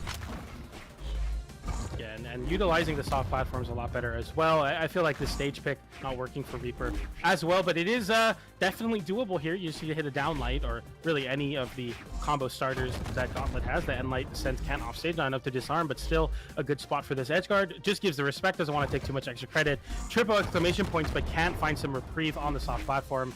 Not for much longer, though, as the endlight connects, and Reaper just really struggling to find this KO. That's 3 nairs you're eating from the Katars. That's a 4th one there. Okay, can't. Looking to find a way to be able to make it back on. The recovery comes out as well as the weapon toss. Landing with a ground pound. GT and Light not going to be able to connect. But once again, Kyna is in such a good position. Reaper comes back onto the stage with the recovery. Evens up the stock count. But you have so much damage that you need to make up now. Big nair there from Kyna, who's able to give himself enough space to pull some Katars now. Endlight into the recovery, reads the dodge up, covers it perfectly. JV2 for Kyna, who is playing absolutely on fire right now. Never top 8'd before, but looks to do so here with a lot of momentum. Yeah, Kyna's playing really good. Kyna's playing really good. The edge guarding, fantastic. Neutral. And I'm also really liking a lot of Kyna's patient disadvantage options. Kyna feels very unpredictable sometimes, especially when it comes to landing. We're seeing ground pounds, we're seeing GCN lights, GCD lights, and then also playing very floaty and slow. I think Kyna is doing a good job of playing slow and mixing up timing. A lot of neutral interactions in Brawlhalla are defined by like the footsies in this game are a little bit strange. I think the truest sense of footsies that this game has is either when 2 people are stacked on top of each other, or they're at mid-range and they're just sort of walking back and forth. I think Kyna has done a very good job of making his timing unpredictable. No, absolutely. He would go for like a dash jump neutral, he would whiff it, but the opponent was just not ready for it. Yeah, it's really important, I think, in games like Brawlhalla specifically, that, are a platform fighter, but have very, 2D fighter-esque situations, especially stacked and in Scramble. Like, that timing and not pulling the trigger on options in the first beat possible is super important. What we will be seeing, though, is Reaper swapping over to the Rayman here. We'll see how this one plays out, as Kyna is going to stick onto the Ahsoka. And, yeah, so you're, forfeiting your sword for an axe, but I feel like it gets a little scary getting edge-guarded by Katars as axe. We'll see how that plays out here. It can be definitely really scary, and we're beginning to see some of that now. Reaper taking quite a bit of damage, Kyna just opting to go for the sword. Hey, still tough to get back onto stage as axe up against sword. I have the lived experience to say so. Yeah, and I've been on the sword end, and I love it. I mean, it's awesome to be able to I'm just so sick of very you guys. safely Can't hit stand it. axe all the time and continuously rinse and repeat these very strong and oppressive corner situations. And Kyna looks to do the same here with a downlight side air. Reaper able to cross up through and get a side air of his own now, and the That's GC right. endlight to KO. There it is. We're so back, baby. Axe Edlight is so back. I can't believe, is this the first time I'm seeing Axe today? Question mark? Because we got to do a little bit of EU, which I feel like I've never gotten to say before. At the moment, Enlight Recovery does come out. Not enough to KO Rayman, who has quite a few more defense than you think he does. Yeah, a little tanky for sure. Nice down air there. And Kant getting caught by the down sig. The ground pound follows up as well. Another down sig comes out. Kant throwing the weapon up to give some space versus Reaper. But Reaper picking up the axe and the down sig to close out that stock. And Reaper with the Rayman switch is working out very, very well. Incredibly well, and right now just oppressing the Kant off stage. That seems to be Leapley's win condition at the moment, and you know, it's Axe. Big, strong hitboxes. Oh my gosh! Leapley went all the way with it. I'm surprised that he committed to it that hard. Yeah, I mean, that's just that's like the brain destroyer, if you will. Like, charging up the down sig on stage, just completely drifting, disrespecting your opponent's options. And, I mean, overall, I feel like now this is kind of Reaper's game to lose. You just have to ride this momentum you've built. You're up 2-1, but you can't count out. Oh, boy. They put you into Vitamix. My goodness, Reaper a little liquefied at the moment. Eager downer, can't try to catch the cross up with the pivot end light. Doesn't actually connect as Reaper just simply dodges up and away. Reaper looking to land through with a couple of downers. Oh boy. Okay, the side stick comes out there, not any connection. Another side air attempt from Kant there. Reaper going for the down stick, gets punished by the Kant ground pound on the guitars, and now Kant has a chance to steal this game back. I love that commitment from Kant, just holding it all the way. Kant might be able to make this comeback. Reaper, how do you close? Kant is denying this weapon. Looking to catch that jump. The recovery comes out. Not enough to take it. Nice side light there. Gets the half pipe. Put your helmet on. Reaper makes it out of there, but gets caught by another guitar recovery. And right now, Reaper struggling to find any sort of safety on the ground and air into the GCN. Like, true confirm. Axe in hand, looking for that down sig, looking for that side air, but Kant just disrespecting the options. Huge end light putting you so deep off stage. Kant gonna be nice and patient, always so afraid of that Rayman. XD sig, another end light comes out. God bless Rayman. God bless X. Just as intended, the end light is able to go ahead and KO successfully off the side. Axe has still got it, baby. We're so back. Very, very clean from Reaper, of course, able to swap off the Rayman and find immediate success. We'll see how this one plays out, though, as we see some adaptation from Kant, potentially a change of scenery, maybe. His axe is tough. It's tough for guitars. I think that like whenever Kant got something going and we were like, oh yes, advantage state, excellent. But you can't really approach really casually with like side lights or downers in that matchup. You know, Axe punishes that. Definitely, for sure, and we'll see how this scenery change will work out here as we get to Fortress of Lions. But what I like about this set is we're seeing a lot of soft platforms. A lot of players like to strike out the stages, but South America liking some soft platforms. Definitely going to help out Kant, who I feel like found a lot of success juggling, and we'll see some more of that here. Or just some corner carry as we get a side air to send Reaper already into the corner. Okay. Reaper just going to be opting to go through the gauntlets. Reaper is not letting Kant play slow. Kant is playing back, trying to play back a little bit, and Reaper is the one that is initiating and aggroing because, I mean, honestly, when you do give Kant that kind of space, Kant played neutral exceptionally well. And I think Reaper Black is doing an excellent job adapting. Yes, a little bit more airborne. Beautiful. Ooh, nice pickup there. D-Light into the recovery to close out that stock.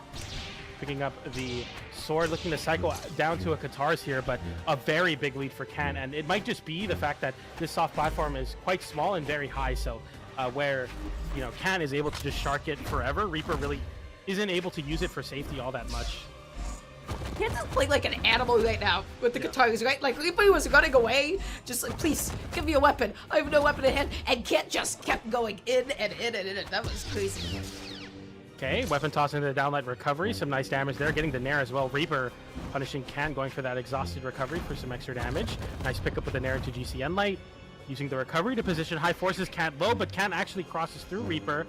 Reaper expecting Kant to jump away from the wall. And Kant all of a sudden in a very solid spot to dash back and forth. No read there. Downer, Sider as well coming on out. Reaper gonna be what? That touched? Mods? Can we, developers? Can we... Guess it doesn't matter though. You got one more chance, but Kant was able to tap in that one. That was crazy still though. PJ, I'm gonna defer to you. Is that okay? That we touch the side of the stage? Is that alright? No, but I'll just chalk it up to Axe. You know, it's definitely Axe's fault for that. He was unarmed, but I don't. That's care. right. Thank you for telling us the truth.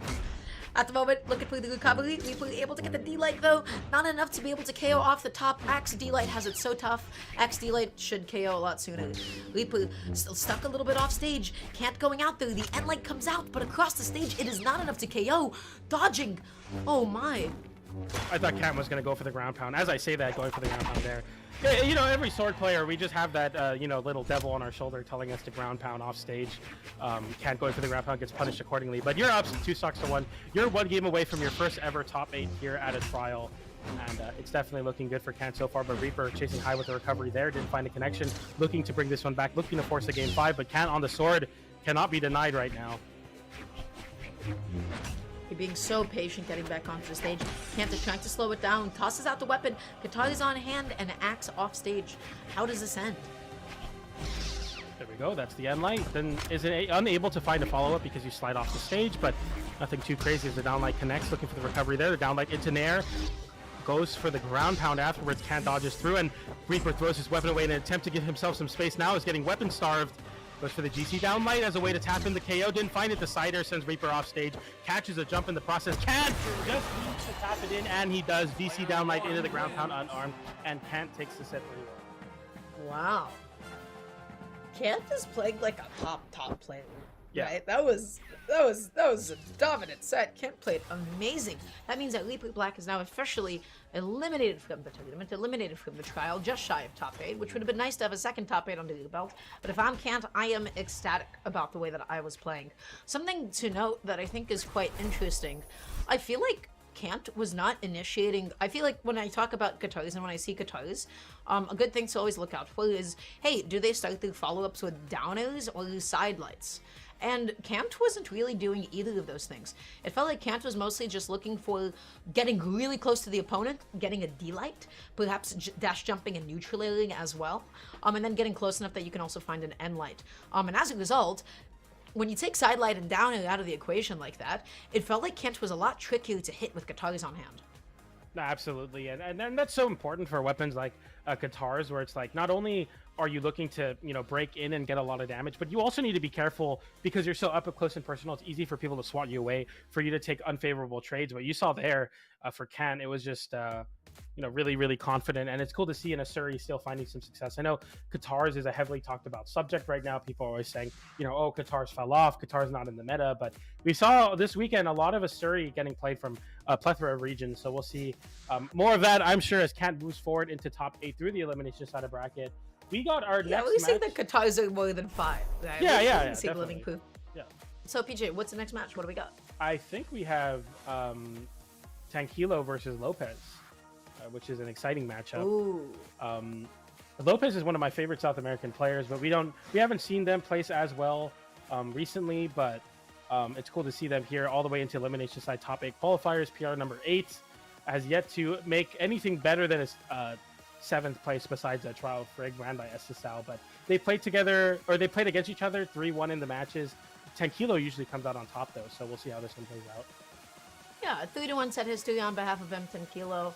And it also doesn't seem like it's always like that far away. Like the last time they played, that was a 3-0, as you mentioned, Lopez onto Tankilo. So going into this match, honestly, I feel like SA might be the least important region to talk about like set histories.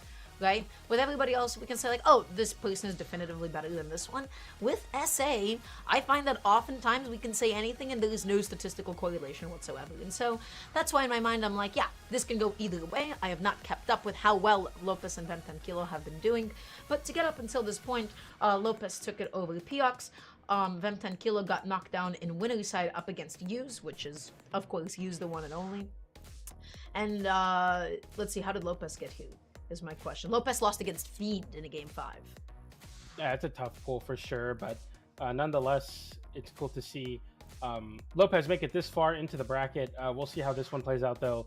Lopez is somebody that I've seen play so many different legends, mostly recently on the terrace and the Bode Bar, so we'll see what's going to happen here.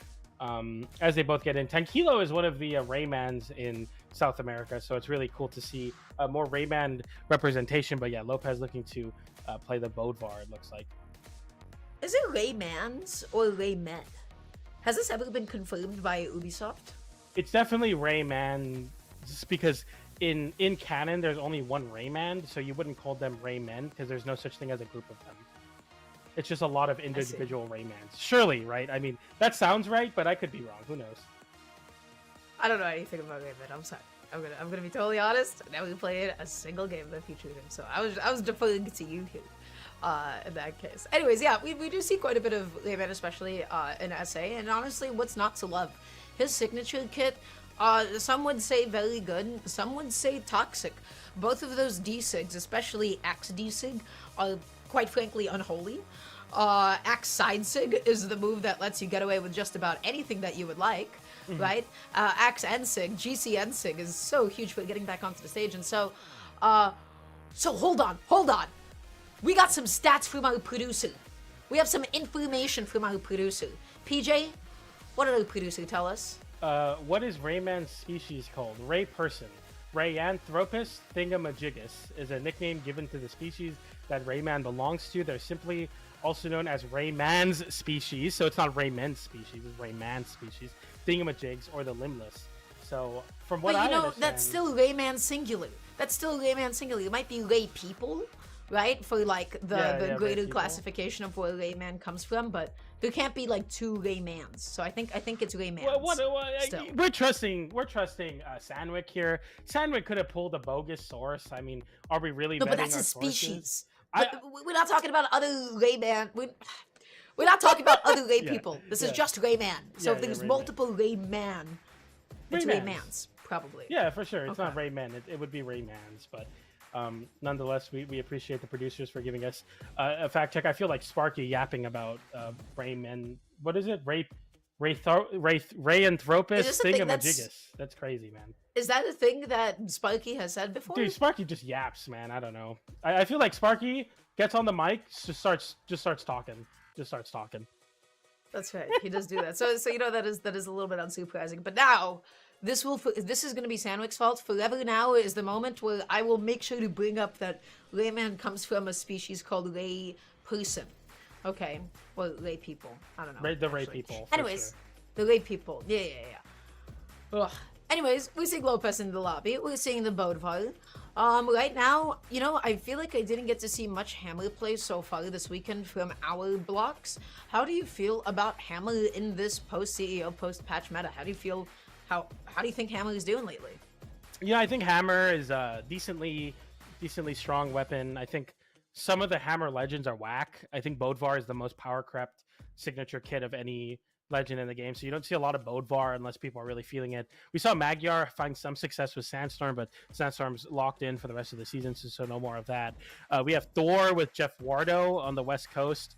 Thor is whack. I mean, like maybe a mid-tier legend, all things considered. But then you have what about Taros? I was going to get to like Taros.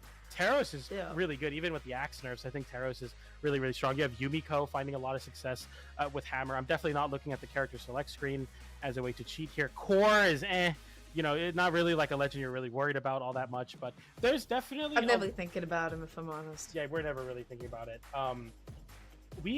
Before we get into more of our Ray People matches, we're going to go to a short break, so we'll be back with more. Stay tuned for that.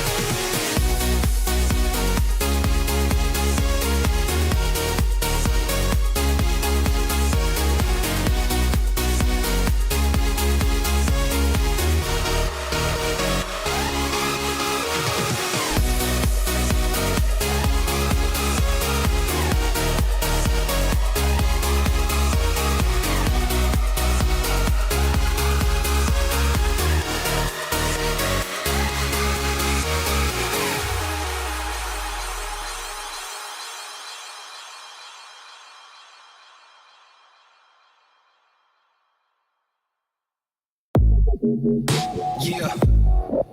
Stay side. Aight. Whether you ready or not.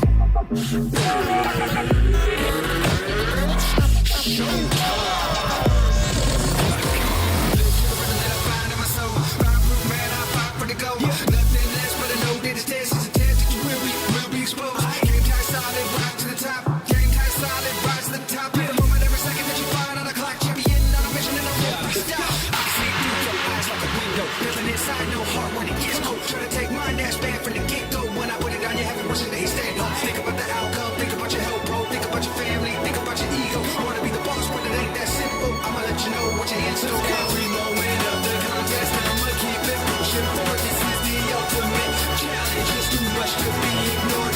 Anytime you wanna bring it, I'ma find a way to win. Undisputed champion. Undisputed champion.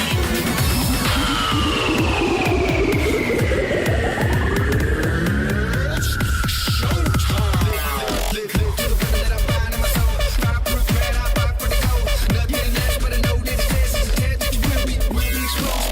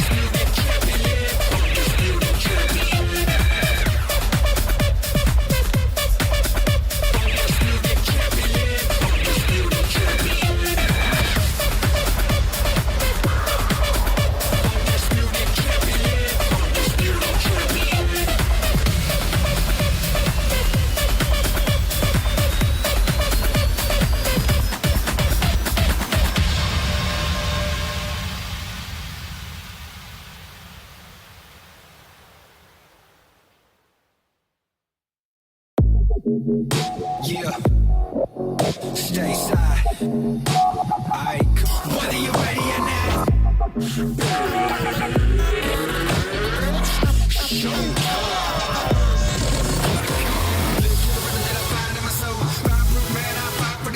Nothing less but a no this test is a test. Will be exposed. Game tight solid, rock to the top. Game tight solid, rise to the top. In a moment, every second that you find on the clock, champion on a mission and no stop. I see through your eyes like a window. Nothing inside, no heart when it gets cold. Try to take mine, that's bad from the get go. When I put it on your head, wishing that he stayed home. Think about the outcome, think about your health, bro. Think about your family, think about your ego. I wanna be the boss when it ain't that simple. I'ma let you know what your hands do.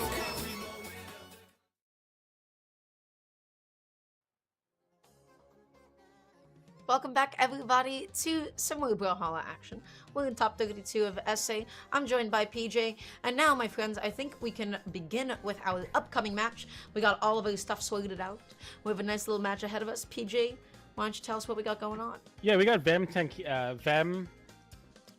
Kilo versus Lopez. So, interestingly, 10 Kilo and Wes are currently playing on the same setup. So, if you look at their tag on the podium, it's Wes U Vem, which is Wes or Vem. So, we were waiting for Wes to finish up. Now we're getting 10 Kilo versus Lopez. Lopez, a player we talked about it before. One of the formerly known as one of the best players in South America, was unable to play last year. Now making a resurgence this year. So, should be an exciting matchup. That's right. We're going to be seeing a little bit more Rayman representation. Rayman, again, is just somebody that we talked about. Is just like, hey, still so good in this meta at the moment. Gauntlets are up, baby. You know, Rayman's signature kit, still as excellent, as notorious as it was before. And Lopez is going to be rocking the Bolivar here. So that was something that you touched on before about how Bolivar might have gotten power crept a little bit. But how do you feel about Lopez sticking to it? You know, to me, it's kind of like the old school player pick. I think a lot of like players that have been around for a really long time love picking Bodvar, one of the first legends in the game, and I definitely think like it's the most fundy, one of the most fundies legends in the game. Very simple, straightforward signatures, very simple, straightforward weapons. So we're seeing that now, but you're seeing 10 Kilo say, "I don't care about your fundies. I'm just gonna edgeguard you with Rayman." That is what fighting games are all about, PJ. I am so glad that you brought it up. The days of the fundies are for the old people only. Okay, they're for maybe day one of the game. We're in 2024. So not anymore, my friends. At the moment, though, Lopez is going to be patrolling the stage, occupying it with a couple of N-lights and D-lights. Wes is able to land successfully, looking for recovery, gets the neutral as well. Wes has an excellent lead. Yeah, absolutely, and this is what we're kind of looking for from 10 Kilo, is just continuing the putting on the pressure on the Rayman off stage, just being able to outspeed Sword and also outrange Hammer is going to be very important. What? D-light neutral? I feel like recovery would have been able to KO. I'm not too sure, but nonetheless, Lopez is able to find a Nair there. D-light Nair is probably the most consistent conversion besides side air, because sometimes side air, like if you hit too much of a deep hitbox of the downlight, it's hard to convert it. But yeah, into Nair is tough there for sure. Recovery would have done it. Oh yeah, it was a good thing that Lopez was still able to close that out, able to survive that N-light, being nice and patient, getting back onto the stage. Love that descending side before you touch the side of the stage, just in case West decided to go back in. That recovery down a little bit too low to KO, but that side is going to be more than enough to close it out. Looking for this lock-in is 10 Kilo, who has a pretty dominant lead versus Lopez so far. Looking for that Nair there, gets the Nair. No added extension though, just kind of playing the 1s and 2s versus Lopez's Hammer. Because I feel like Hammer is going to be much more successful and out damaging, so actually you just have to play very careful. Don't take trades, just play into your range. D-light sider, Lopez going to be knocking Wes off stage once again. Oh my gosh, not going to connect there. Love that neutral, so much space it covers, just backing Wes away. Avoiding that side air, dodges through it and gets a recovery of your own, but 10 Kilo put in a really bad spot by Lopez here. Boom, there it is. The name says Wes, so I got confused. Yeah, that's on me. 10 Kilo, yeah. It is a confusing name for sure.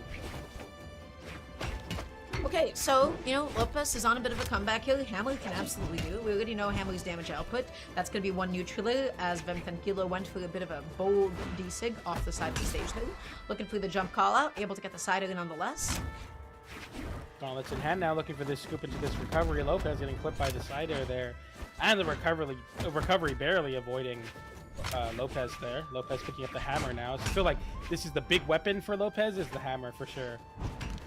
And it seems to have weighed him down just enough. I cannot believe that Lopez was able to make it back on, but it does not matter because Vem 10 Kilo was still able to close it out with that end light. But I have to say, Lopez was this close to making that comeback. That recovery, by the way, excellent recognition. I can't believe that he was still able to touch without a chase dodge. Yeah, absolutely. I feel like Lopez really kind of showed that you can't really count him out in this matchup. I feel like it's easy to say, you know, it looked basically over in the beginning because Vem just came out to like such a big lead with the gauntlets, but Lopez can definitely keep up with this load bar. I want to see some more of the sword from Lopez, though. I feel like the hammer was the thing that he really leaned on here. I think sword is going to be very important to attempt to edge guard axe and gauntlets off stage so that you can have that same amount of threat off stage that 10 Kilo does versus you. This might be a bit of a weird statement, but I can kind of feel like, aside from the Bodvar thing, I can feel that Lopez has been playing this game a lot longer than a lot of this newer generation of players, right? In a way, there's like very subtle things about his movement that feel so like precise and so intuitive. No, absolutely. You can definitely see the level of knowledge and how long he's been playing the game just by the way that you're moving with Bodvar. And you have to really lean on your fundamentals as Bodvar because especially versus the Rayman, you don't have a lot in terms of the signature kit. That side air will find its connection, and the side air with the unarmed, or the gauntlets as well, looking for the tap in with that side light gravity cancel unarmed, but didn't find it. Haymaker from Lopez to try to create some more space, but now you're the one getting weapon starved for it. That was an interesting choice to use the dodge first before the jump there. Lopez, either way, was able to make it back on for just a second, but the very last hit of that D-Sig, able to successfully clip him. Every single time that you think Rayman's D-Sig is not going to be active, it is active for just a little bit longer. You have to be so patient against that move, or you have to go up and around the side and into the blind spot. Yeah, exactly. We're seeing the axe now online looking pretty solidly here versus the hammer. The side sig comes out. And it gets punished. That's another sig coming out from Lopez that just completely misses and gets you punished for it. It's not that big of a punish compared to the last game, but still got to be wary of that. The downlight side air will close out the stock, though, so you're not too worried about it. As we get into this 2 stock apiece here on Fortress of Lions. The end light there. Looks for the down sig. Didn't find it there. The rising chase dodge as well following up. My dog's getting excited for the match, too, but it's pretty close now. I feel like Lopez really evened it up. Okay, Vem 10 Kilo looking for the GCD light unsuccessfully. Lopez doing what Sword does best. This juggling? Excellent. Fantastic even. You saw his eyes laser locked. I could see the line being drawn in real time. Went up there, went back down. Neutrally went back down. That was just such a solid juggle. You're absolutely right about that. The juggle is so important for Lopez, and I feel like the thing that you really need to lead into as a Bodvar here, 2 weapons with incredible juggle potential. Sword can definitely set up for the more extended hammer conversions here, but a nice little side air. They're going for the ground pound unarmed. Very aggressive versus hammer. I can't believe he went for that, but it doesn't get him punished, so he's all right. Yeah, that was so scary. Wes, really good recognition that the only thing that could cover that in time was going to be the weapon toss. He reacted a little bit too late. Gauntlet and Sig enough to be able to take it off the top here. And now Wes poised and in a good position to be able to make a comeback, especially if you consider how much he has been getting off of each advantage state. Ooh, didn't fast fall first before the down air. Wasn't able to catch him grounded. Little scoop up there, gets the down air on the grounded from Lopez, grounded play from Lopez. Downlight into side air, does find its connection, almost enough to KO, but not quite. Lopez, 1 or 2 more conversions away from taking this game away. The end light comes out from 10 Kilo, though, who looks to continue here. Boom. Wanted to go for the exhausted recovery, didn't get it though. Looking for his side light, looking for his side air. Wes is committing so much, gets the neutral air, and that was so good for Vem 10 Kilo because he was able to successfully land, but how do you make it back on? Oh, the dodge through there. Lopez unable to find the downlight. Finds it there. Downlight into recovery will close out that game. Very, very close. That got a little scary towards the end, but nothing too crazy for Lopez. And that's a pretty cool emote. I don't think I've seen that in a while. But nonetheless, we got a 1-1 for Lopez and 10 Kilo. You know, in a way, Lopez's gameplay can be described as quite minimalistic, right? Like, kind of like fundamental, back to basics in a lot of ways, and pretty minimalistic. He is just really doing a good job of focusing on all of the things that matter, which is juggling, which is, you know, how can I pressure you in a way that you fall into my sort of delights, which is how do I stop you from getting back onto the stage. Lopez, honestly, he's so good. He is excellent. Yeah, it's cool to see. You know, we've seen Lopez play a plethora of legends, but I feel like Bodvar really gets to highlight kind of the, I mean, how solid of a player Lopez is there. The down Sigdo coming out from Tankilo as he continues this edge guard here. Who cares about fundies when I got the Rayman edge guard, the Endlight sense back to the other side of the stage. Lopez finally able to pick up a weapon. So smart. Yeah, but not only Dodging after in like that. Yeah, that is very. The It only was a great way. dodge. Yeah, because the only way that Vem10 Kilo would have been. Oh, you know what? Never mind. That grab pound was crazy. But I was going to say, that dodge in and crossing up like that, the only way that Vem10 Kilo could have put him back off stage is if he dashed back to specifically punish him with an Endlight. And that's not something you always want to do when you're, like, controlling stage. Yeah, exactly. Looking for this. There goes for the Endlight, gets caught out by Tankilo, who's been locking down this Demon Island pick. I feel like really taking advantage of the more space so that you can kind of rev up. But as I say that, Lopez doesn't really matter what I say because Lopez will put that side air and tap in that KO. That's right. He was able to close that one out. And now let's take a look what's happening this stock. Lopez looking for a way to be able to land. Oh my gosh. The momentum that Hammer Cider gives you. It is huge. It just goes half the stage. Yeah, as if the move wasn't big enough, it also moves you forward so that you can space it easier. Gets that side air, or sorry, gets that down air is Tankilo though, who's able to force this last stock on Lopez on this game number 3 here. Looking to go up 2-1 in the set. Going for the down 6 charge. Very classic option to cover the weapon pickup. Okay, Lopez just backing off for a second. Was able to pick up the downer initially whiffed. Lopez, now can we see some of that juggling? GC and Light to be able to catch the drift. Not confident enough in connecting neutral. I feel like still neutral would have been the best play because Enlight completely reset the situation, whereas neutral could have perpetuated a juggle. Yeah, exactly. It's so important sometimes to kind of believe in yourself and allow yourself to, you know, maybe you forego some damage for the opportunity to win so many more advantages. Like you were talking about a juggle. Nice recovery there from Lopez, who looks for the side air as well. Can't find it. Doesn't punish the whiff side air from Tankilo though. Got a lot of air jousting here. Nice side air. Goes for the weapon toss, forces the dodge out of Lopez. Goes for the gravity cancel. Down light into ground pound. Side air unarmed. Picks up the axe. Gets the end light. Not enough to KO outright, but oh my goodness, Tankilo's playing fast right now. Hard to keep up. Hard to keep up, but let's see if we can't count out Lopez quite yet. Hammer on hand, avoiding the downer. What do you want? You want a D-Light? Dashing off with a D-Light. That's not going to be it. That's going to be the end light that comes on out. And Vem Tankilo going to be going up 2-1 in this set. Yeah, no matter how much they might have nerfed the hop in the end light, it's still going to have so much force as your way to confirm those very close situations. I mean, it seemed close, but I think Tankilo had one extra stock there, but nonetheless, you can never count Lopez out. Definitely happy to have the set advantage and force set point here. Like we've been saying, this is the elimination side, so the loser of this falls at 9th place, and the winner moves on into top 8. Yeah, overall, I mean, that second stock, it lasted so long for Vem Tankilo. I mean, we could see it in that damage chart. Lopez was struggling a little bit to close. Lopez was struggling a little bit to get out of disadvantage. And so now there's a lot on the line. Vem Tankilo looking to punch his way into the top 8 through the elimination side, whereas Lopez is going to need 2 more. 2, 1, brawl. Getting into this next game here, sticking to the same legends, but we get Terminus, which is an interesting pick for sure. We hardly ever get to see 3 soft platforms on any given stage. Yeah, tough.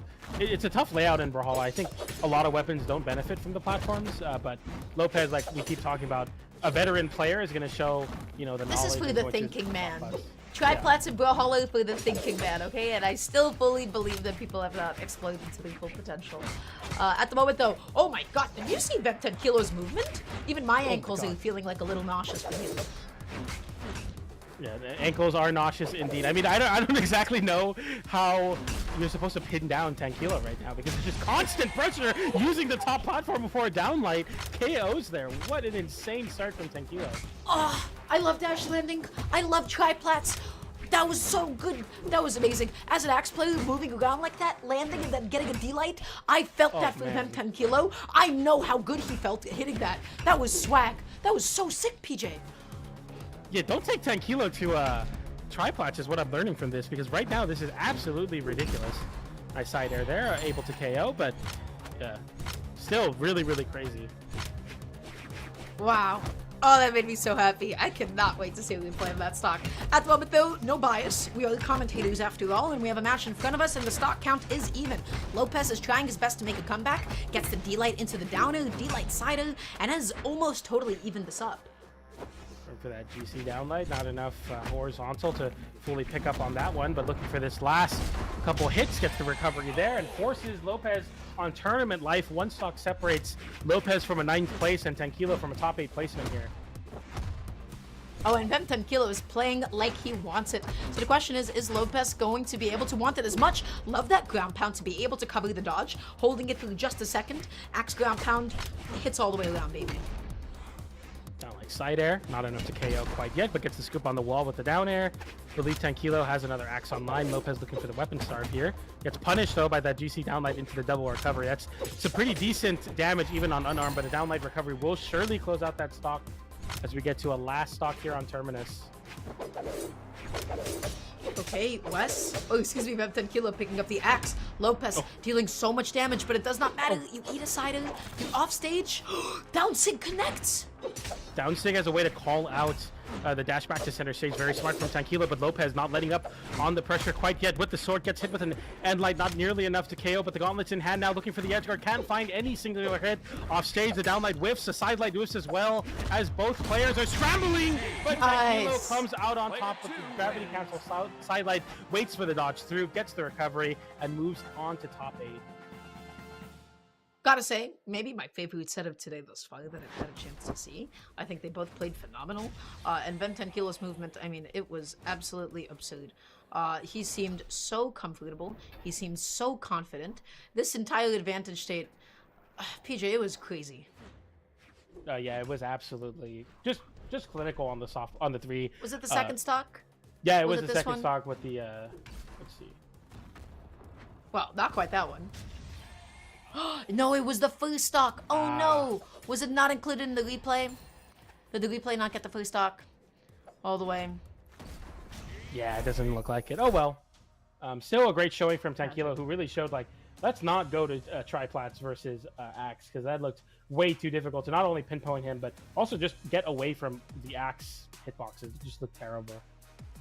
Yeah, this brings up a pretty interesting conversation about the stages in Brawlhalla. Oh, hold on. Maybe? Question mark? Yes.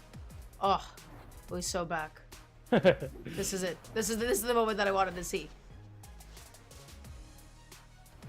GC downlight disarms Lopez. That's crazy. That's so cool.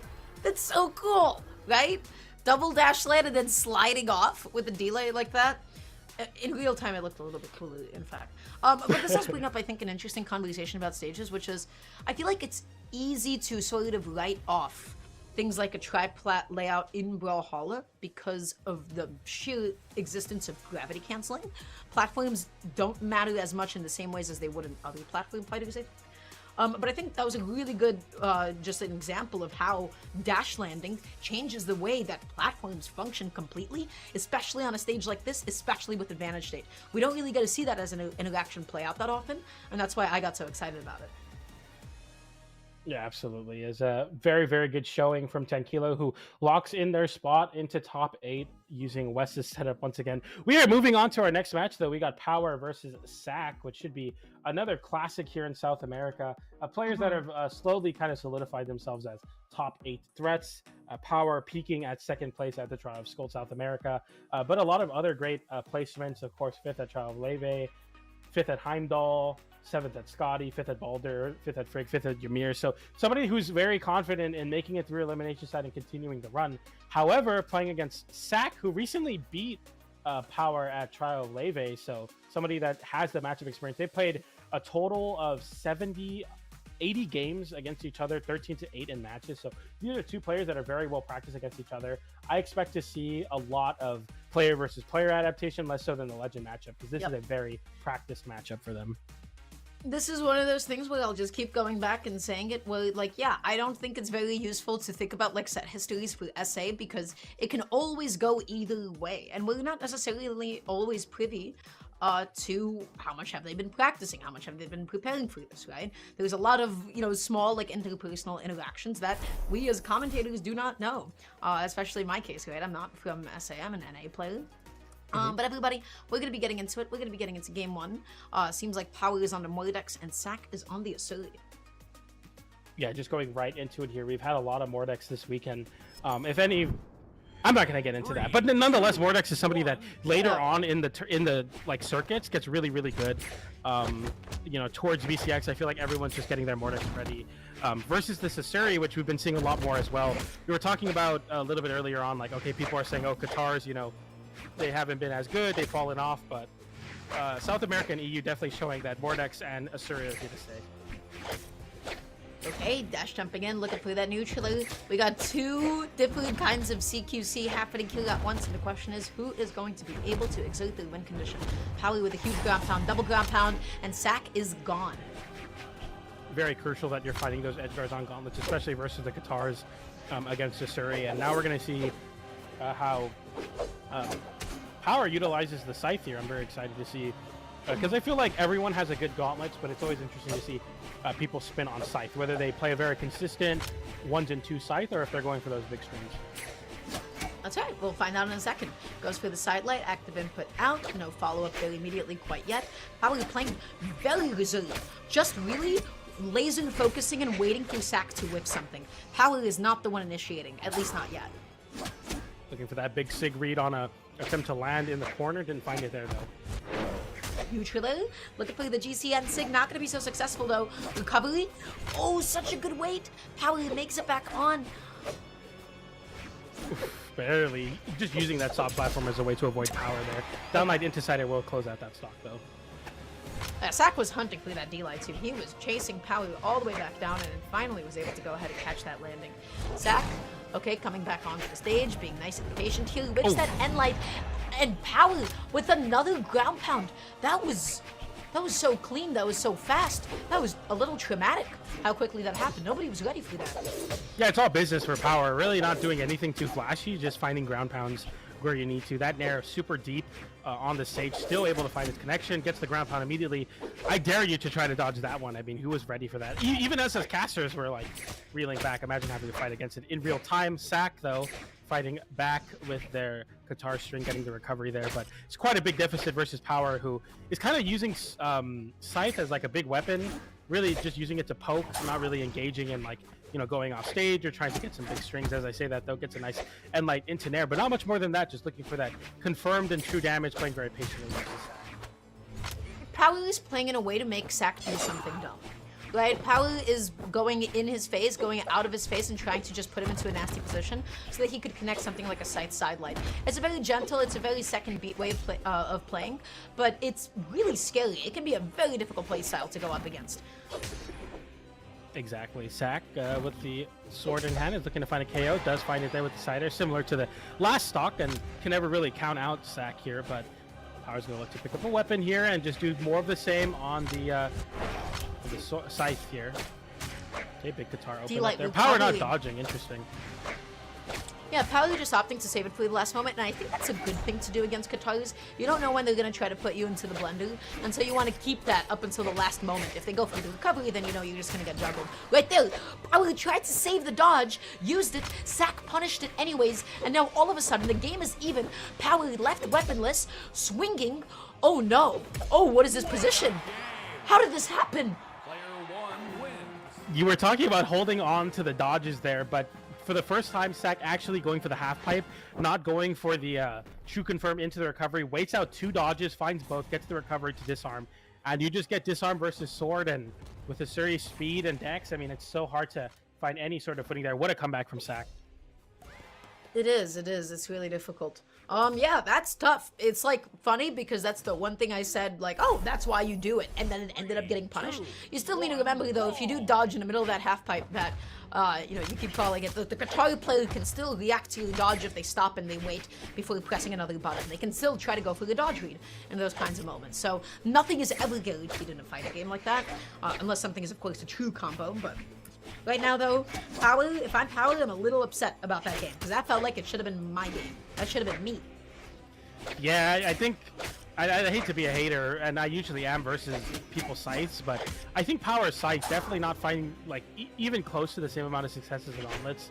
Gauntlets was able to find 2 KOs, and then Power leaned heavily into the scythe and just got absolutely picked apart by the guitars, and it's continuing to show here where Sack isn't really worried about Power. Power hasn't shown any sort of lethality in the scythe, so it's like, why would I respect it? And Sack able to disarm Power here. Love the humility with which Power plays scythe. I think it is so ethical, right? Because it's like, you know, you're tossing aside all of your privilege for a second and just deciding, oh yeah, I could just like play slow and only look through sidelights sometimes. So I respect it. Now though, how do you find a KO with scythe on hand? That can be a little bit tricky. That is the money-making question for scythe. Yeah, it's like you can play ethically on scythe, but it's like, is it gonna do anything versus the guitars? I mean, we're seeing this right now from Sack. He's just kind of running over Power. This is the difficulty of Mounir, right? The difficulty of Mounir is that sometimes you are just not going to KO. Sometimes you'll get a ground pound, sometimes you'll get a crazy side string. And then there will be stocks where it takes forever to KO. That time around, you get the side light into the recovery. Sack is going to be gone off the top. But now, what Mounir may sometimes be inconsistent in some of his KO ability, he plenty makes up in his disgusting damage output. Yeah, exactly. A classic platform fighter archetype here. A lot of great combos, but not a lot of KO confirms. Gets the Nair there into the side air. Very clean stuff from Sack, realizing that the Nair sent downwards and then just waits. If they jump for the wall, you ground pound. If they jump away from the wall, you side air. Just really, really clean stuff. And yeah, PJ, I'm not loving the scythe right now. I think it should go. Yeah, but I mean, I feel like that's true. It's like the scythe isn't really doing anything. Power either needs to start heavily leaning into the gauntlets, or just, you know, switch to a legend where you can rely on the other weapon besides scythe. But Power's showing right now that the only thing he needs is gauntlets in hand, though, doing a lot of damage right now. Yeah. When Power was like even or at even like an advantage, it felt like the scythe was doing a really good job of playing slowly and chipping away and trading up and up and up. But right now, Power, really good with punish there. Huge, you force out the dodge. Opts to go ahead and pick up the scythe instead of confirming the KO. Honestly, might have been a bit of a mistake. Power ate one-sider, gets the stage spike with the recovery, and Sack just knows that stock is gone. Let's go to the next. Yeah, I mean, we were saying, like, I think that might be the first time we saw the scythe find a KO there, but nonetheless, you're happy to find some activation if you're Power here. Sack with a stock lead, though. Similar situation as the last game, but the roles are reversed now, so Power will be the one having to come back from the damage deficit. We'll see Sack here just need this one down light to send off stage and get it confirmed. Another end light. Power stuck in the corner. And right after the end light dodges up. I don't know why Power dodges so early, but yeah, that is going to be Sack taking game 2 in an incredibly confident fashion. PJ, you said it, I said it. I think it's time for the scythe to be put away because, you know, this is something that I keep saying. By game 2, if your scythe has not worked out yet, you need to switch off of it. Game 1 will always be a little inconsistent and weird with scythe, but it just felt like Power didn't have a lot of presence, Power didn't have a lot of strings, Power didn't have a lot of damage output with scythe. You know, I don't want to be like too critical of this, but I just don't understand the decision making that went into this. Other than I want to stick with Mounir because that's what I've been doing. Yeah, we'll see how this one plays out. I don't think, I mean, we saw what, 1 KO in 2 games with the scythe. We haven't really seen any extended strings. We're just seeing like a very consistent scythe game plan. Going for the sig there, gets punished by Sack, who gets a recovery, keeps the damage relatively even. But Power right now, playing around Sack really well. Great usage of the weapon toss to create some space, some coverage, and gets the ground pound there. Wow. That's what I like to see. Scythe setting up the success for the gauntlets off stage, getting the ground pound there. Good stuff. Yeah, Power got some damage in that time around, right? No crazy strings, but it was a lot of neutral wins over and over. Will we see that again? At the moment, Sack looking to make that as difficult as possible with that D-light recovery, dealing some good damage. Sack backing off a little bit. Power finds a downer. Side light. Okay. Another end light there, almost goes for the Nair, but doesn't quite find the connection on it, and Power just really playing stable on the scythe here. This is similar to game number 1 where Sack had to really rely on finding kind of creative ways to KO with the guitars. We'll see it here with that Nair. Gets another Nair to send downwards. Gets a down air as well. Waits for power, but power waits as well and gets a recovery. Sack losing the stock. This should be power's game. Yeah, that's the one thing about Scythe that you gotta keep in mind. Scythe can really struggle getting back onto the stage, but the angle that it sends you at, I feel like no matter what, if it hits the stage, you don't have the ability to tell what it's going to go after. It sends at such a nasty angle, is all I'm trying to say. Absolutely. We'll see how Power can kind of lock in with the Scythe here. Goes for the ground pound there. Big swing, but both players kind of getting scrambling off stage. The down air does come out from Sack, but I mean, it's almost 200 damage. Horizontally. That hit the corner. That sent horizontally. That was the best possible positioning. Any higher up, and it would have just sent you directly upwards. Yeah, exactly. They're looking for just a nice and easy way to lock in this game. You definitely don't want to go last stock versus Sack. Katars here. Nice snare extension on the dodge away. I like that Sack is still fighting, but might be just trying to get some player reads here for the next game in game 5, but can never count him out. Gets the recovery there to disarm, picks up the sword in hand, misses the side air, but Power playing very elusive. That's caught with the GC Sig. Not over quite yet though. Katars are online for Sack. Okay. What do you Sack, can you make this comeback, or is Power going to be able to get himself a game in the set at the moment? You get the End Light. It's a nice get off me option. It's not enough to KO. You have Scythe on hand. You need recovery. You need a sider. You need like a side light. And the side light is officially going to be able to do it at this point. Not exactly always like the easiest KO option to find. It can be a little bit telegraphed, but Power, really good positioning, found it and got the game. Good stuff from Power there, really locking down and playing that very defensive and patient Scythe game plan that didn't quite work out as much in the first couple games, but they're really showing like, okay, I can remain consistent, not go for anything too crazy, and still be you know, in a spot where I can win. 2-1 brawl. So going into this next game, we're not seeing any switch offs quite yet. We are seeing, you know, Power is proving me wrong a little bit. We're still not seeing any like crazy Scythe follow-ups or combos, but at the moment, it's getting some hits in, it's controlling space, and it's making it difficult for Sack to get in with Katars. Yes, exactly, and Sack playing very, very aggressively already to start off this game with the Katars in hand, really smothering Power, saying, you know what, if you're going to play a patient Scythe, I'll take the bait, but you'll have to play at my speed. Nice side air there, punishing Power, going for that high sig again. Sack getting the long extension into the disarm. I like this from Sack. He'll get the disarm and then immediately weapon starve and pick up a sword. Their Power's able to pick up a weapon though, so this is a little scary. Who is it going to be? Is that going to be the sider? That is enough to KO off the side. Sack with a pretty gentle lead to go ahead and open off, opting to go for the Katars because we have seen the damage output that he is capable of. See Power on the Scythe now. Another side light sends off stage. Rinse and repeat the edge guard. Sack fighting back with the Nair though. That was so clean. Way to sneak through and get some space there. You have to know exactly how to position those new killers when they all out of resource and just coming back onto the stage. Because hey, if you whiff it, you might just descend to your doom and your demise. Power able to go ahead and close out that first stock. Side light into End Light there, looking to send off stage. Power going for a big read on a jump. Didn't find the connection on the recovery, but all things considered here, Sack looking very, very solid on the sword. We hardly ever get to see the sword as the damage building weapon compared to the Katars, but Sack really showing that even on this weapon, still going to look very, very confident. Another side air there. The down air sends off stage. Power in a pretty terrible spot. Has to go for the high recovery. Does punish Sack a little bit too close to the wall, but a downlight recovery will disarm Power now. Sack just needs another downlight to confirm this KO. Okay, dash jumping in the look at the D-Light. Doesn't find it quite yet though with punishing the End Light. Can't believe that didn't KO. I think Sack just initiated that a little bit too low. Maybe just a couple of damage off there. That looked like it should have KO'd. Side light into the side air. I like that mix-up. Going for the big side sig read though. Power with the sweat beads gets punished by Sack. Sack one stock away from moving forward into top 8. Power really needs to pull some sort of tricks out of his bag because I feel like right now Sack is just too consistent to make a big comeback like this. Sorry, I mean to say Power, but still, we'll see. Neutral, okay, down as well. Sack is getting so many hits and that's already so many recoveries connecting. Get that Scythe out of here. Well, actually, is what I would say had Power not gotten that KO with the recovery. Okay, pretty huge. I would have stick to the gauntlets a little bit, especially because we have seen how lethal they can be. but just continuing to start with sack of a weapon.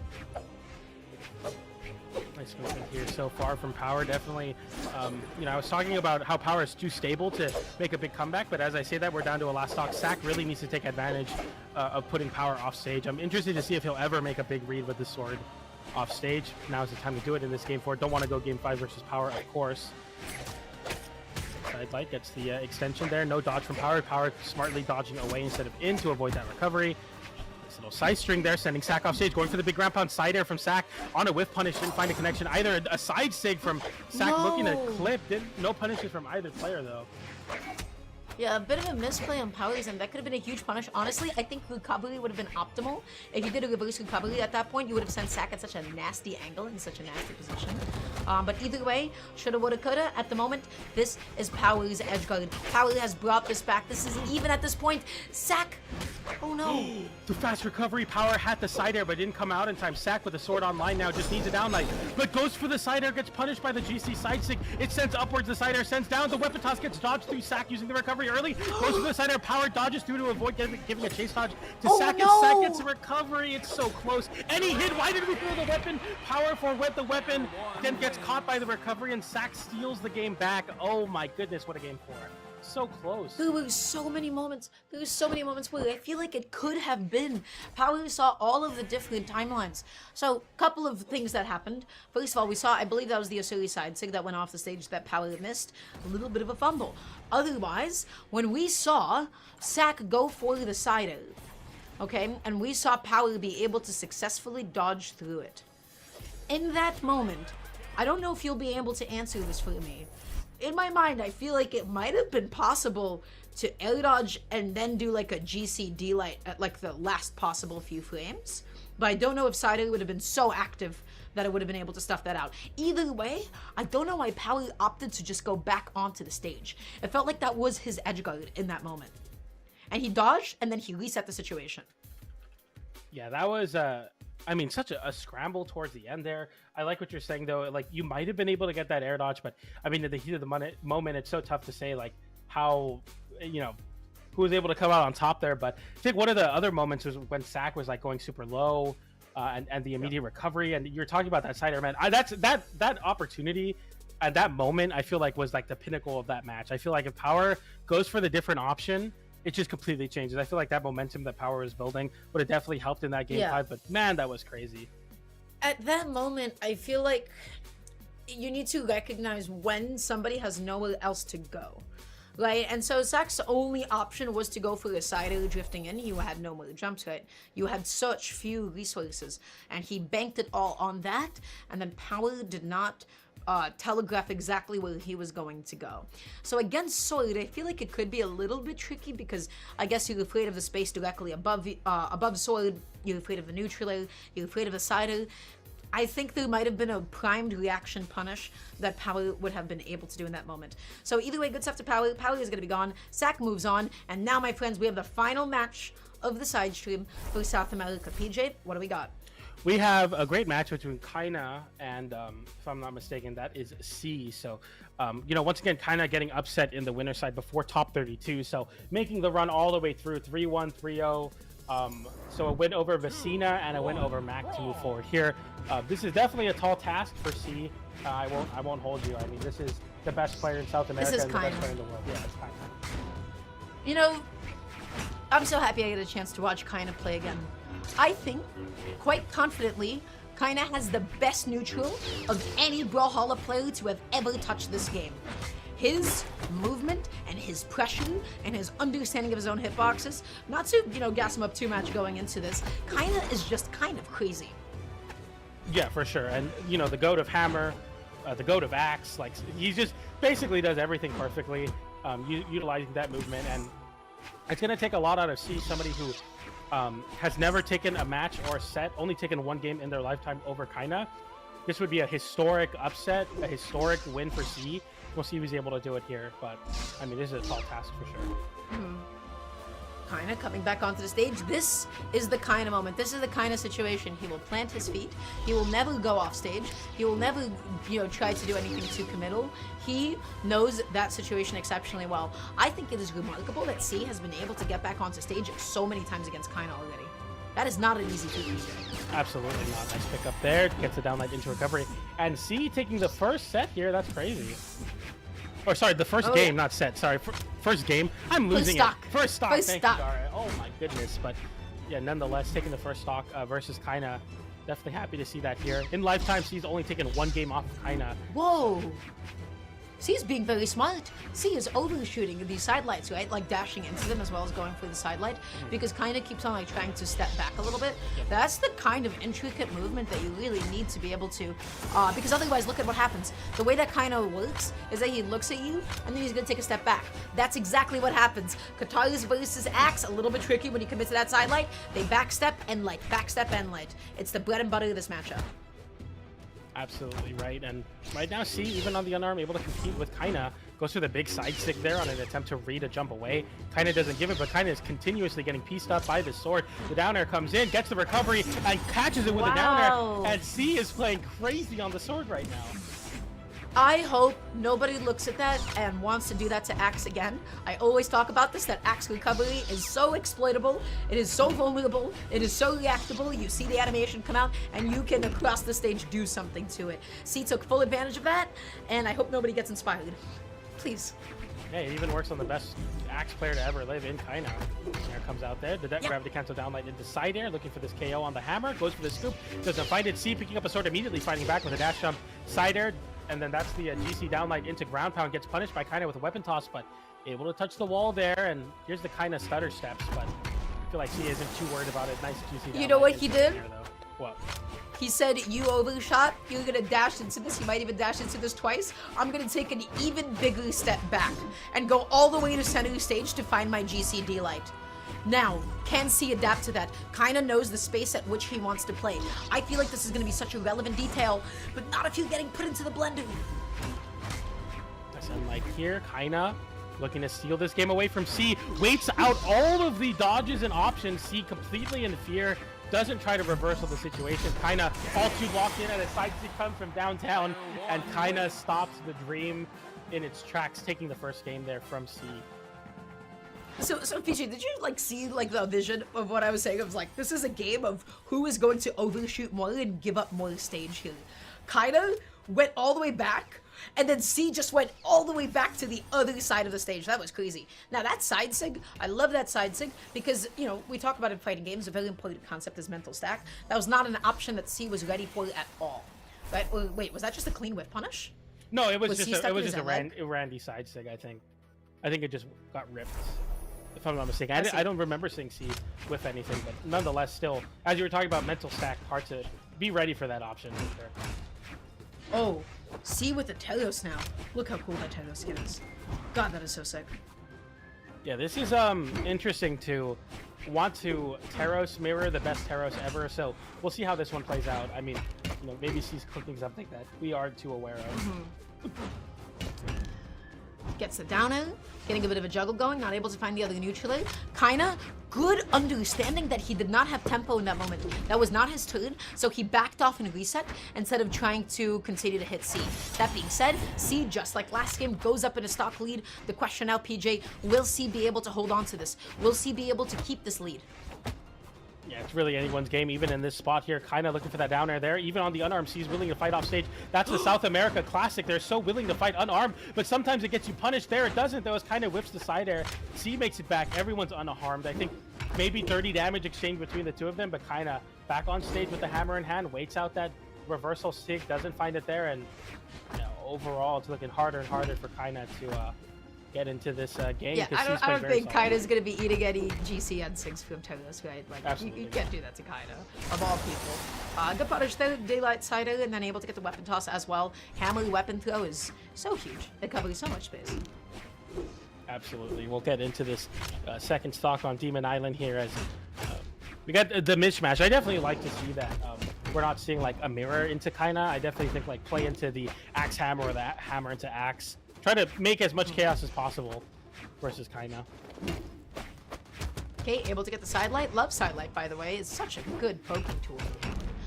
D-light downer, setting up all of these juggles. Just an interesting choice that Kyna opted to go for the downer and not the sider in that moment.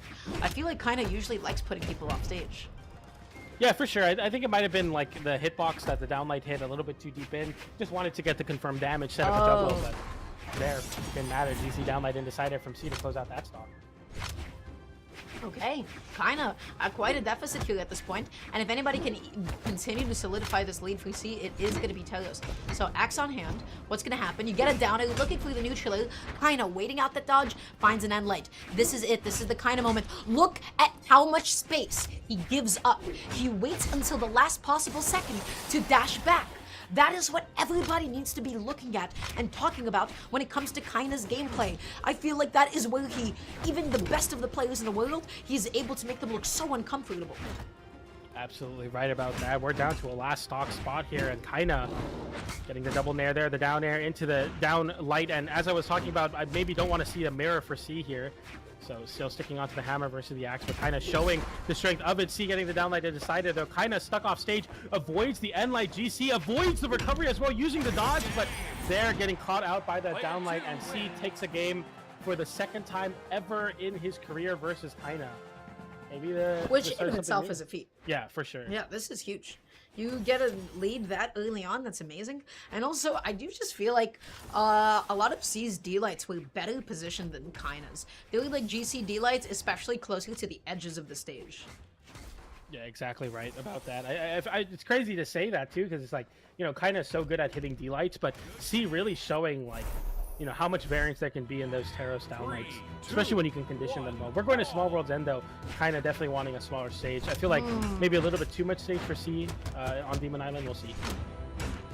Yeah, Kyna has absolutely no problem with nice small stages, especially with the way that he tries to dash back and keep on control of the stage. Okay, respecting that GC side light that time around, getting that D light. We're getting some juggles in. Nice little end light from Kyna there, looking to control this space. And man, this is the very aggressive form of Kyna we're seeing here immediately, just trying to chase down C and give him no space. Wow. As you see there, another end light sends off stage. C stuck in a really bad spot, gets clipped by the down air. Okay, good choice not to go for the recovery, right? Just waited and used the least committal recovery options to get back on, like jumping, using your air dodge, side light neutrally, nice, good confirmed damage. But the question is, how do you close? How do you find the sider? How do you find this end light? Weapon toss? Love the idea, kinda couldn't close that. Does close it there with that nair. A very interesting attempt from C to go for that recovery. Definitely not quite able to find the connection that you're looking for, and Kyna is definitely going to be able to punish that with the hammer in hand. Downlight into the down air, and then gets another GC downlight on the juggle. Although you lose your stock quickly, that's quite a bit of damage on that extra credit. That was pretty cool. That was a really cool follow-up, and that was a lot of damage. At the moment, Kyna picking up the hammer, D-light sider, gets the downer as well, and now we are in the juggle dimension, my friend. C using the weapon toss to give himself a nice safe path, saying you cannot occupy this space while I'm coming down. D-light sider comes out. D-light's side light. Interesting. I don't think Kyna knew that that would connect. Yeah, I mean, hey, it works out. Still conditions a great spot for Kyna to be in. Gets the scoop there to find the KO off the top, and all of a sudden, Kyna really pulling ahead here, and on this smaller stage, really showing the dominance of Kyna and how quickly he is able to just take over a game by closing in that space. Downlight into the nair. A lot of nairs here. Gets the weapon toss up to continue the juggle. Picks up the weapon. GC end light to send off stage. Right now, C just looks like a deer in the headlights. I mean, what do you even do here? Kyna knew that it was his turn. C did not have a follow-up off of that weapon toss. C is left weaponless against Axe, against Kyna of all people. Gently made it back on. Kyna didn't swing, maybe anticipating a dodge and looking to react to it. Does not matter. C? Oh. Ooh, no D-light recovery. But D-light's tighter, closes it. Nice. Nothing too crazy, but you're definitely going to have to make a very, very big comeback here. We'll see if he's able to, with this hammer in hand. Kyna without a weapon, getting weapon star, but the downlight into the charge. End light unarmed is going to, or sorry, end sig unarmed is going to be able to close that one out. So optimal. Again, every time I watch Kyna play, the things that I keep coming back on are, wow, he knows when it is his turn to swing. And you will see players at all levels sometimes get a little bit confused about that. What do I even mean by that when I say that? Well, in a lot of moments, especially in CQC, after you land a hit that doesn't necessarily combo into something else, or maybe when somebody dodges, you don't know if you can keep up the momentum or if you should go ahead and reset. What I love about Kyna's gameplay is that not only does he reset when he needs to, when he knows, hey, it would be disadvantageous for me to swing here, he also knows when it is his turn, and he knows when to keep up pressure, and he feels so selective about it. And that is such like a unique vibe to his play that makes it such a treat to watch him every time. Yeah, exactly. We are getting into this game number 4, though, as Kyna sticks onto the terrace, but C switches over the Scarlet. So Lance recently did get a side light buff, get a couple confirms off of side light now, but not too sure how this one's going to play. I'm still keeping the hammer, though. Yeah, Axe Lance, this is historically like the bad matchup for Lance. You don't really want to be going Lance into this, so I'm surprised that C is opting to stick to this as much. You have so much end lag on your downer and especially your sider. The end light is not going to be able to do it. C, just with a dodge. Kyna, beautiful coverage, yeah? Yeah, I feel like the thing that I wanted to see from C is to swap off of this stage and go to something with a little bit more room, because I feel like this was just too close versus Kyna, and Kyna is just so commanding of space. It's tough to see how he's going to be able to get out of this smothering pressure that Kyna is presenting. C having to dodge up there, looking for any sort of control, but Kyna now with the stutter steps forward, looking to just hold this space down. C with the chase dodge up, doesn't get a conversion, actually gets bonked in the head twice for it. And although you find the KO there, still about 100 damage of extra credit. That is a lot of damage to be able to make up for, and so I don't think C is going to just very easily be able to connect like one of the big, Lance combo starters at this point. You get D-Light, you get N-Light, you miss the downer, and look at what happens when you miss the downer. That is the difficulty with playing Lance sometimes, not to, make them feel too bad about it, but it's tough when you whiff it, because you just give your opponent so much time to punish. Absolutely, and now you're looking at Kyna, just looking for this last tap-in, gets the down light into the Nair to close out that stock, but we're going to see if C has something in his witch hat there to maybe pull out a game here. This is looking real tough though, as Kyna has this hammer. Do witches keep magic in there? I don't know if they keep anything up there, PJ. They might have one of those cool hats, that have the extra storage space. Nonetheless, you gotta pull something out of somewhere, that's for sure. I feel like Kyna is just absolutely running away with this game, getting the chase dodge down and getting some big damage there. Now this is the basic model. It's got no pockets at this point. Yeah. Unless we get too fast. Kyna. Oh, what a lead. Okay, not able to get the recovery, that's okay. Sider, just to be able to go ahead and get you off of them. I cannot believe that stomp just barely hit C's head. It didn't hit. I can't believe that whiffed. And now we're seeing the 6 come out from C, and it's just too much end lag versus Kyna, who gets the dash up down light side air and closes out that set 3-1. But C doing something quite historic, taking a game off of Kyna, but Kyna will not be denied of a top 8. I think there is something very beautiful to this. That at any level of play, even in top 32 of what is basically considered the strongest region at this point in a top 8 qualifiers match, that any Scarlet player will default to last stock, a lot of signatures coming on out. And I think that's very beautiful, and it shows that we're all human, PJ.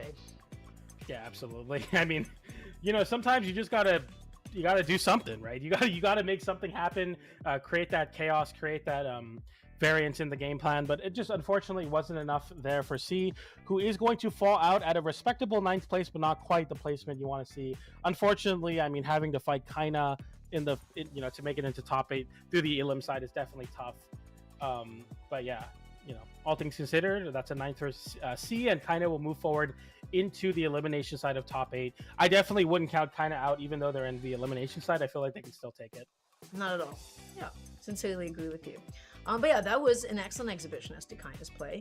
I did not get a chance to even catch what happened up in. Well, wait a second. When did Kyna even get knocked down into elimination side? Before I don't really top 32. understand. Before top 32. Yeah. So that's tough. That's interesting. I don't really know how that happened. If I'm going to be honest with you, because that is not expected. But at the end of the day, this is still Kyna, and everybody needs to understand it. I wish people would study Kyna's gameplay a little bit more. The things that I love talking about over and over again whenever I get a chance to see. I mean, again, when it comes to edge guarding and ledge trapping, he's not going out there. He's not making super deep commitments. Sometimes he'll go for reversal, but he sticks to basics, which is I can occupy more space than you because I have X and I have Hammer.